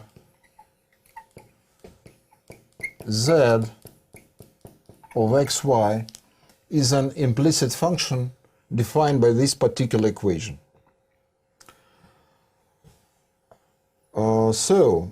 We need to, along with these two first order conditions, to formulate a condition under which this implicit function exists. So this is our equation. Let's write it again, this time moving these two terms to the left hand side.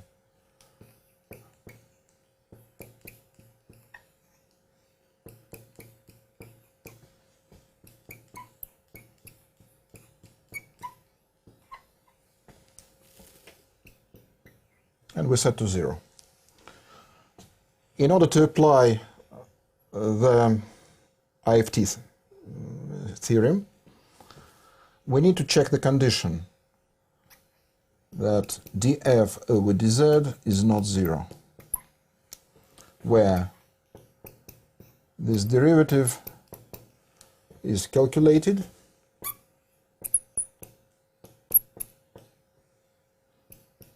and it shouldn't be 0. So when we find the values for x, y, and z, we'll check this condition in order to have the valid applicability of this IFT. So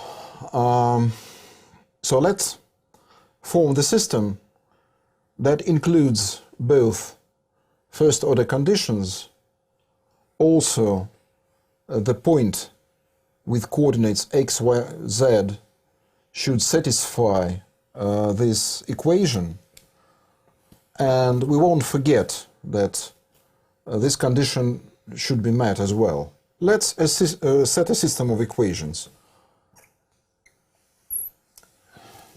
Well, first of all, we place equation number 1. I'll be using a shorthand notation, just writing capital F of x, y, z equals 0. I also need to include both partial derivatives dz over dx, dz over dy, but firstly, let us calculate them. So according to IFT, we apply it right here. This derivative should be calculated using the formula, and here in the numerator we differentiate with respect to x. Then we get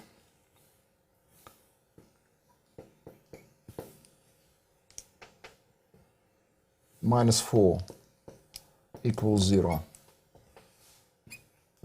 Next,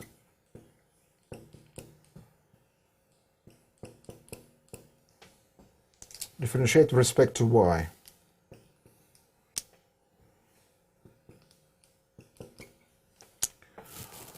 Since we can cross out denominators, the denominator is a non-zero number, we get two quite simple equations.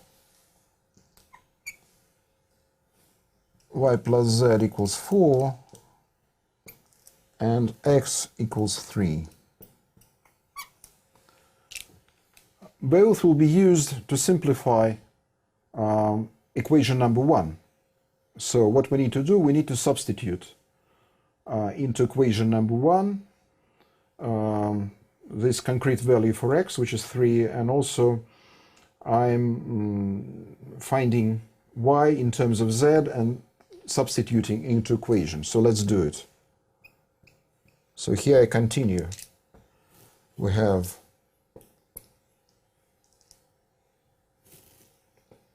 plus, so we take 3 instead of x.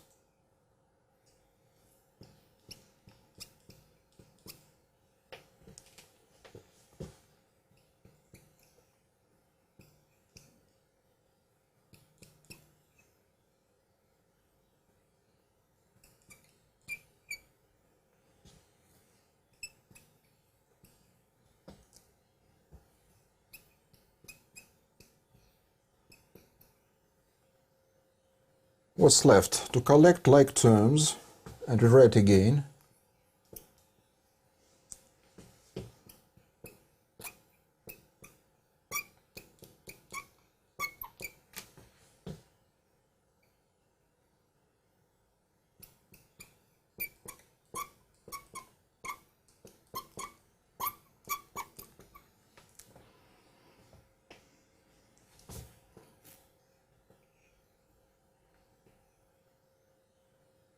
So what's left?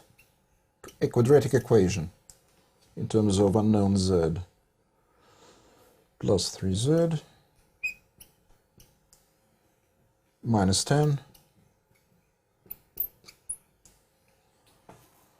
Easy to find the roots using Viet's theorem. So the first value will be -5, and the second value will be just 2. Now, after finding these z values, we need to substitute into equation number 2 in order to find y. So, in both cases, x is 3, of course. So y1 equals 9, and y2 equals 2. And we need to check the validity of this condition. Can be done easily, well, mentally. We have -10 plus 3 and 4 plus 3. So in both cases it is fulfilled. So the answer will be 2 triples. So let me write somewhere here. Triple number 1, 3, 9, -5, and 3, 2, 2. End of the exercise.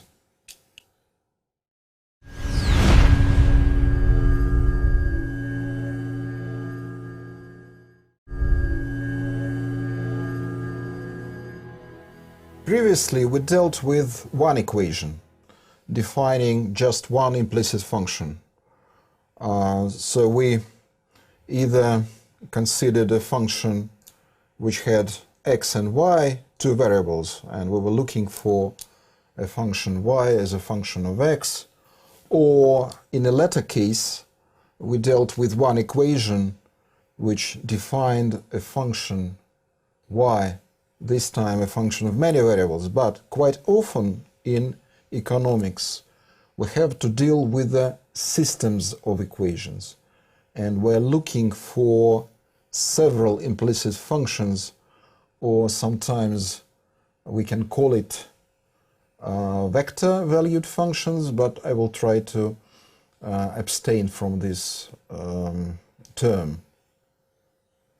So let's consider m functions. They are functions of x and y, so the arguments for all of these functions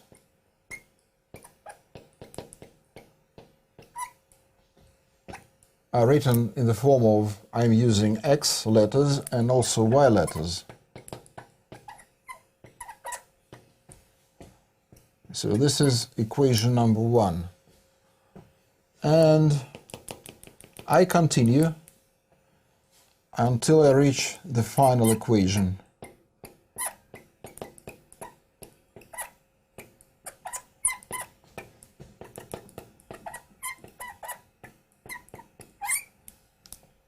So the question is whether it's possible to find m functions denoted by y letters, all of them being the functions of x alone. But firstly, I need to provide a definition of a very important and quite useful concept in the calculus of several variables, which is called Jacobian or Jacobian matrix.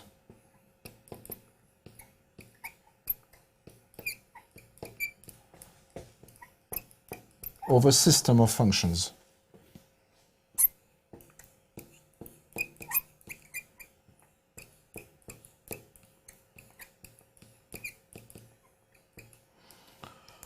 To begin with, we have written within the braces the system. Each of them depends on n variables, and within the system we have m functions.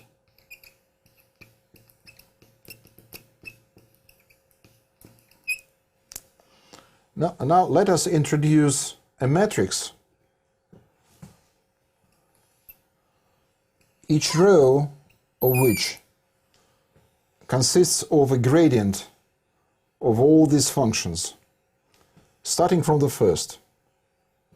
So in order to fill in the entries in this matrix, we take the very first function f1 and we differentiate with respect to x and fill in the entries. So it becomes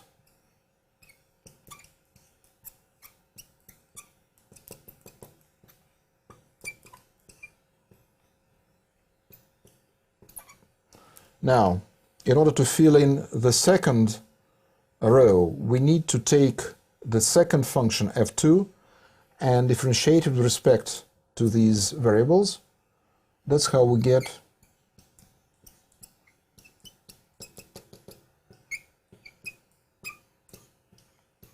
and we continue until we reach the nth function at the very bottom.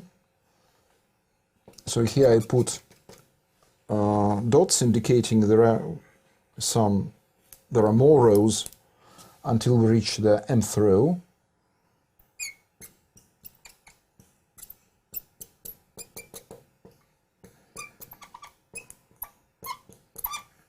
That's how we get this matrix, which has the name a Jacobian matrix, or simply Jacobian for short, and this is a m by n matrix. And as I said earlier, it's made of the gradients of all these systems, of all these functions drawn from the system. Now, going back to this implicit function theorem number 3 this time. So, let's suppose that all these functions are defined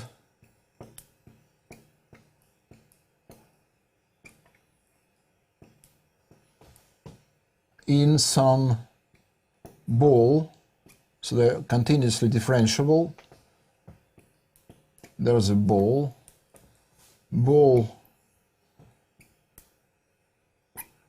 centered at point x0, y0.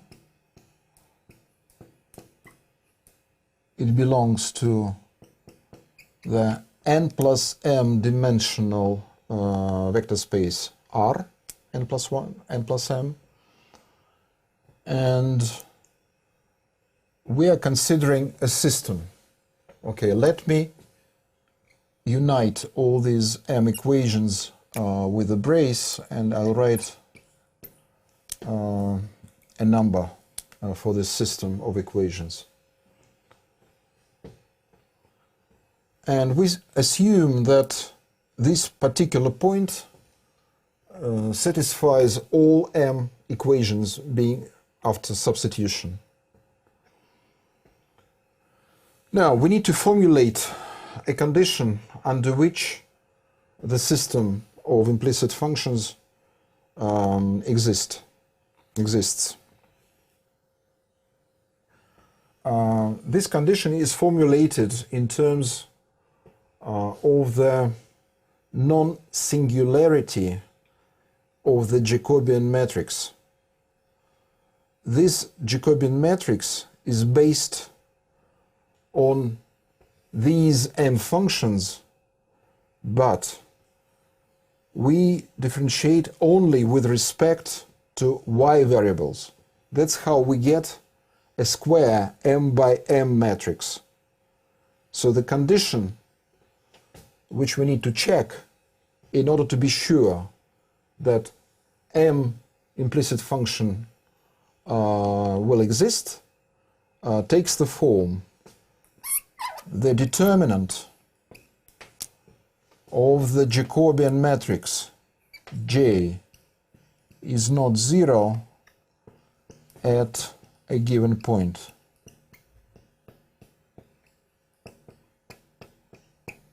Where J is a matrix, as I said, a square matrix, where we differentiate respectively all these functions with respect to y values, y variables. So we have here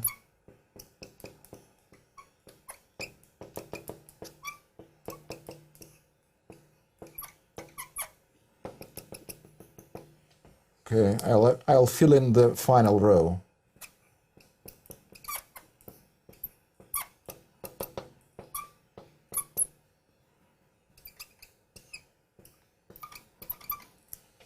Okay, so once again, let me repeat. We deal with a system of equations based on a system of functions. All these functions are continuously differentiable on some ball. The ball center has a center at a given point, and this particular point satisfies all these equations. Now, we check at a given point the non-singularity of the Jacobian matrix, which is a square matrix, and we have information. This is a non-zero number. Now, the claim of this theorem is as follows. There exists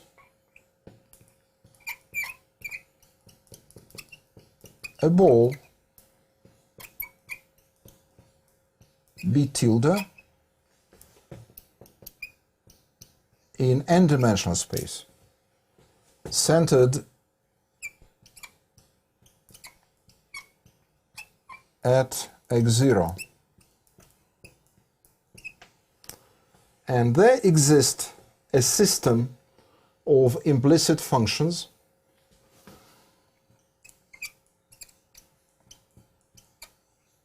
I'll be using a shorthand notations in the vector form to make it shorter.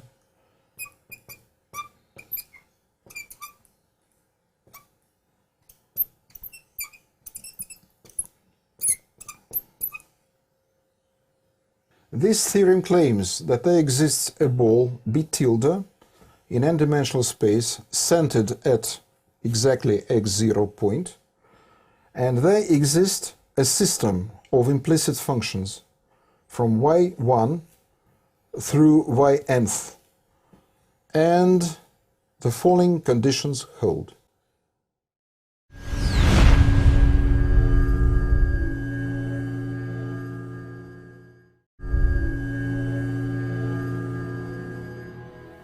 So condition number one, when we substitute into all these functions the coordinates, x coordinates of the point, we get y value, and that's true for all j from 1 to m inclusive. Secondly, if we turn to the system, original system of equations, when I'm taking jth equation and substitute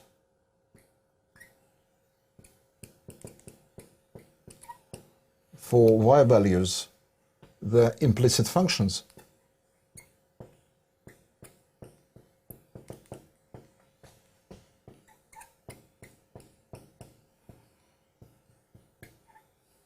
I get 0, identically 0. So this is true for all x which belongs to the ball b tilde.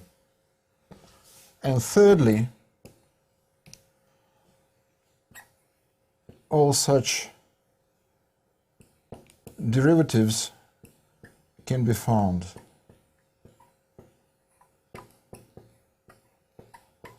This phrase means that the formulas are derived, but they are a kind of a cumbersome. And I'll show you, using some examples, that in each particular case, such a derivative can be easily found, more or less easily found. And let's proceed with examples from, firstly, macroeconomics. Let us consider an ISLM model where we have two equilibrium equations or conditions. There is an equilibrium in a goods market and an equilibrium in a money market. So we have a system of two equations. The output in an economy, Y, equals the consumption, and this consumption function is the function of the output less of taxes imposed. So this is a disposable income, plus the investment. Investment is a function of the interest rate, and plus the government expenditures. So this equation defines equilibrium in a goods market. The second equation concerns equilibrium in a money market, and money supply should equal demand on money, which is a function of the output Y and the interest rate R. The properties of the functions involved are known. For instance, it is known that the derivative of the consumption function lies between 0 and 1, and it is called marginal propensity to consume. As for the investment function, its derivative is negative. Demand on money, derivative of this function with respect to the output is positive, and derivative with respect to the interest rate is negative. Now let's consider a comparative statics problem. Let government expenditures be fixed, and the money supply will be also fixed, and T taxes will change. That means that dt, increment in T in taxes, is not 0, but the increments in money supply and government expenditures are 0. How the change of taxes will affect the output and the interest rate. So we're interested in finding expressions for two derivatives. The derivative of the output with respect to taxes and derivative of the interest rate with respect to taxes. So that's the question. And first of all, we need to check whether this third IFT is applicable. In order to do that, let us consider Jacobian of two equations. Remember, the Jacobian is a matrix, 2 by 2 matrix, whose rows are made of derivatives.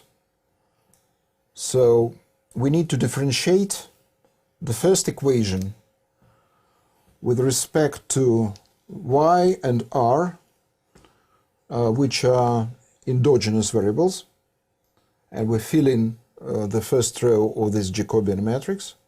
Now we proceed with the second equation, and also we differentiate with respect to y and interest rate r, and fill in the entries in the second row. And after that we need to check that this square 2 by 2 matrix is a non-singular matrix. So let us do it. So J, this is Jacobian, is a matrix. First of all, let us move all these three terms to the left and differentiate with respect to y. Then I get 1 minus c prime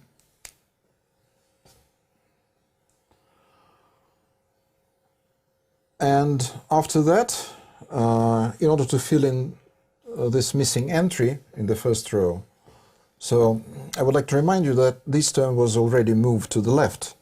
Now we differentiate with respect to r. That's how we get minus I prime. Now, here we simply differentiate with respect to the output and with respect to the interest rate. Okay. Somewhere here I will calculate the determinant of this matrix. It equals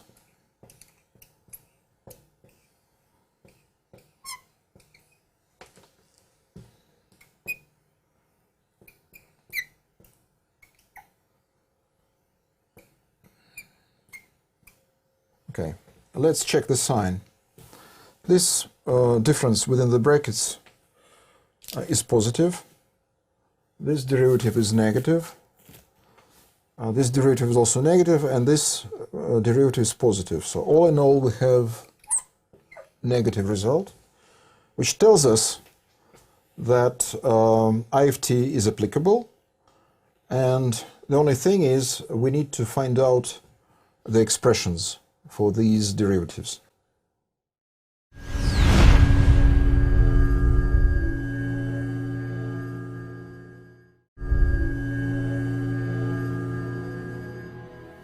In order to find these derivatives, we need to find total differentials of both equations, or apply total differentials, having in mind that here government expenditures are fixed, that a differential of a constant is 0, and the same true for MS, money supply. It is also fixed in our considerations, so it will disappear when differential is applied. So in terms of total differentials, these two equations become dy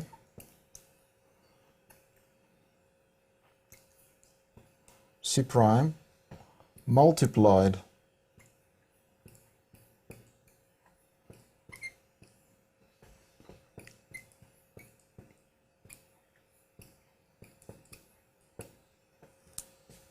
and here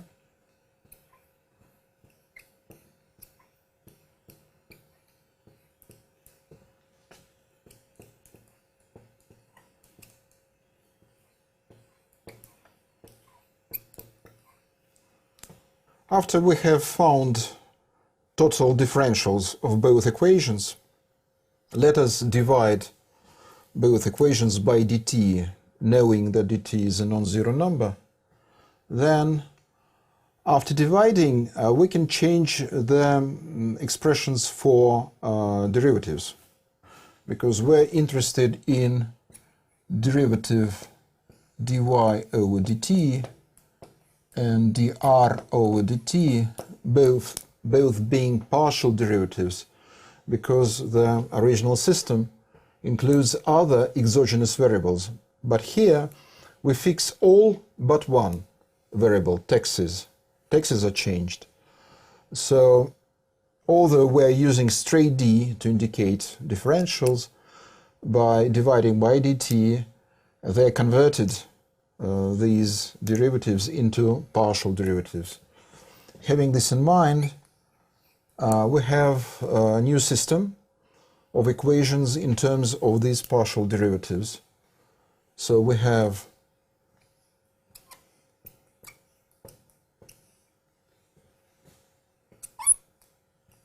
dy over dt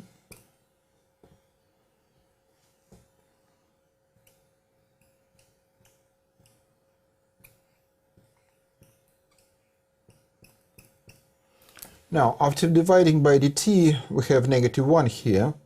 It becomes positive 1 multiplied by c prime. So, and this term should be moved to the right-hand side. That's how we get minus c prime here.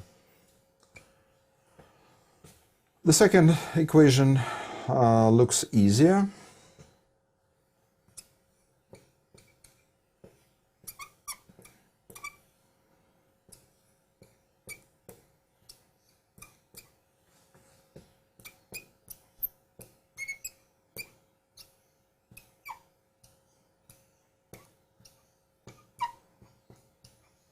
And we notice that this is a system with two unknowns. We're looking for these partial derivatives, and it's linear. And we can apply linear algebra methods to solve it. And one quite convenient method of solving would be Cramer's rule.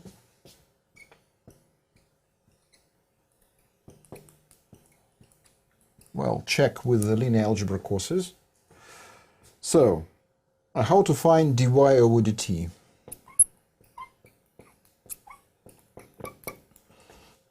According to the Cramer's rule, we need to divide two determinants. In the denominator, we have determinant of the Jacobian matrix.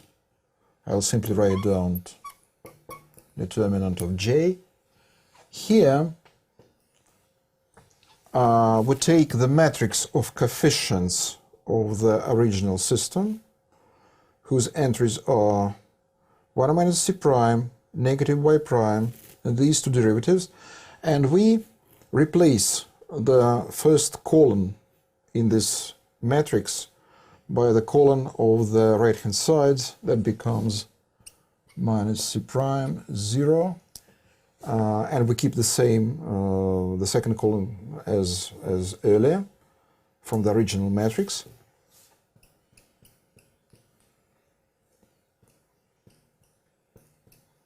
That's how we get final expression, negative c prime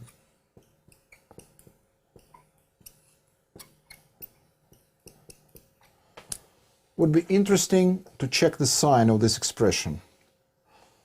Determinant of J is negative, we have minus, dm over dr is negative, and c prime is positive. All in all, we have negative result. As for the derivative of the interest rate, this time we replace the second column in the matrix of coefficients, keeping the first.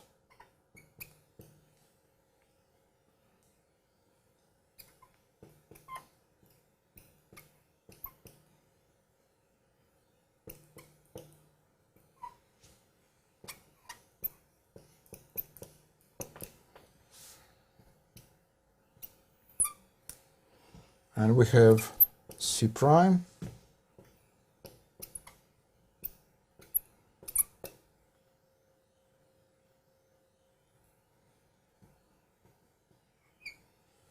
Okay, let's evaluate the sign. Once again, c prime is positive, dm over dy is positive, here determinant is negative, so we have negative result. And this is the end of this exercise from macroeconomics theory.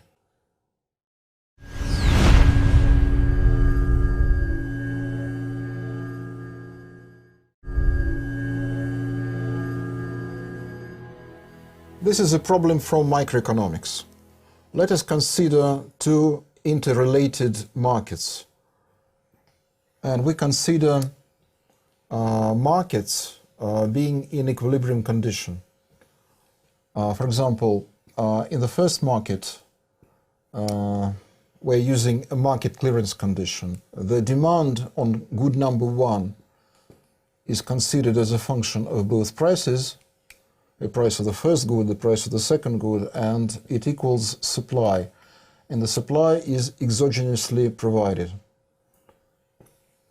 A similar second equation defining, or rather equating demand on this good with its supply, also exogenously provided. Both demand functions are continuously differentiable, and we know a lot of their derivatives with respect to prices. For instance, we know that when we differentiate demand functions with respect to their own prices, we get negative values. It is known. Also, when we differentiate demand functions with respect to the other prices, we get positive result.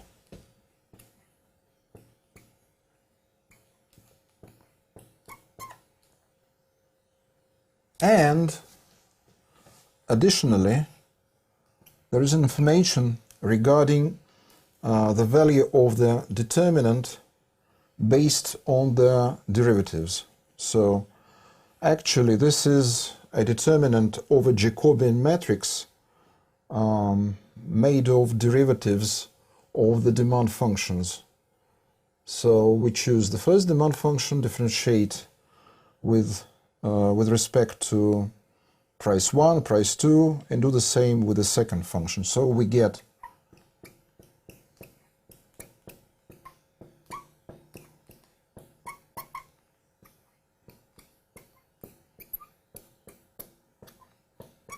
and it is known that this is a positive number, the determinant of the Jacobian matrix.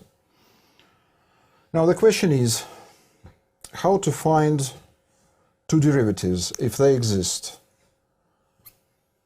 The derivative of the price on first good with respect to the supply of the same good need to find,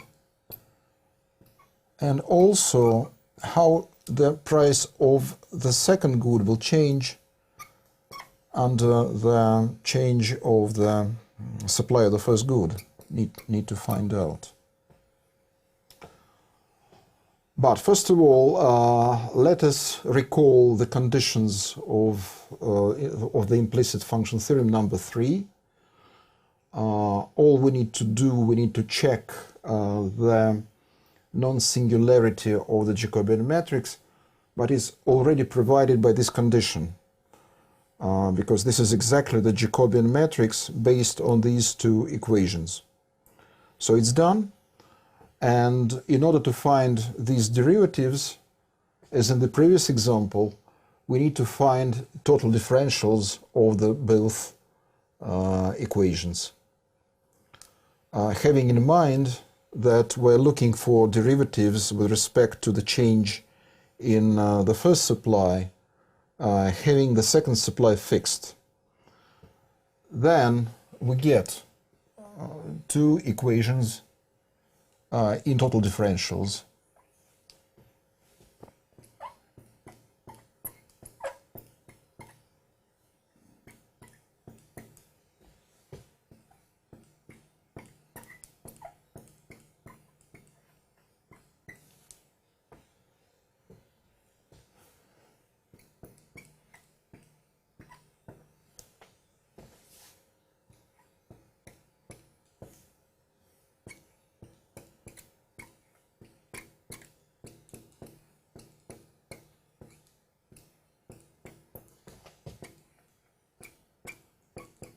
Zero, because we leave it unchanged.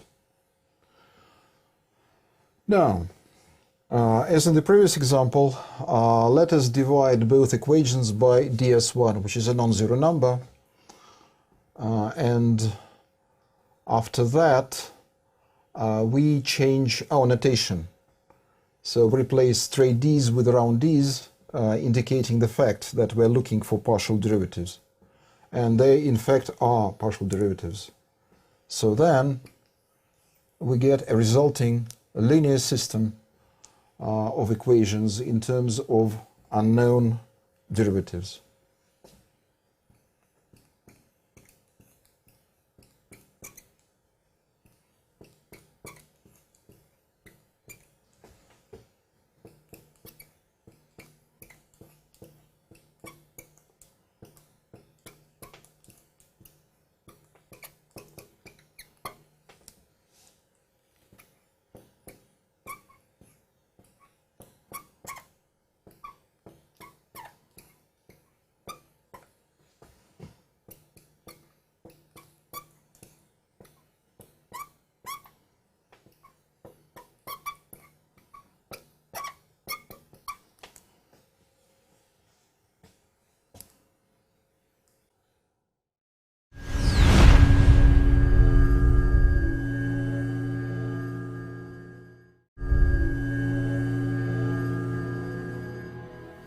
In order to solve this system, let's again use Cramer's rule.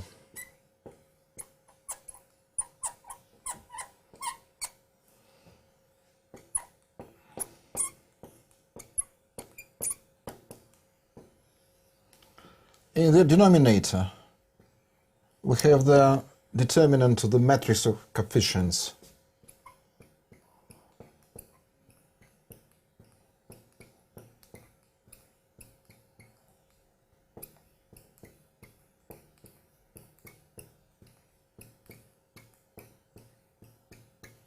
In the numerator, we have determinant of the matrix, whose second column is the same as in the denominator.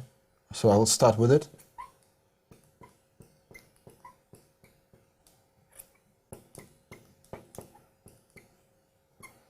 But here, we replace the original column with the column of the right-hand side. That's how we get the result. I'll write simply determinant of Jacobian, and here we have the result is negative, meaning that with the increase in supply of the first good, the price, equilibrium price, will go down. Looks quite reasonable. Another derivative. The sign is not obvious as earlier.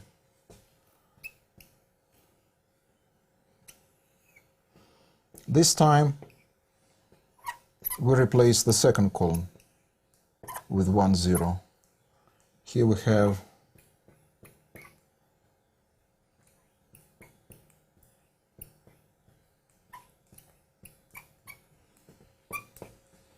minus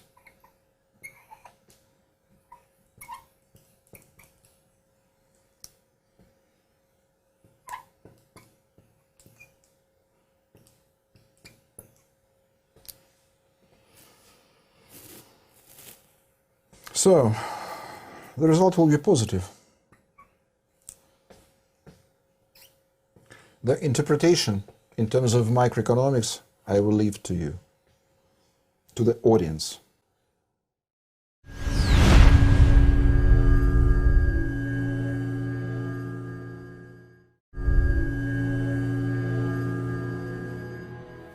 Optimization plays a major role in economic analysis. That's why this part of mathematics is absolutely important, and we'll pay a lot of attention to it in this course. In order to understand optimization in case of many variables, we have to recall what an optimization means for the functions of a single variable. So let's start refreshing the definitions of a maximum and a minimum of such a function. So suppose we have a function of one variable only, and this function is defined on some interval ranging from a to b. So if we consider a graph of the function,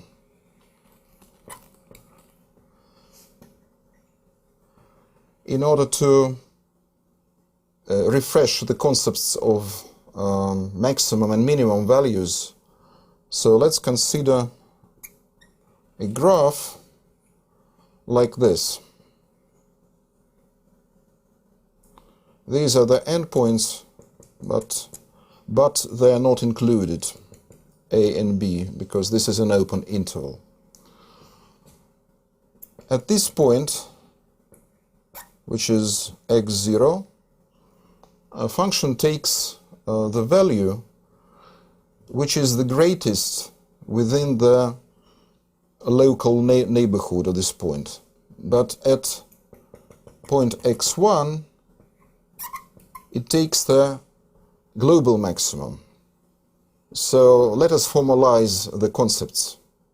So we say that x0 is a maximum point of a function if there is some interval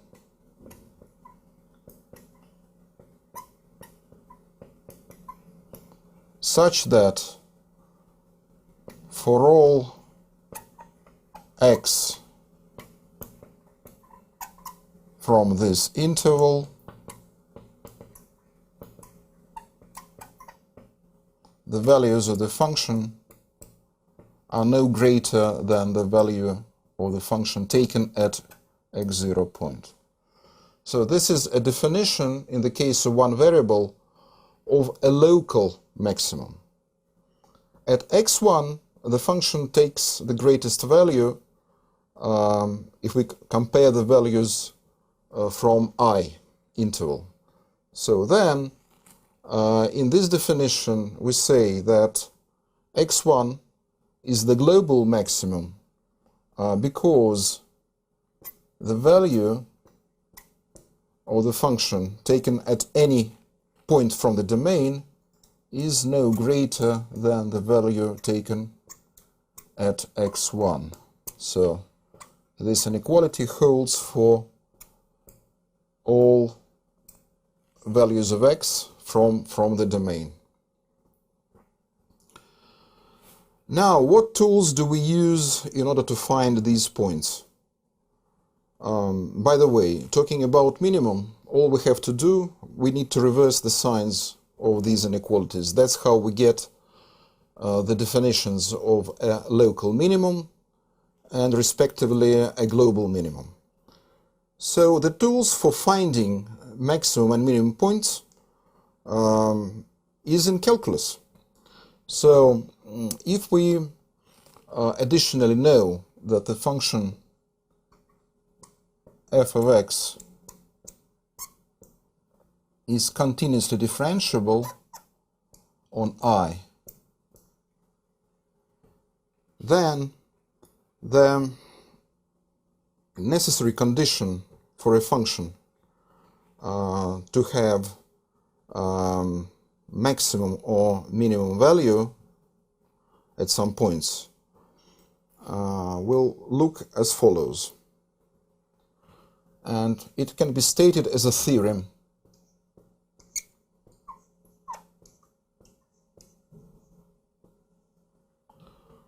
So, suppose a function f of x is continuously differentiable on I. It's written here. And let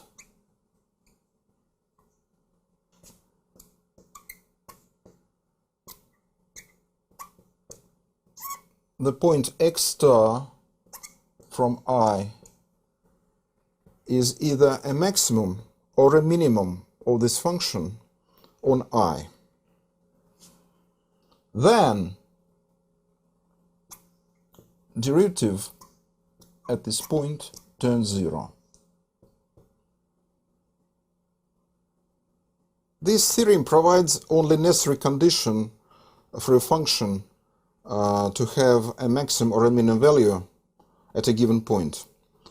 We can provide an example of a function like y equals x cubed, whose derivative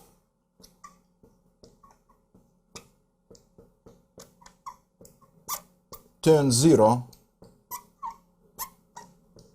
at x equals 0. But this point is not maximum nor its minimum, because we can draw the graph of a cubic parabola, and clearly a 0 point is the point where the function increases. So any solution of this equation, f prime equals 0, gives us x, which is a critical point of a function.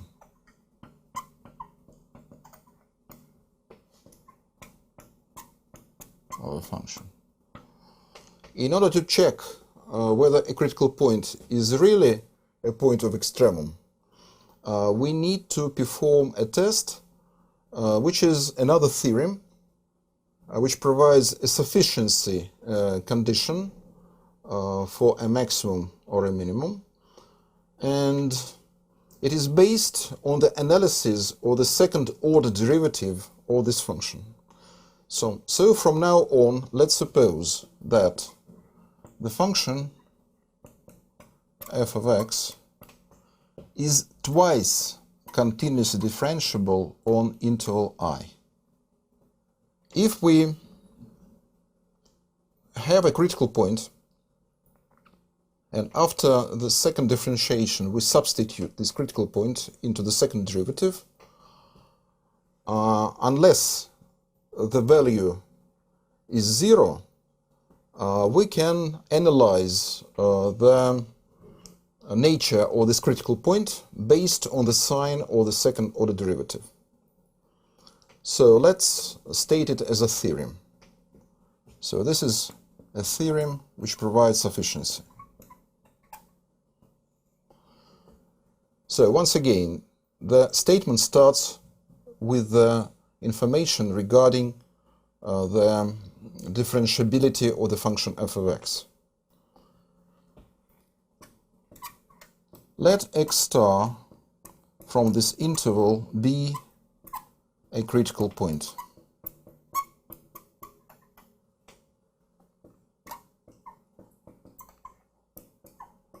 Of the function f of x. Then, given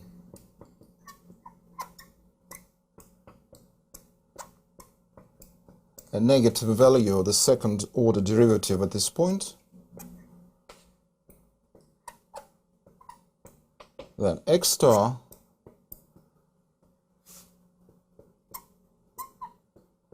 is a point of local maximum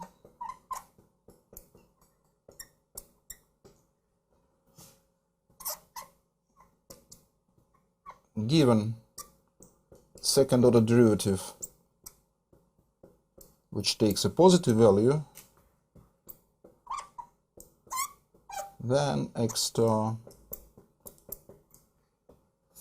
is a point of local minimum.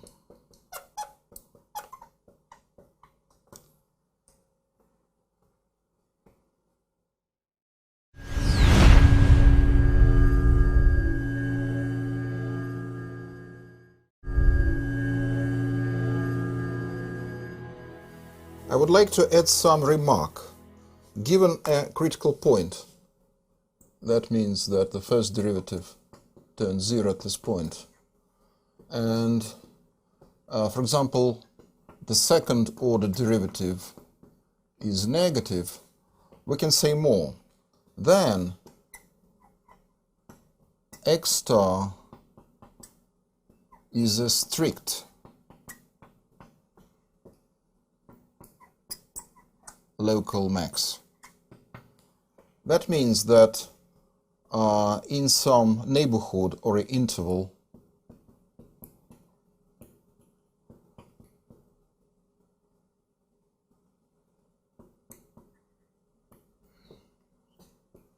if we withdraw this point, then on this interval the following inequality holds. It's strict. Analogously, if at a critical point the second order derivative is positive, this point is a strict local minimum. Now we proceed with the descriptions of local and global extrema in case of the function of many variables. And let's suppose we have a function. This time this function depends on n variables, and it's defined, let it be defined on some set U, open set, in Rn. For our purposes, it's quite sufficient to consider a function of two variables. Okay, and we start with drawings, with the graphs of these functions. So let's suppose there is a function x squared plus y squared, where the point xy belongs to R2 space. How the graph of this function looks like. This time we have to draw a graph in 3D. That's how we get three axes.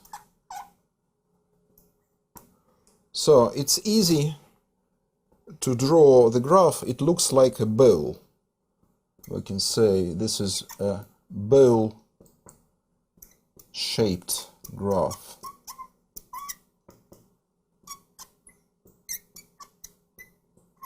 Looks like that.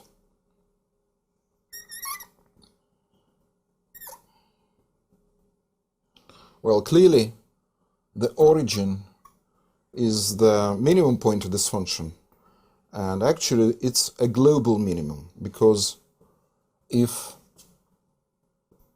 xy is not taken at the origin, then x squared plus y squared is strictly greater than 0. So actually we can even make the same remark that the origin for this function is the point of the global strict minimum. Now, if we reverse the signs in the definition of the function z, and we'll make it minus x squared minus y squared, we have to reflect this bowl upside down, and the graph this time looks like that. It looks like that.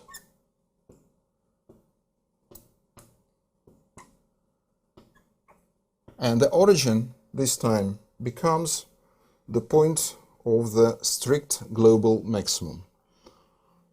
What if we take plus in front of x squared term and subtract y squared? It's interesting that the surface, which is a graph of this function, is not that easy to draw compared to these bowl-shaped surfaces. So in order to draw the graph of this function,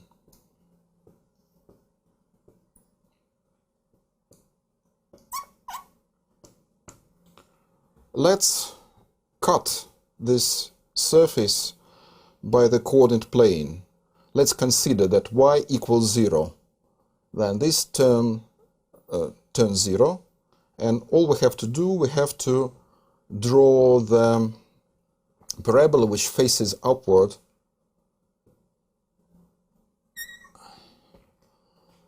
But if we start cutting this surface with the vertical planes, which passes through any point on x-axis, then we get a collection of parabolas which face down, and that's how the surface looks like. And it looks like a saddle. So you can sit there at the origin and stretch your legs down. That's why the point, which is the origin, is called a saddle point.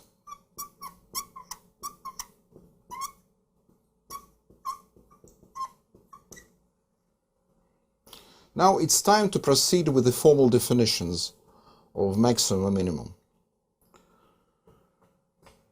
So, let's suppose our function is defined as earlier on U, which is an open set in Rn, and we say, so that will be definition.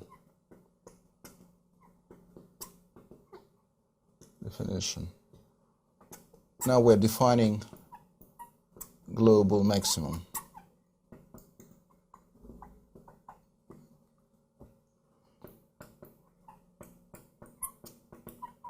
The point x star. Well, clearly this is a vector, but I won't indicate this because it will be self-evident. Is the global max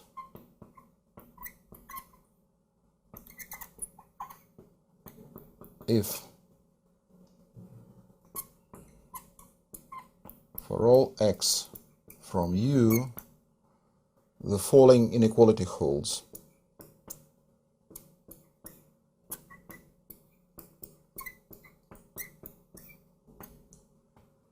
What about the local maximum?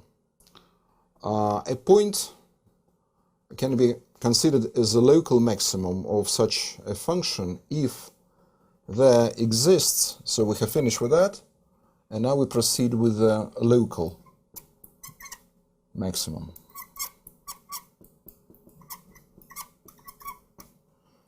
So what we need to add to this, to the previous definition? If there exists a ball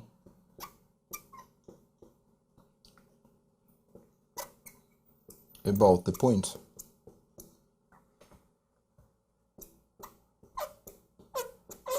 such that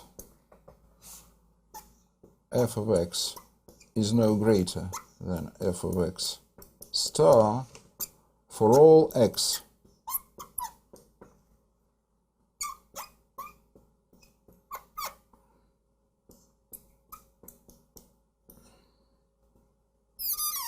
we intersect with the U set, then we call such a point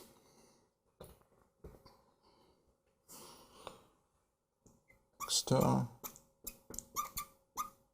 is a local max.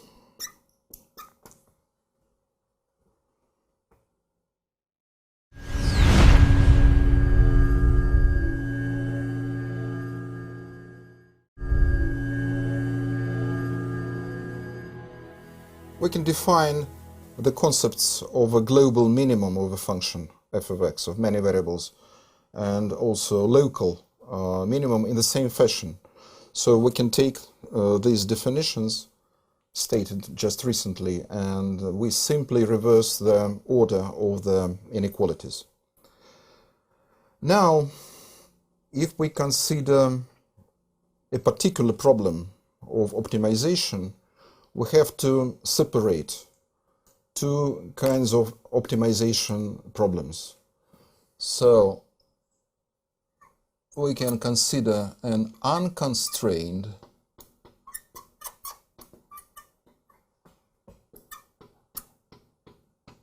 optimization versus constrained.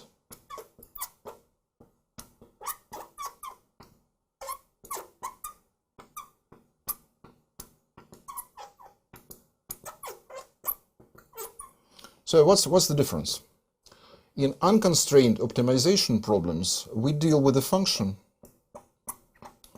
which we are trying to either maximize or minimize on what set? Usually it's a domain.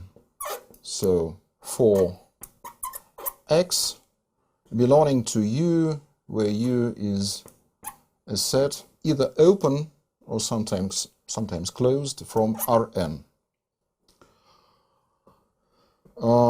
And we start our discussion of how these problems are being solved from the unconstrained case, which is considered more simple than constrained optimization.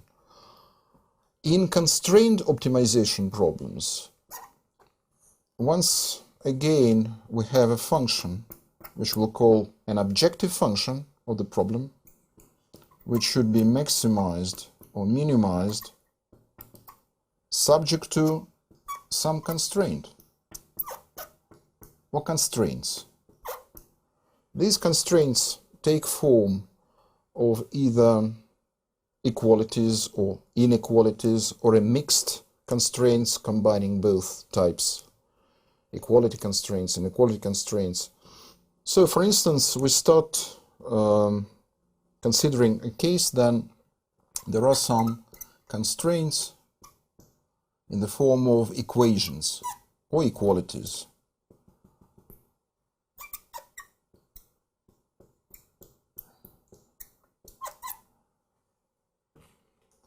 So we start with unconstrained problems, which is provided here.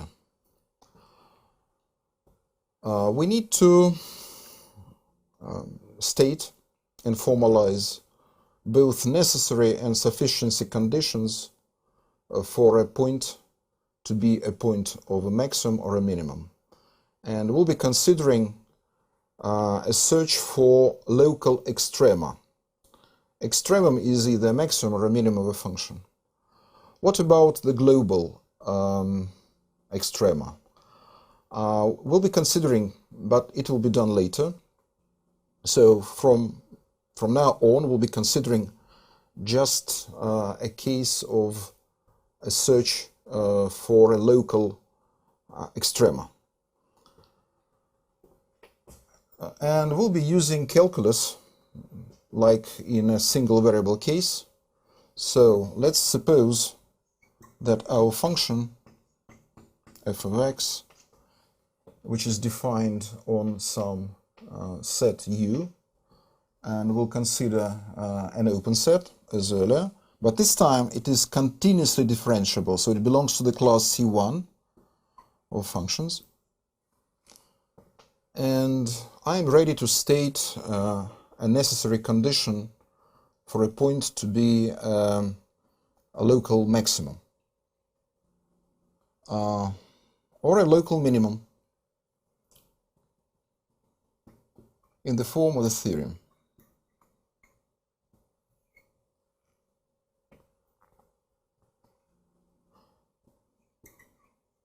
Let x star be a point from the domain of the function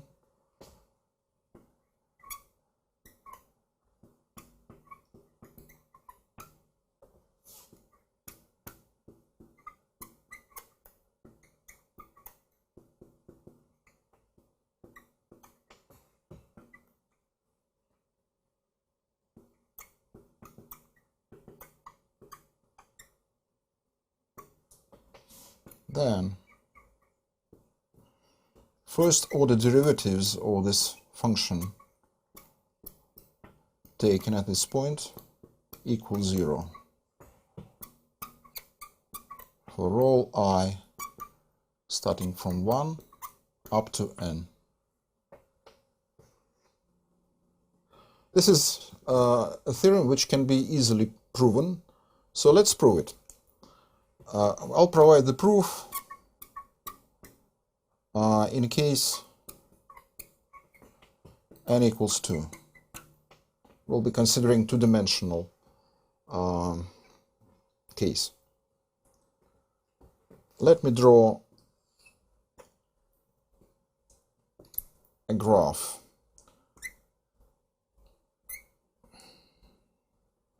So here we have a function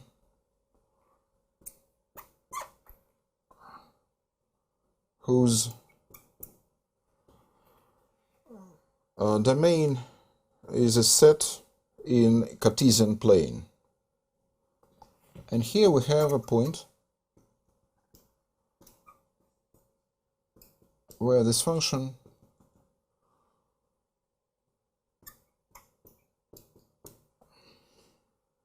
so that will be our domain U. First I decided to choose a rectangle, but I can replace this rectangle with any open set, whatever. Suppose x star, which is a point,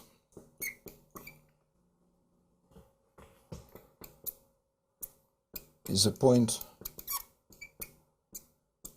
of local maximum, to make it concrete.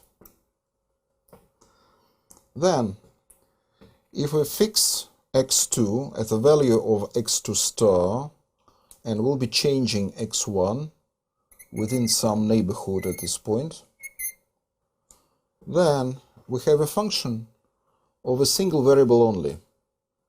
So this function is a function f of x1, x2 star is fixed.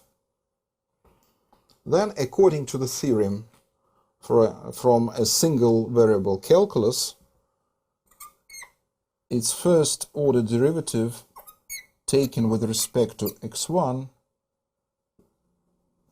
So this derivative should turn 0 at x1 star. And this is exactly a condition in the form of a partial derivative with respect to x1, which turns 0. The same true if we fix this time x1 value at x1 star, and we'll be changing x2 only. So that's a kind of a cross here. And the same true for derivative.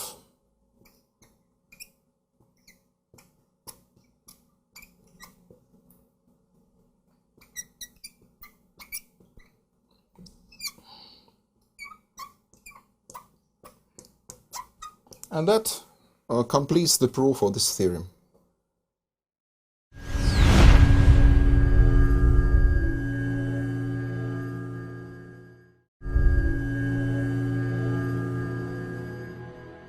Definition of a critical point of a function.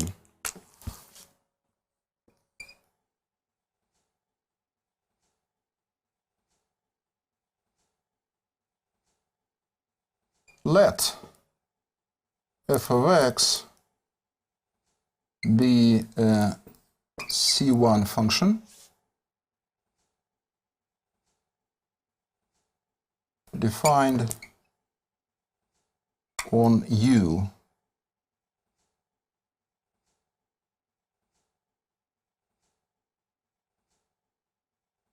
where U is an open set.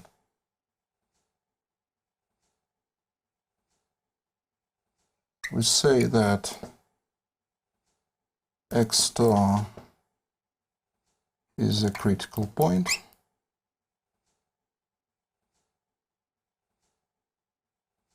of f if the gradient of f at x star is 0.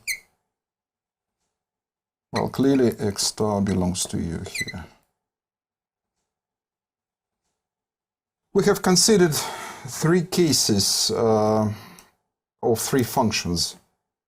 We dealt with z, the sum of the squares, z minus x squared minus y squared, and z x squared minus y squared. In all these cases, the origin is a critical point.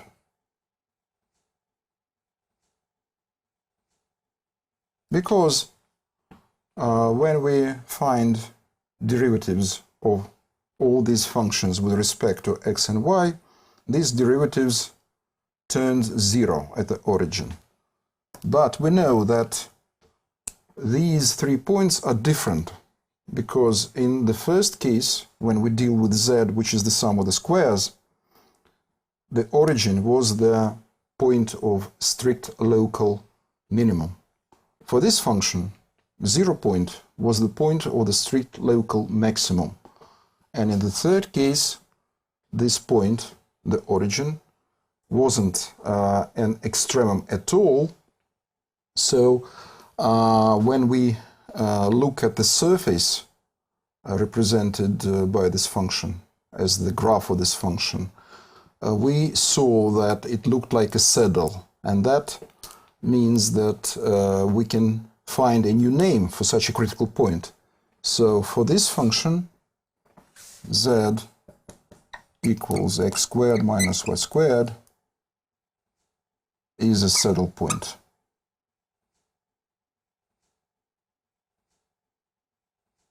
So we need to find the sufficient condition which will enable us to distinguish these critical points, to classify them.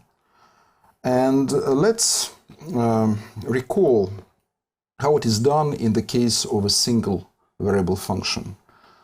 When we deal with a function of one variable only, our critical point x star belonging to some interval I is a function where the first derivative turns 0. And if we refer to the Taylor's expansion formula, let y star be the value of the function at x star.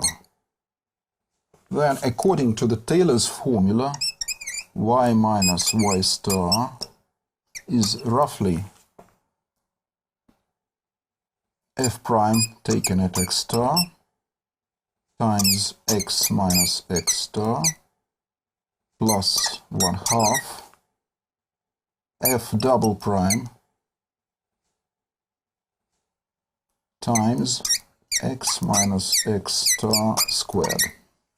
Or we can write this as the first differential of the function taken at x star plus 1/2 second differential of the function taken also at x star. But since x star is the critical point, this first differential turns 0, so the classification of the critical point depends on the sign of the second order differential. And the same true for many variable case.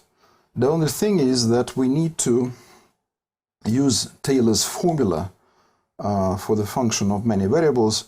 Well, we'll be considering only functions of 2 variables, so we need to use Taylor's expansion formula, and we need to introduce second order differential of such a function. But let me remind you first about the total differential. So given a function z, which is a function of x and y, we call total differential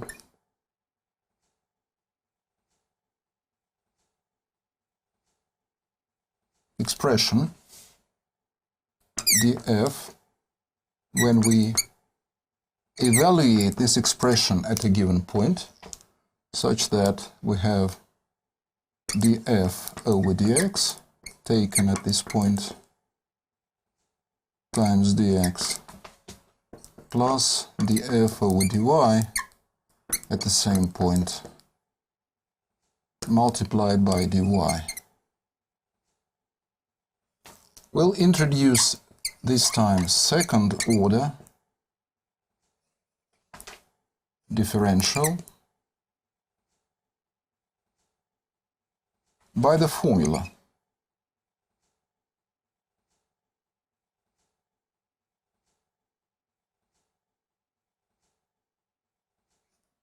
It is also calculated at x star, y star, and this is a combination of second order derivatives taken at this point multiplied by the corresponding differentials of the independent variables. So we multiply by dx squared, brackets are not used here, plus we continue here, double mixed derivative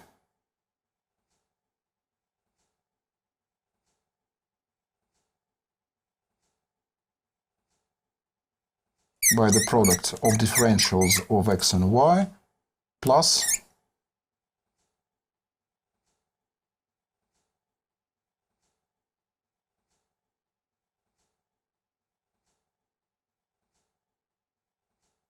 here we refer to the Young's theorem, which makes two mixed derivatives equal each other under condition we here suppose, of course, otherwise we won't be able to find these derivatives, that f of xy is twice continuously differentiable.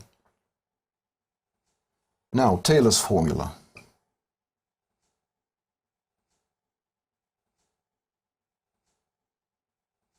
Looks very similar for the previous formula written in a single variable case. So if z star is f x star y star, then the difference z minus z star roughly equals the f taken at x star y star plus 1/2 second order differential of this function, also taken at this point. Now, given a critical point, x star y star, we know that the differential equals 0 because both first order derivatives turn 0. So this is 0. Now the difference between the value of the function z taken in the neighborhood of the point x star y star and the value of the function itself at this point entirely depends on the sign of the second order differential. If you look at the formula which represents a second order differential, you can tell that this is a quadratic form because these are numbers in what variables? Dx, dy. And quite soon we'll be refreshing some facts from the theory of the quadratic forms. But at the moment, let me consider a problem from economics. So let's suppose we have a function, a production function. We dealt with it earlier. So this is a cubic root of the product of the factors of production. And let's state a profit maximization problem for a perfectly competitive firm, which is a price taker, when the profit should be maximized, and we write it in the form of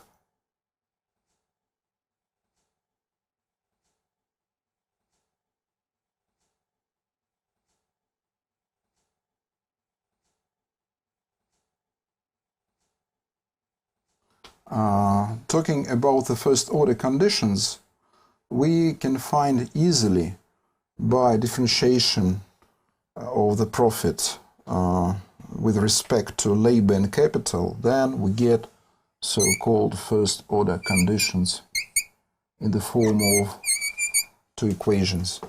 So here we have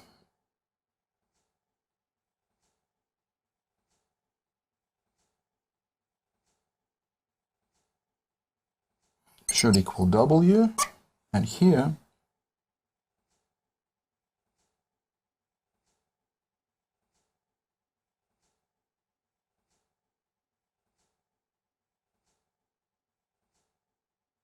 by solving this system we can find the optimal values of labor and capital, and the question is whether we are sure that this critical point is really a point of maximum of pi. But then we'll have to check a sufficiency condition.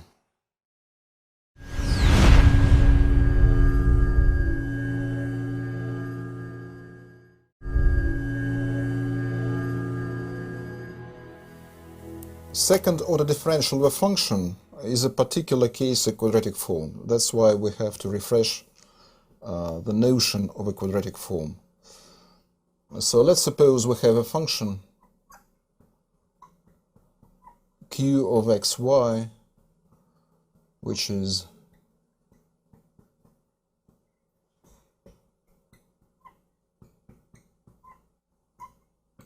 where a, b, c are real numbers.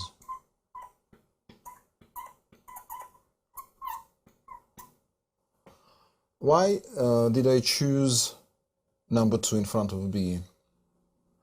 The thing is that for any quadratic form, we can find a matrix which is, well, in our case, this is a form of 2 variables only, so this matrix will be a square matrix 2 by 2, whose entries are such that by using matrix multiplication, the function can be rewritten again in the form of, let us take the row whose entries are x and y, multiply by q and multiply by vector column xy. So if you perform this matrix multiplication, choosing q as told, then you go back to the definition of q of xy quadratic form. And it doesn't depend on the number of the variables. So having a quadratic form as a function of n variables, and this is the definition, coefficients aij, and this is a double sum ranging from 1 to n, and here we have xi, xj. So these numbers are entries of a matrix. So this matrix Q is a symmetric matrix. So Q equals Q transpose. And it looks like that.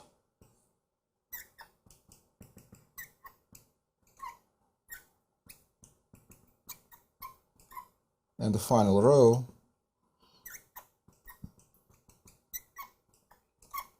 so here aij equals aji. Now let's suppose we are interested in a sign definiteness of such a matrix Q. A quadratic form Q, which depends on n variables, is considered positive definite. I can write simply x, where x is a vector, if this function takes positive values for all x other than 0. So then Q of x is positive definite.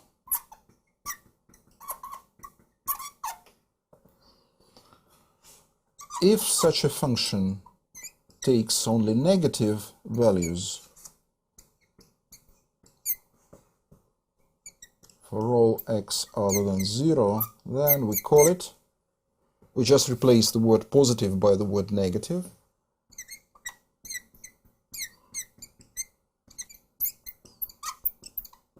Is negative definite.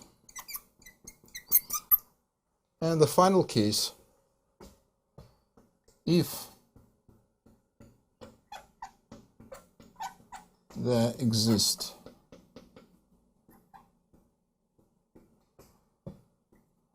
x1, x2,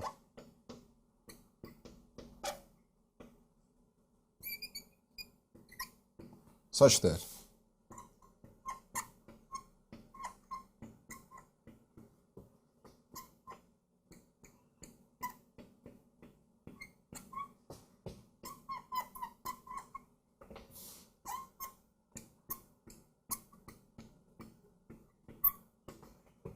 that's the name for this quadratic form is indefinite. Is indefinite. For example, remember we considered the function x squared plus y squared. This is a quadratic form of two variables. Well, since it takes only positive values for x, y other than 0, it is positive definite.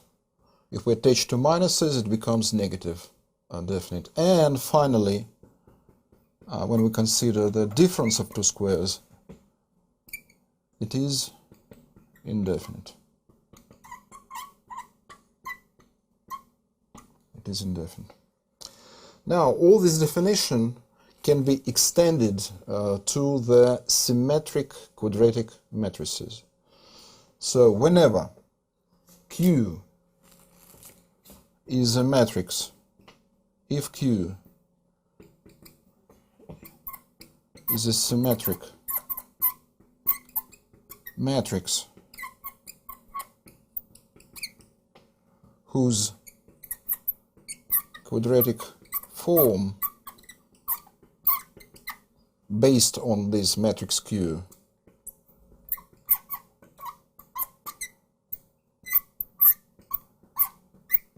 is positive definite,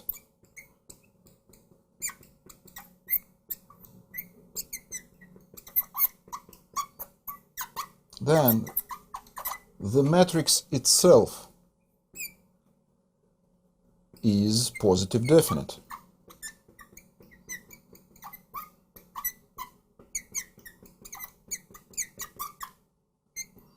The same true for other definitions.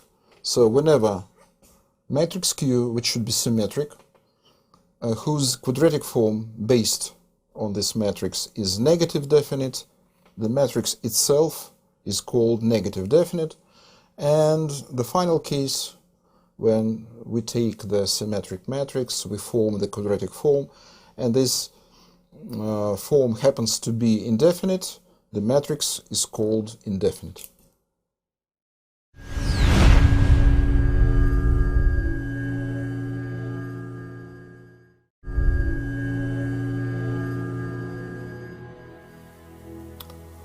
An efficient tool to find whether a given symmetric matrix belongs to one of these three types is so-called Sylvester's criterion.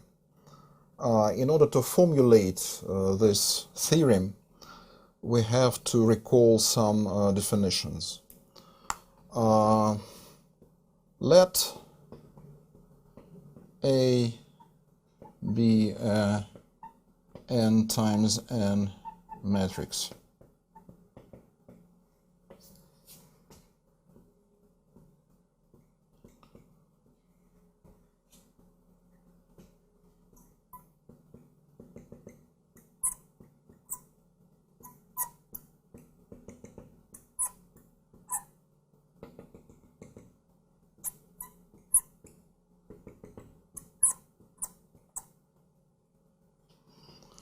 We'll call a leading principal minor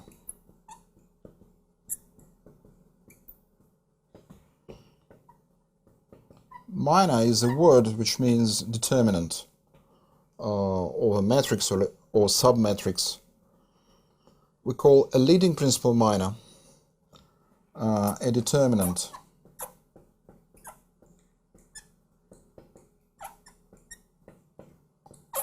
of a submatrix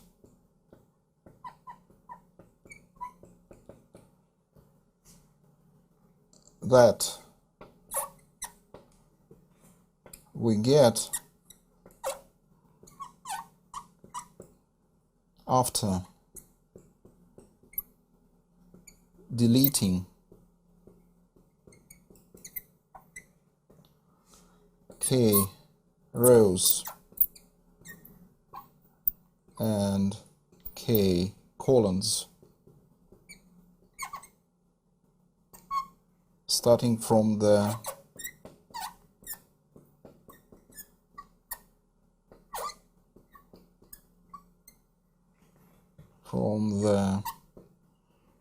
bottom rows and rightmost columns.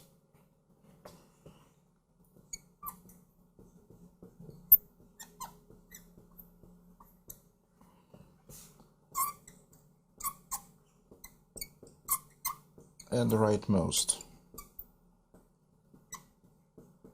columns. Okay, well, it needs some explanation.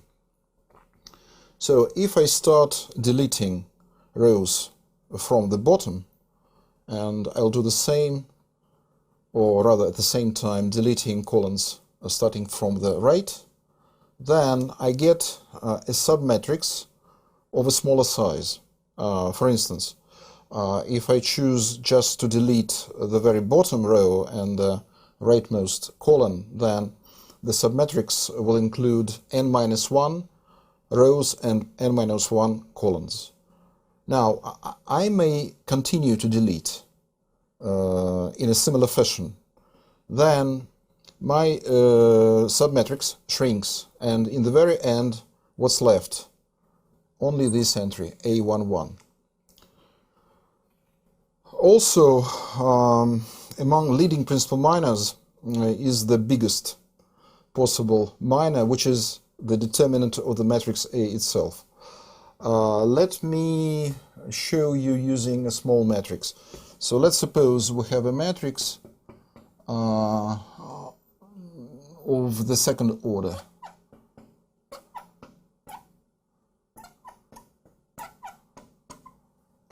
Its determinant,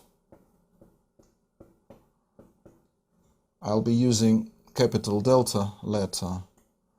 This is the leading principal minor or the second order. That's the biggest order we can find here for this matrix. Now, if we delete the bottom row and the right column, we get delta 1. So delta 1 is simply A11. So for a square matrix of such a size, we get exactly n leading principal minors.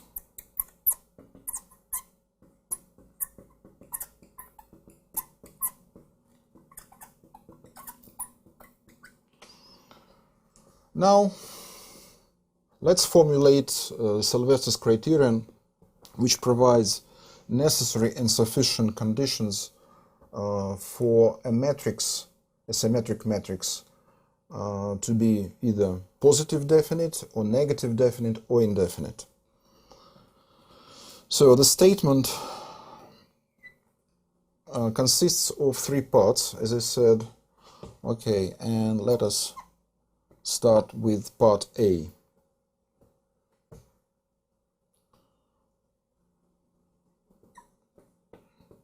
Let A be a symmetric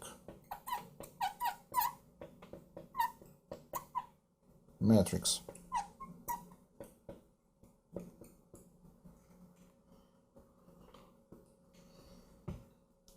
A is positive definite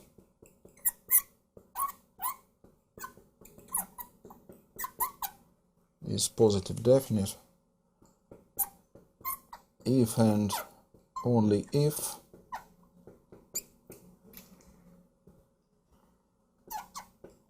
all its leading principal minors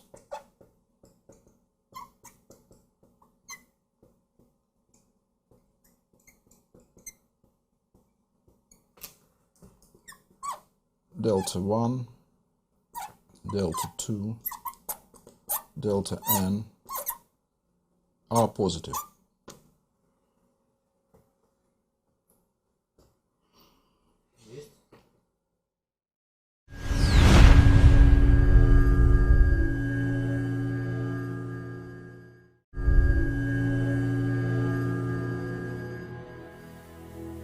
Let me repeat. So in part A of the theorem, which is called Sylvester's criterion, we have found the necessary and sufficient condition for a matrix to be positive definite in terms of the positivity of all leading principal minors.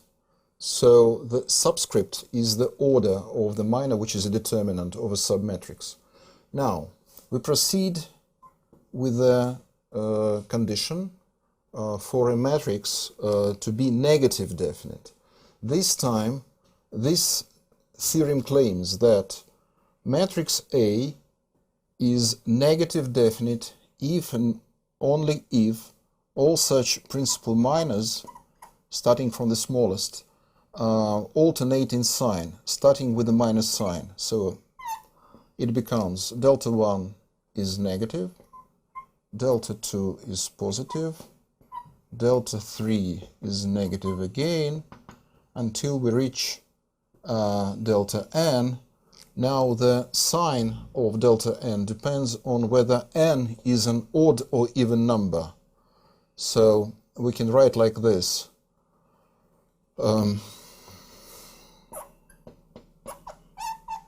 Sign delta n should be the same as a sign of minus n to the nth power. Then A is negative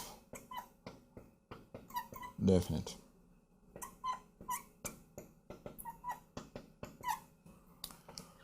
Now the final case C. What can we say in terms of leading principal minors for a matrix A to be indefinite? We can summarize this statement as follows. A is indefinite if and only if its non-zero leading principal minors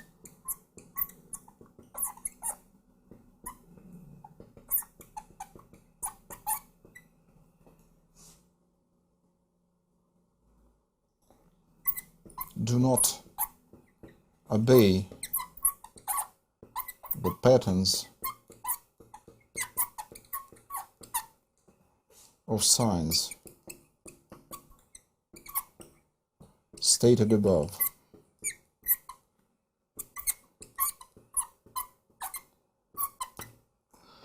What it means?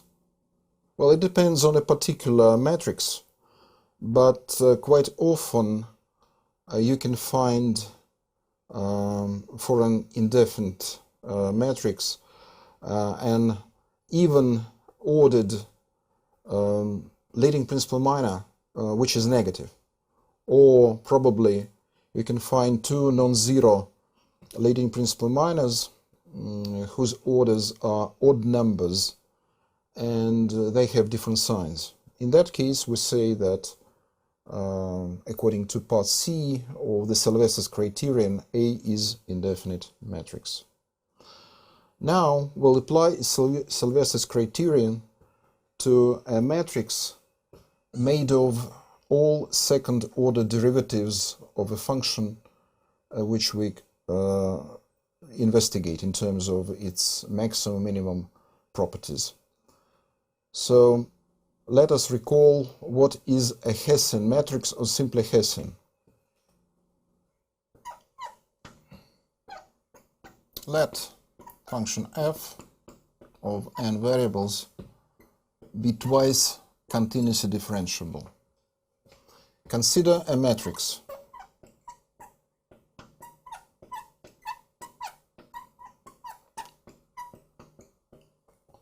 That's the notation for this matrix. It includes all second-order derivatives of the function f.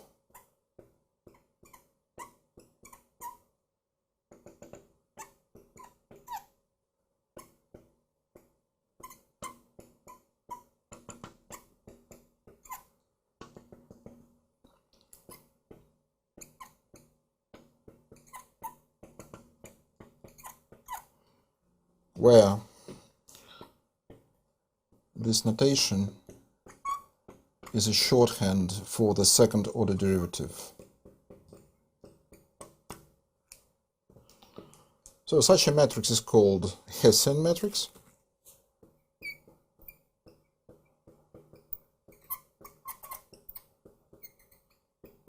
Or simply Hessian, for short.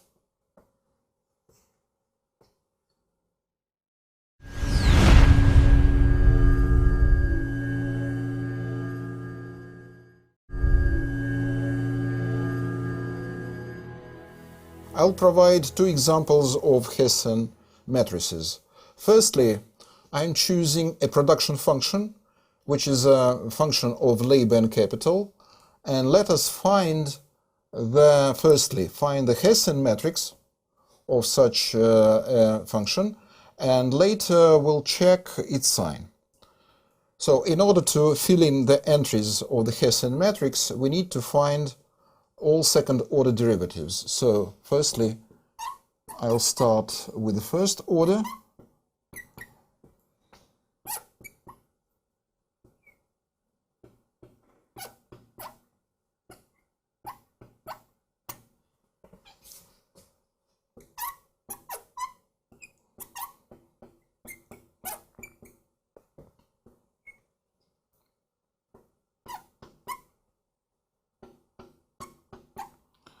Now I'll continue differentiation. In order to find second-order derivative with respect to L, I'm differentiating, and I get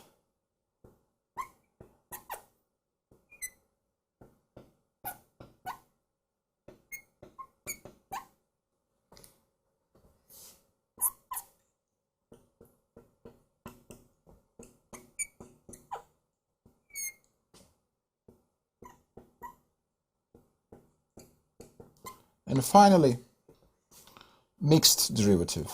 According to Young's theorem, the order of differentiation doesn't matter. And we get, if I choose this derivative to be differentiated with respect to k, then I have 1/9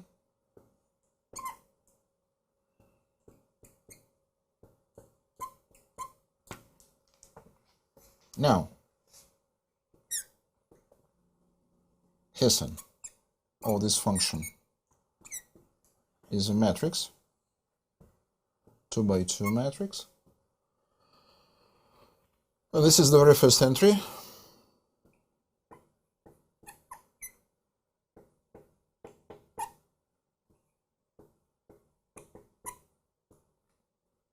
Here I put a mixed derivative.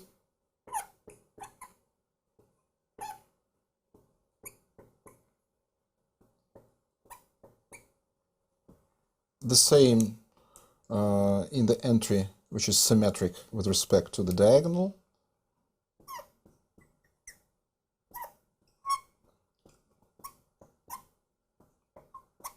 And finally,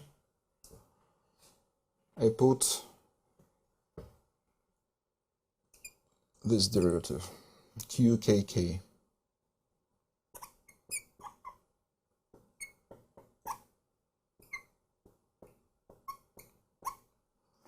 Now, according to the Sylvester's criterion, we check the signs of two leading principal minors. The first being just the entry, which is QLL derivative. So QLL derivative, we can tell it's negative. Now, The second order leading principal minor is the determinant of the Hessian itself.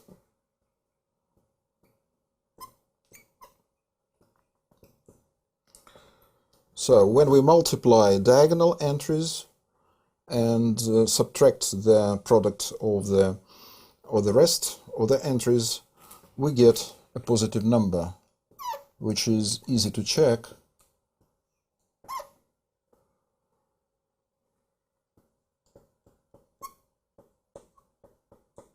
Which is positive. So, according to Sylvester's criterion, Hessian is negative definite.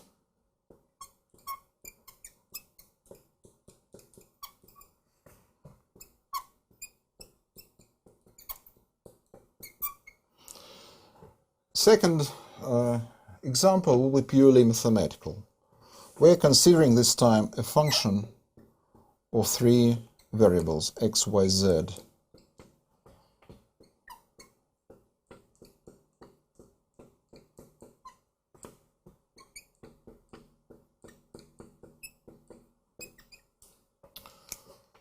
The task is as follows. Evaluate its Hessian,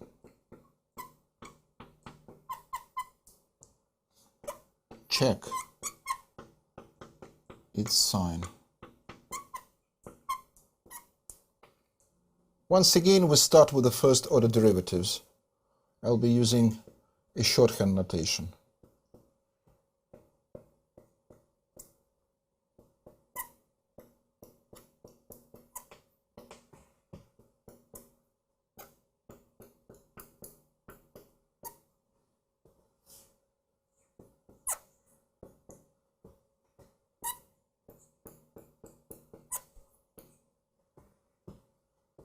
And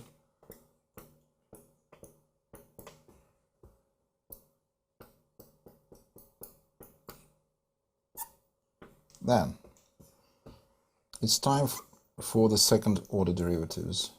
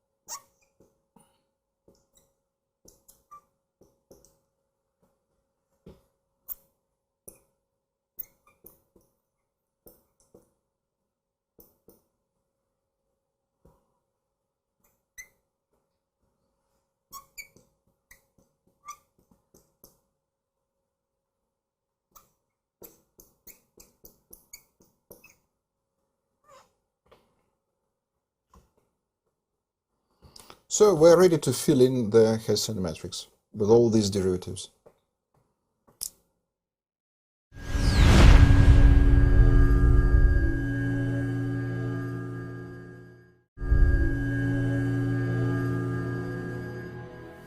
So this is this Hessian matrix where I have filled in the entries with the second order derivatives.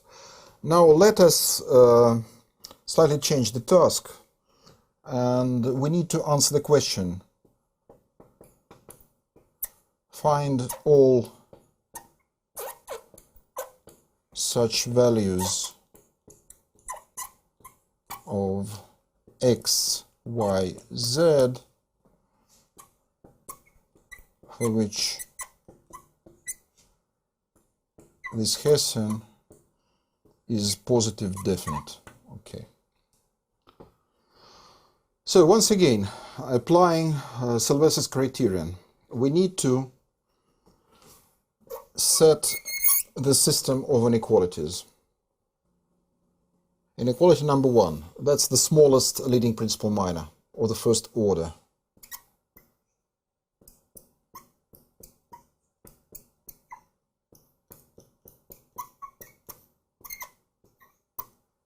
Secondly, we need to calculate the determinant of this submatrix, which we get after deleting the bottom row and the rightmost column.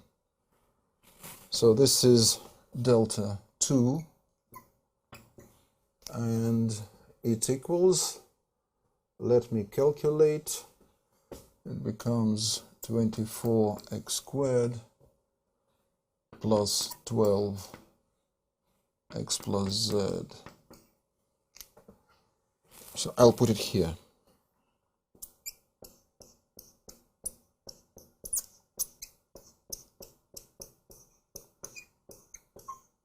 And finally, delta 3, which is the determinant of the matrix itself. In order to calculate it, I'll use one of the properties of the determinants. So if I take the third row and subtract it from the first row, then this term will disappear, and the same true for that. After that, I can extend the determinant with respect to the third column, and it becomes 6. That's the entry.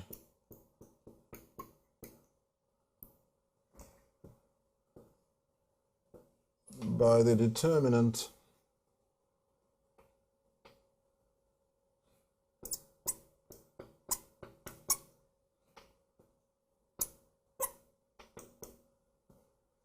which is 24x squared times 6 times x plus z. And that becomes, and that's the product of two numbers,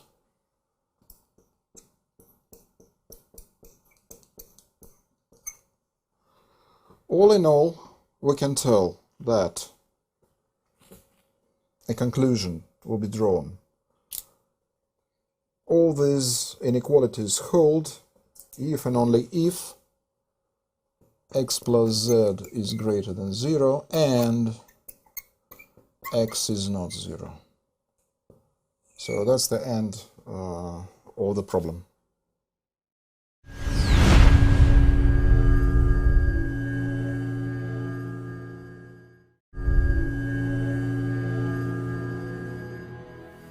Now we're ready to formulate a theorem which provides a sufficient condition for a critical point to be either a maximum point of a function or a minimum point, or neither.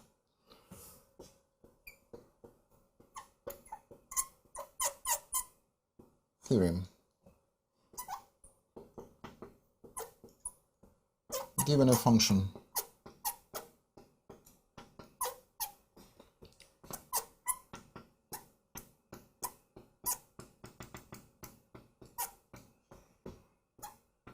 which is twice continuously differentiable on U, where U is an open set in Rn,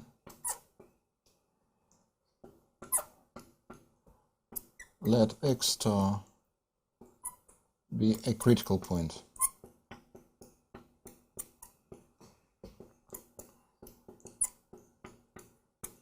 Of F.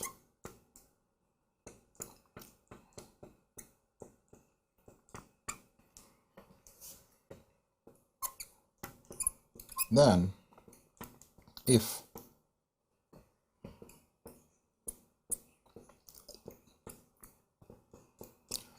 Hessian is negative definite,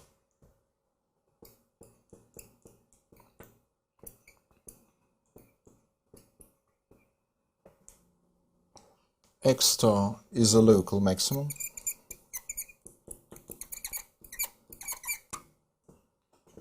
if this Hessian is positive definite,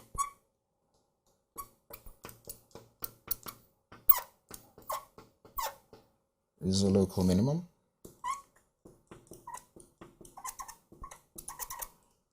And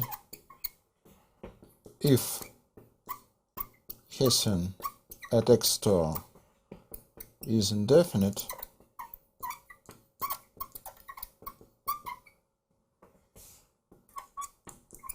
then x star is neither maximum nor minimum.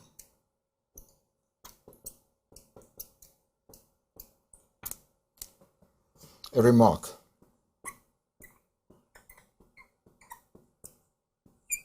In the third case, when x star then d squared f at x star is indefinite, we'll call x star a saddle point.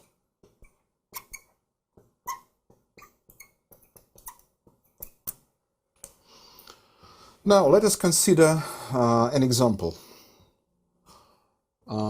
Given a function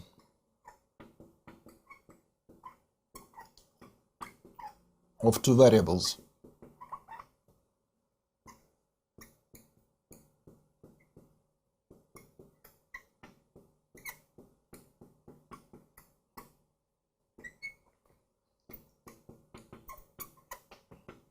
find its extrema. This is twice continuous differential function simply because it's a polynomial, and we start with the necessary condition. So firstly we need to find both partial derivatives,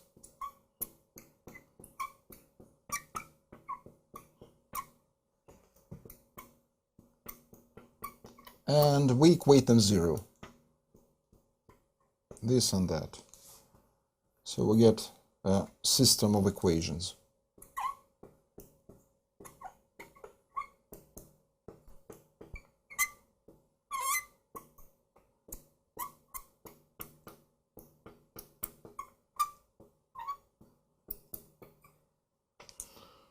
This system should be solved.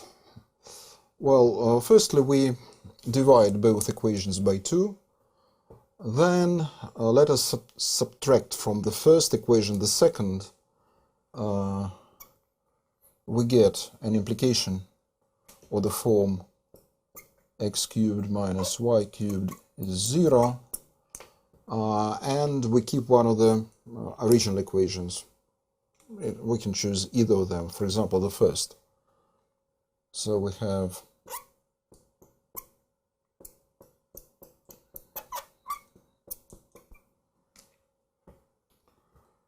this equation in terms of xy can be factored using a well-known formula, the difference of the cubes.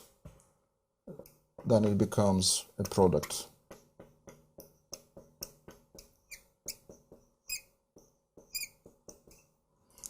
So either x equals y or the second factor turns 0. But the second factor can turn 0 only if both x and y are zeros. So then we get immediately one of the solutions, which is 0, 0.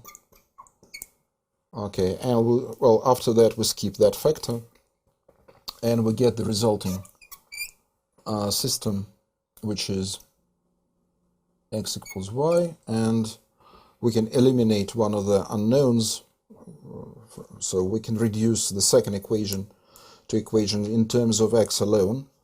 So then we have x cubed equals x. All in all, we get 3 critical points.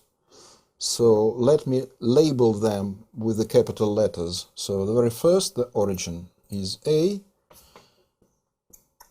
Another point will be 1, 1. And another point, the final, the third point, will be negative 1, negative 1. Now we start calculating the Hessian matrix of this function. It will be evaluated in each of these 3 points, and we'll draw a conclusion.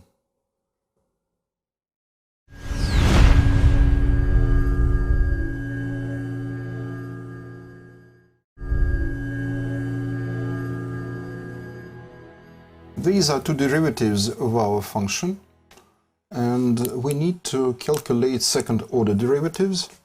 Then fxx will be 12x squared minus 2. Fxy will be minus 2. And this is the same as fyx, of course. And fyy is 12 y squared minus 2. We have found three critical points of this function. So we have a, that's the origin, we have b, and we have c. All we need to do, we need to calculate the Hessian matrix for all these 3 points, and we'll start with b. So that will be h at b. When we substitute 1, 1, we get 10, negative 2, negative 2, 10. And the same true for c, by the way. The same Hessian matrix.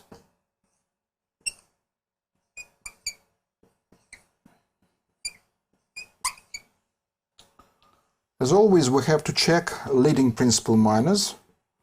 The smallest minor is number 10, or the first order minor.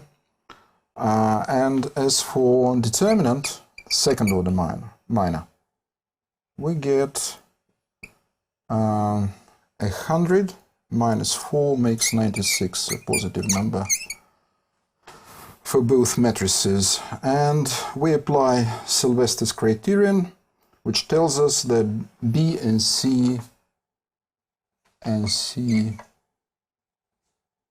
are local minima. To be precise, strict local minima. Now, what's left? Point A. At A, the matrix becomes negative 2, negative 2, negative, negative 2. So this is a negative number, but determinant of h of A is 0. And we're unable to apply Sylvester's criterion. The thing is that this particular matrix belongs to a, let's say, missing type of matrix in our analysis, because we have skipped the classification of a matrix whenever at least one leading principal minor equals 0. And there is a further classification. So there are matrices which are positive semi-definite, negative semi-definite, but all these considerations are beyond the scope of our analysis. So since we're unable to apply classic Sylvester's criterion, which is referred to positive definite, negative definite, indefinite matrices, we would like to apply something else. And a very trivial analysis will help us to understand that the origin, point A, is the saddle point. How it's done. So the function f is a polynomial written here, and we can try in the neighborhood of the origin to consider how the function behaves if x equals y, then fxx equals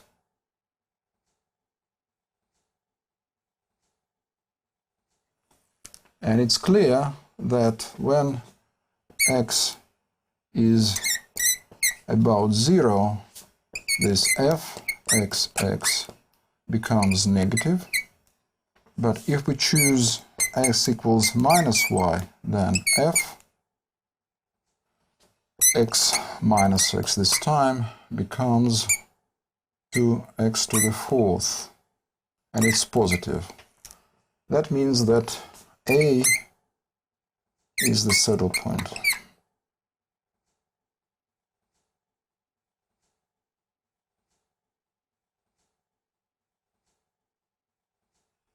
Now I would like to recall a problem on a profit maximization considered some time earlier, when the profit of a perfectly competitive firm based on the production function, which was a Cobb-Douglas function, is maximized with respect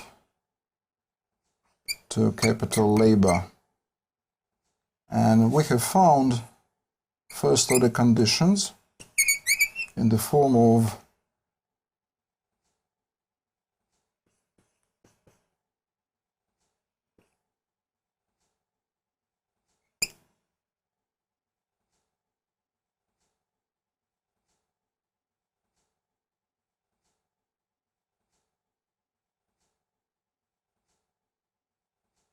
Now it's time to apply the second order conditions to find out whether the optimal bundle of factors satisfying the system is really a point of maximum for this company.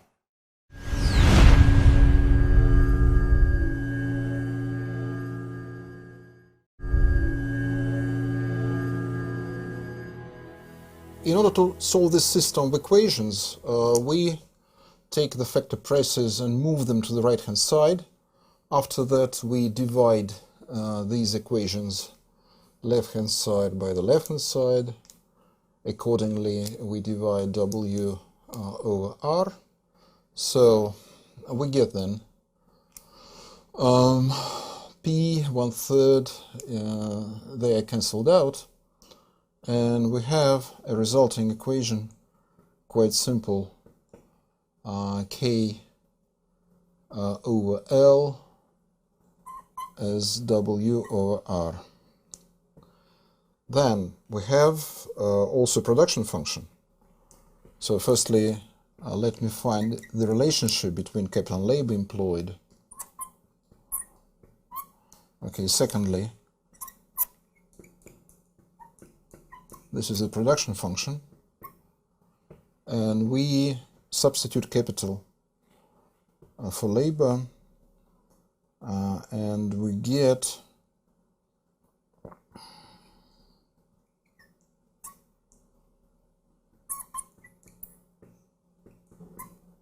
or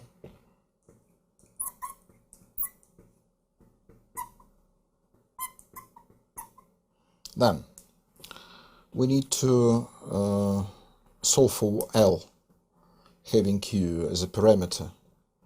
That's the output of this firm. Let us raise Q to the power of 3/2. Then we have,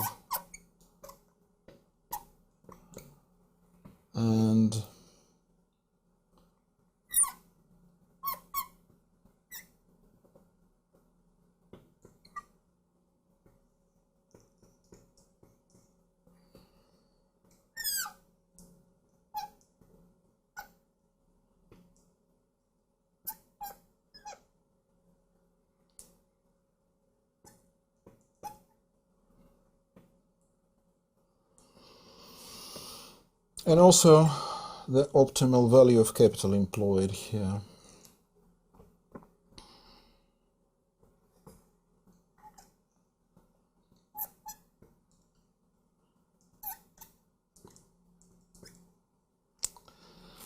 But the job hasn't done yet, because these are the coordinates of the critical point, as we understand.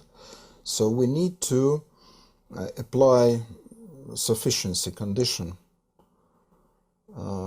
Then we have to evaluate the Hessian matrix of the profit. But when we evaluate all second-order derivatives of the pi function, we get the same derivatives, well, except for the factor p, which is price, or the output. So then we have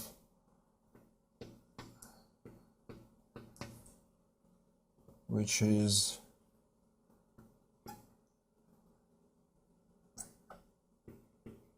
and also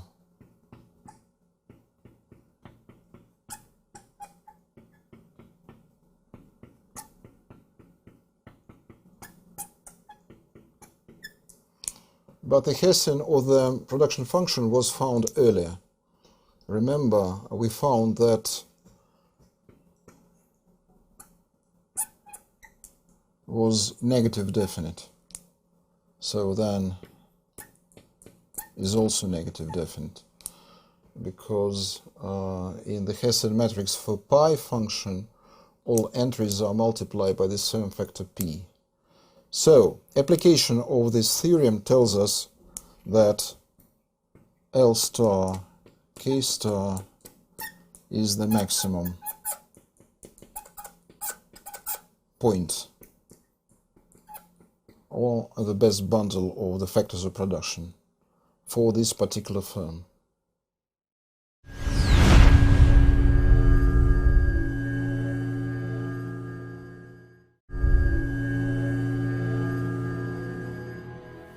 Now we consider a constrained optimization problems.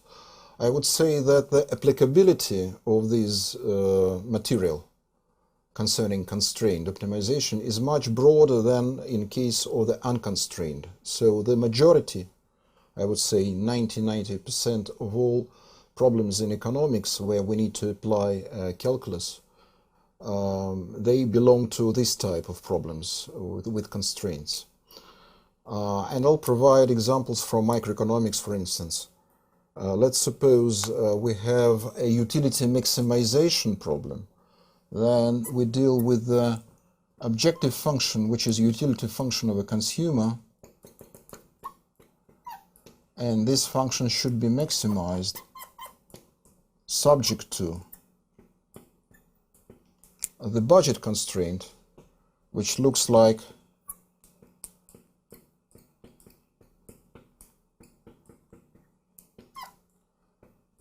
no greater than the income of the consumer. But also we include the non-negativity constraints for the variables in the form of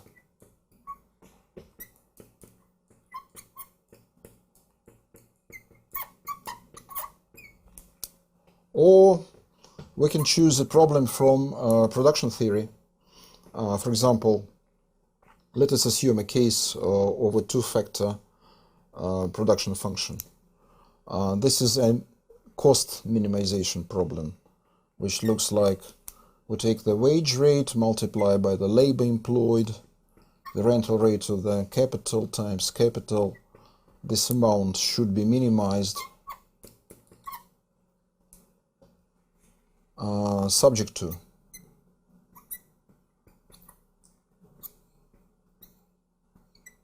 that's the production function. So the cost should be minimized, but the output should be equal to Q. And also non-negativity constraints for the factors. And these two examples show us that the constraints may differ. So the budget constraint here in utility maximization problem looks like an inequality. Non-negativity constraints, they're all inequalities. The same true for labor capital constraints, non-negativity constraints. But the production function which provides the output in the amount of Q is equality. So we start with the equality constraints, which are easier to consider. And let us consider the simplest, probably the simplest constrained optimization problem for a function of two variables with one constraint. We have two functions, function f and function g, which are continuously differentiable for all x and y values. And we're considering, let's choose the maximization case to be concrete. So let's consider the problem where we are looking for the maximum values of the function, which is subject to a constraint. And here we have b, which is b is a real number.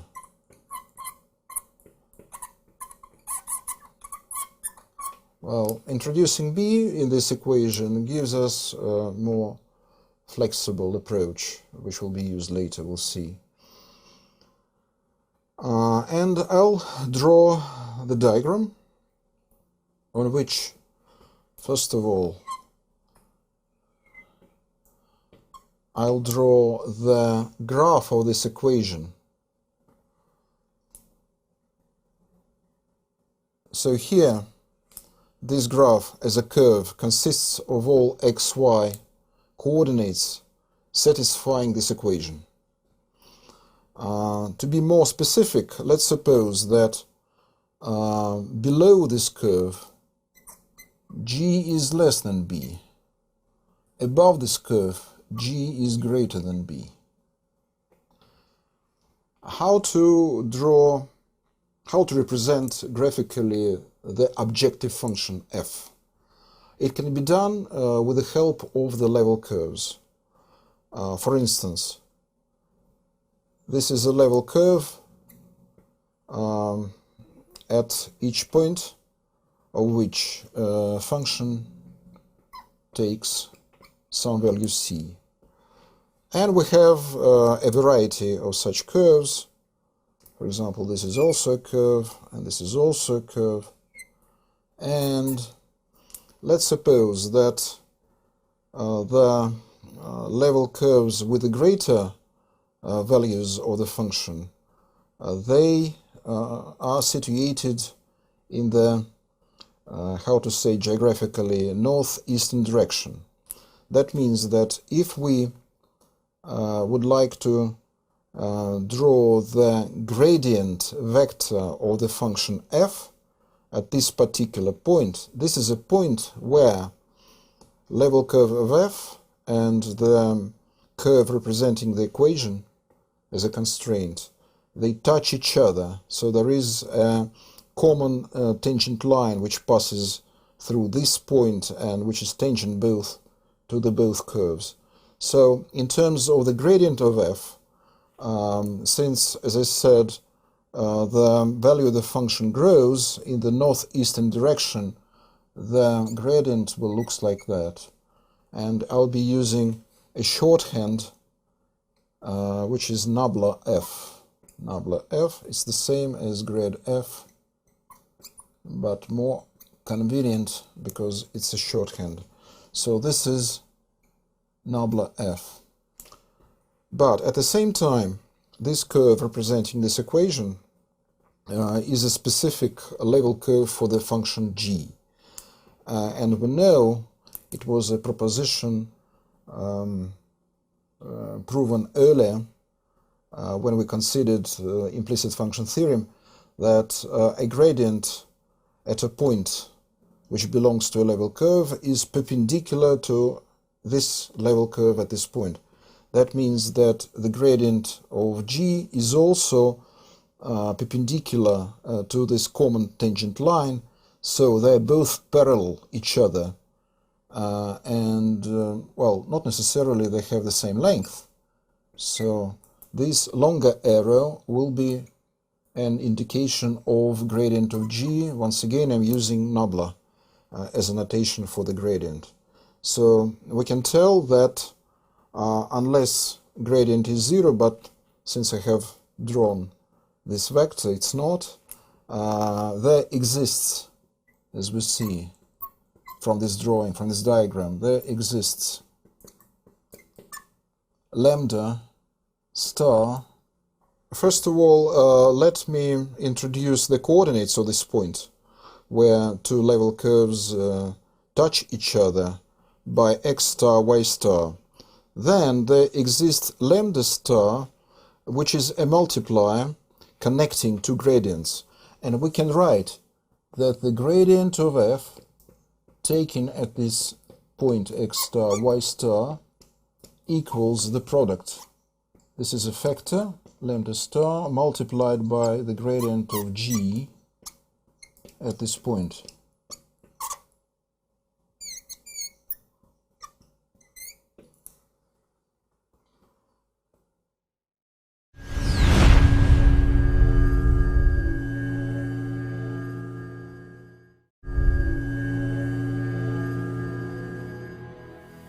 this is a concise equation in a vector form, and it includes two formulas actually. One is for derivatives with respect to x, another with derivatives with respect to y. So let us write them both. We have df over dx lambda star and df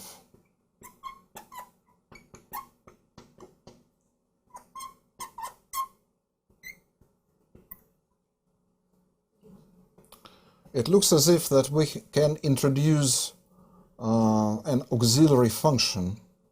I'll be using L letter, which depends on x, y, and lambda in the form of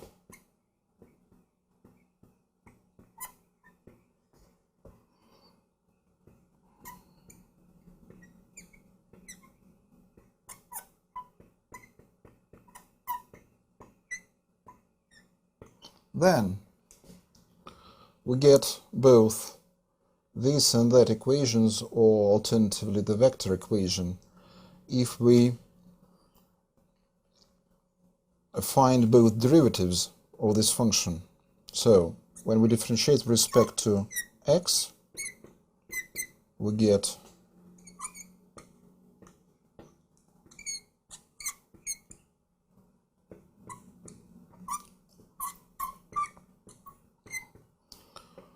and this equation tells us that if we choose, in case of lambda, lambda star, and both derivatives are evaluated at a point x star, y star, then we get 0.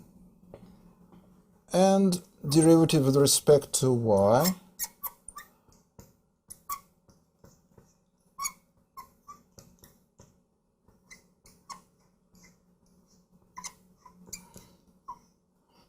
this function, which was introduced by the famous French mathematician Lagrange, is called Lagrangian function, or simply Lagrangian.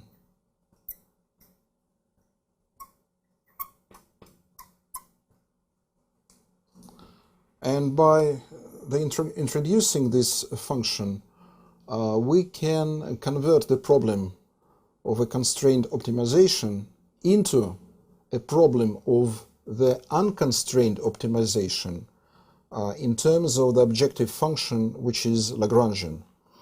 And that's how we can get quite easily a theorem which provides the necessary condition for the solution of this maximization problem. And for minimization problems, we can also use Lagrangian, and it will be done later. So let us formulate a theorem.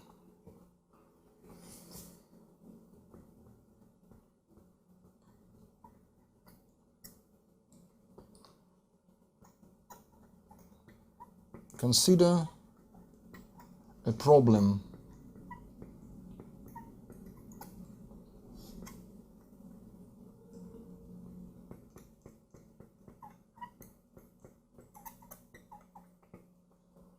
subject to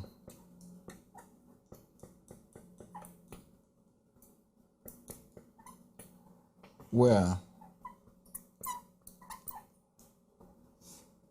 f and g are continuously differentiable, b is a real number. Suppose x star, y star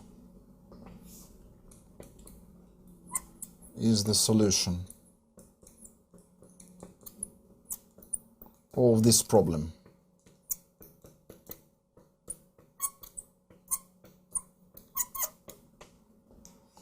Form Lagrangian.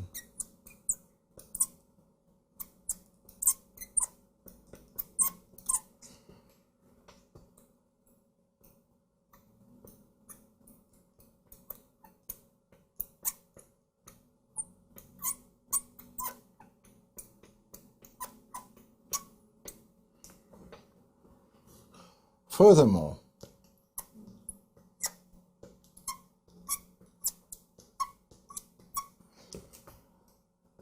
gradient of G evaluated at xy, x star, y star is not 0.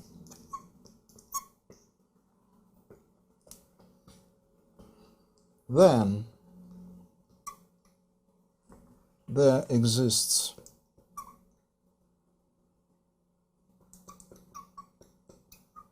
lambda star such that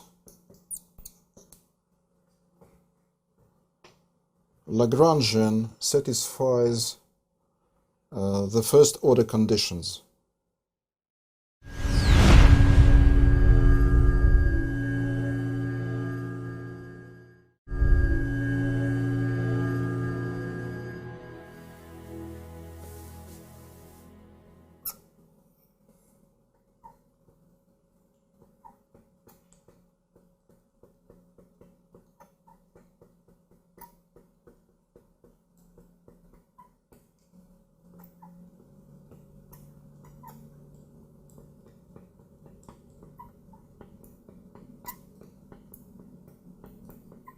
And the final equation we get by differentiation with respect to lambda.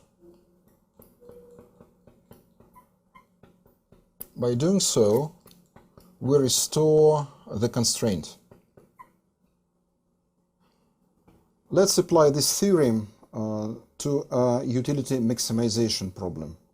So we're considering a problem where utility function is maximized in the economy of two goods, subject to the budget constraint written as an equation. So there is a price of x, px, price of y, py. The expenses should equal the income of the consumer, and we consider xy being non-negative numbers. Once again, we're assuming that the optimal bundle of a consumer includes both xy in positive quantities, both goods. Then we need to check firstly that the gradient or the constraint doesn't turn 0. But that's a very easy exercise for proving that.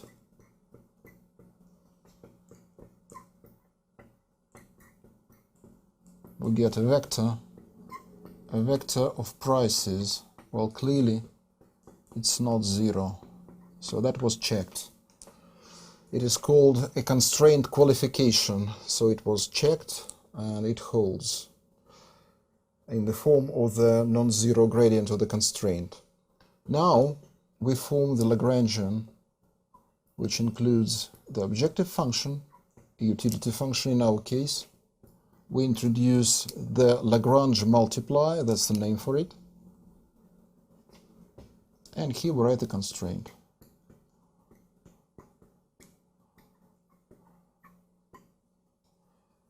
Then this system becomes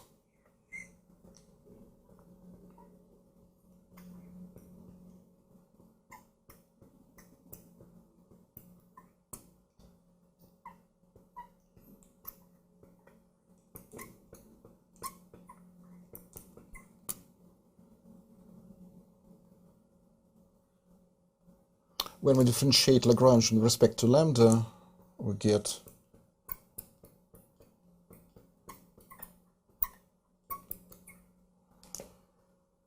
if we move these terms, this and that, to the right-hand side and divide left-hand sides and right-hand sides separately, we get a well-known formula from the microeconomic theory. We get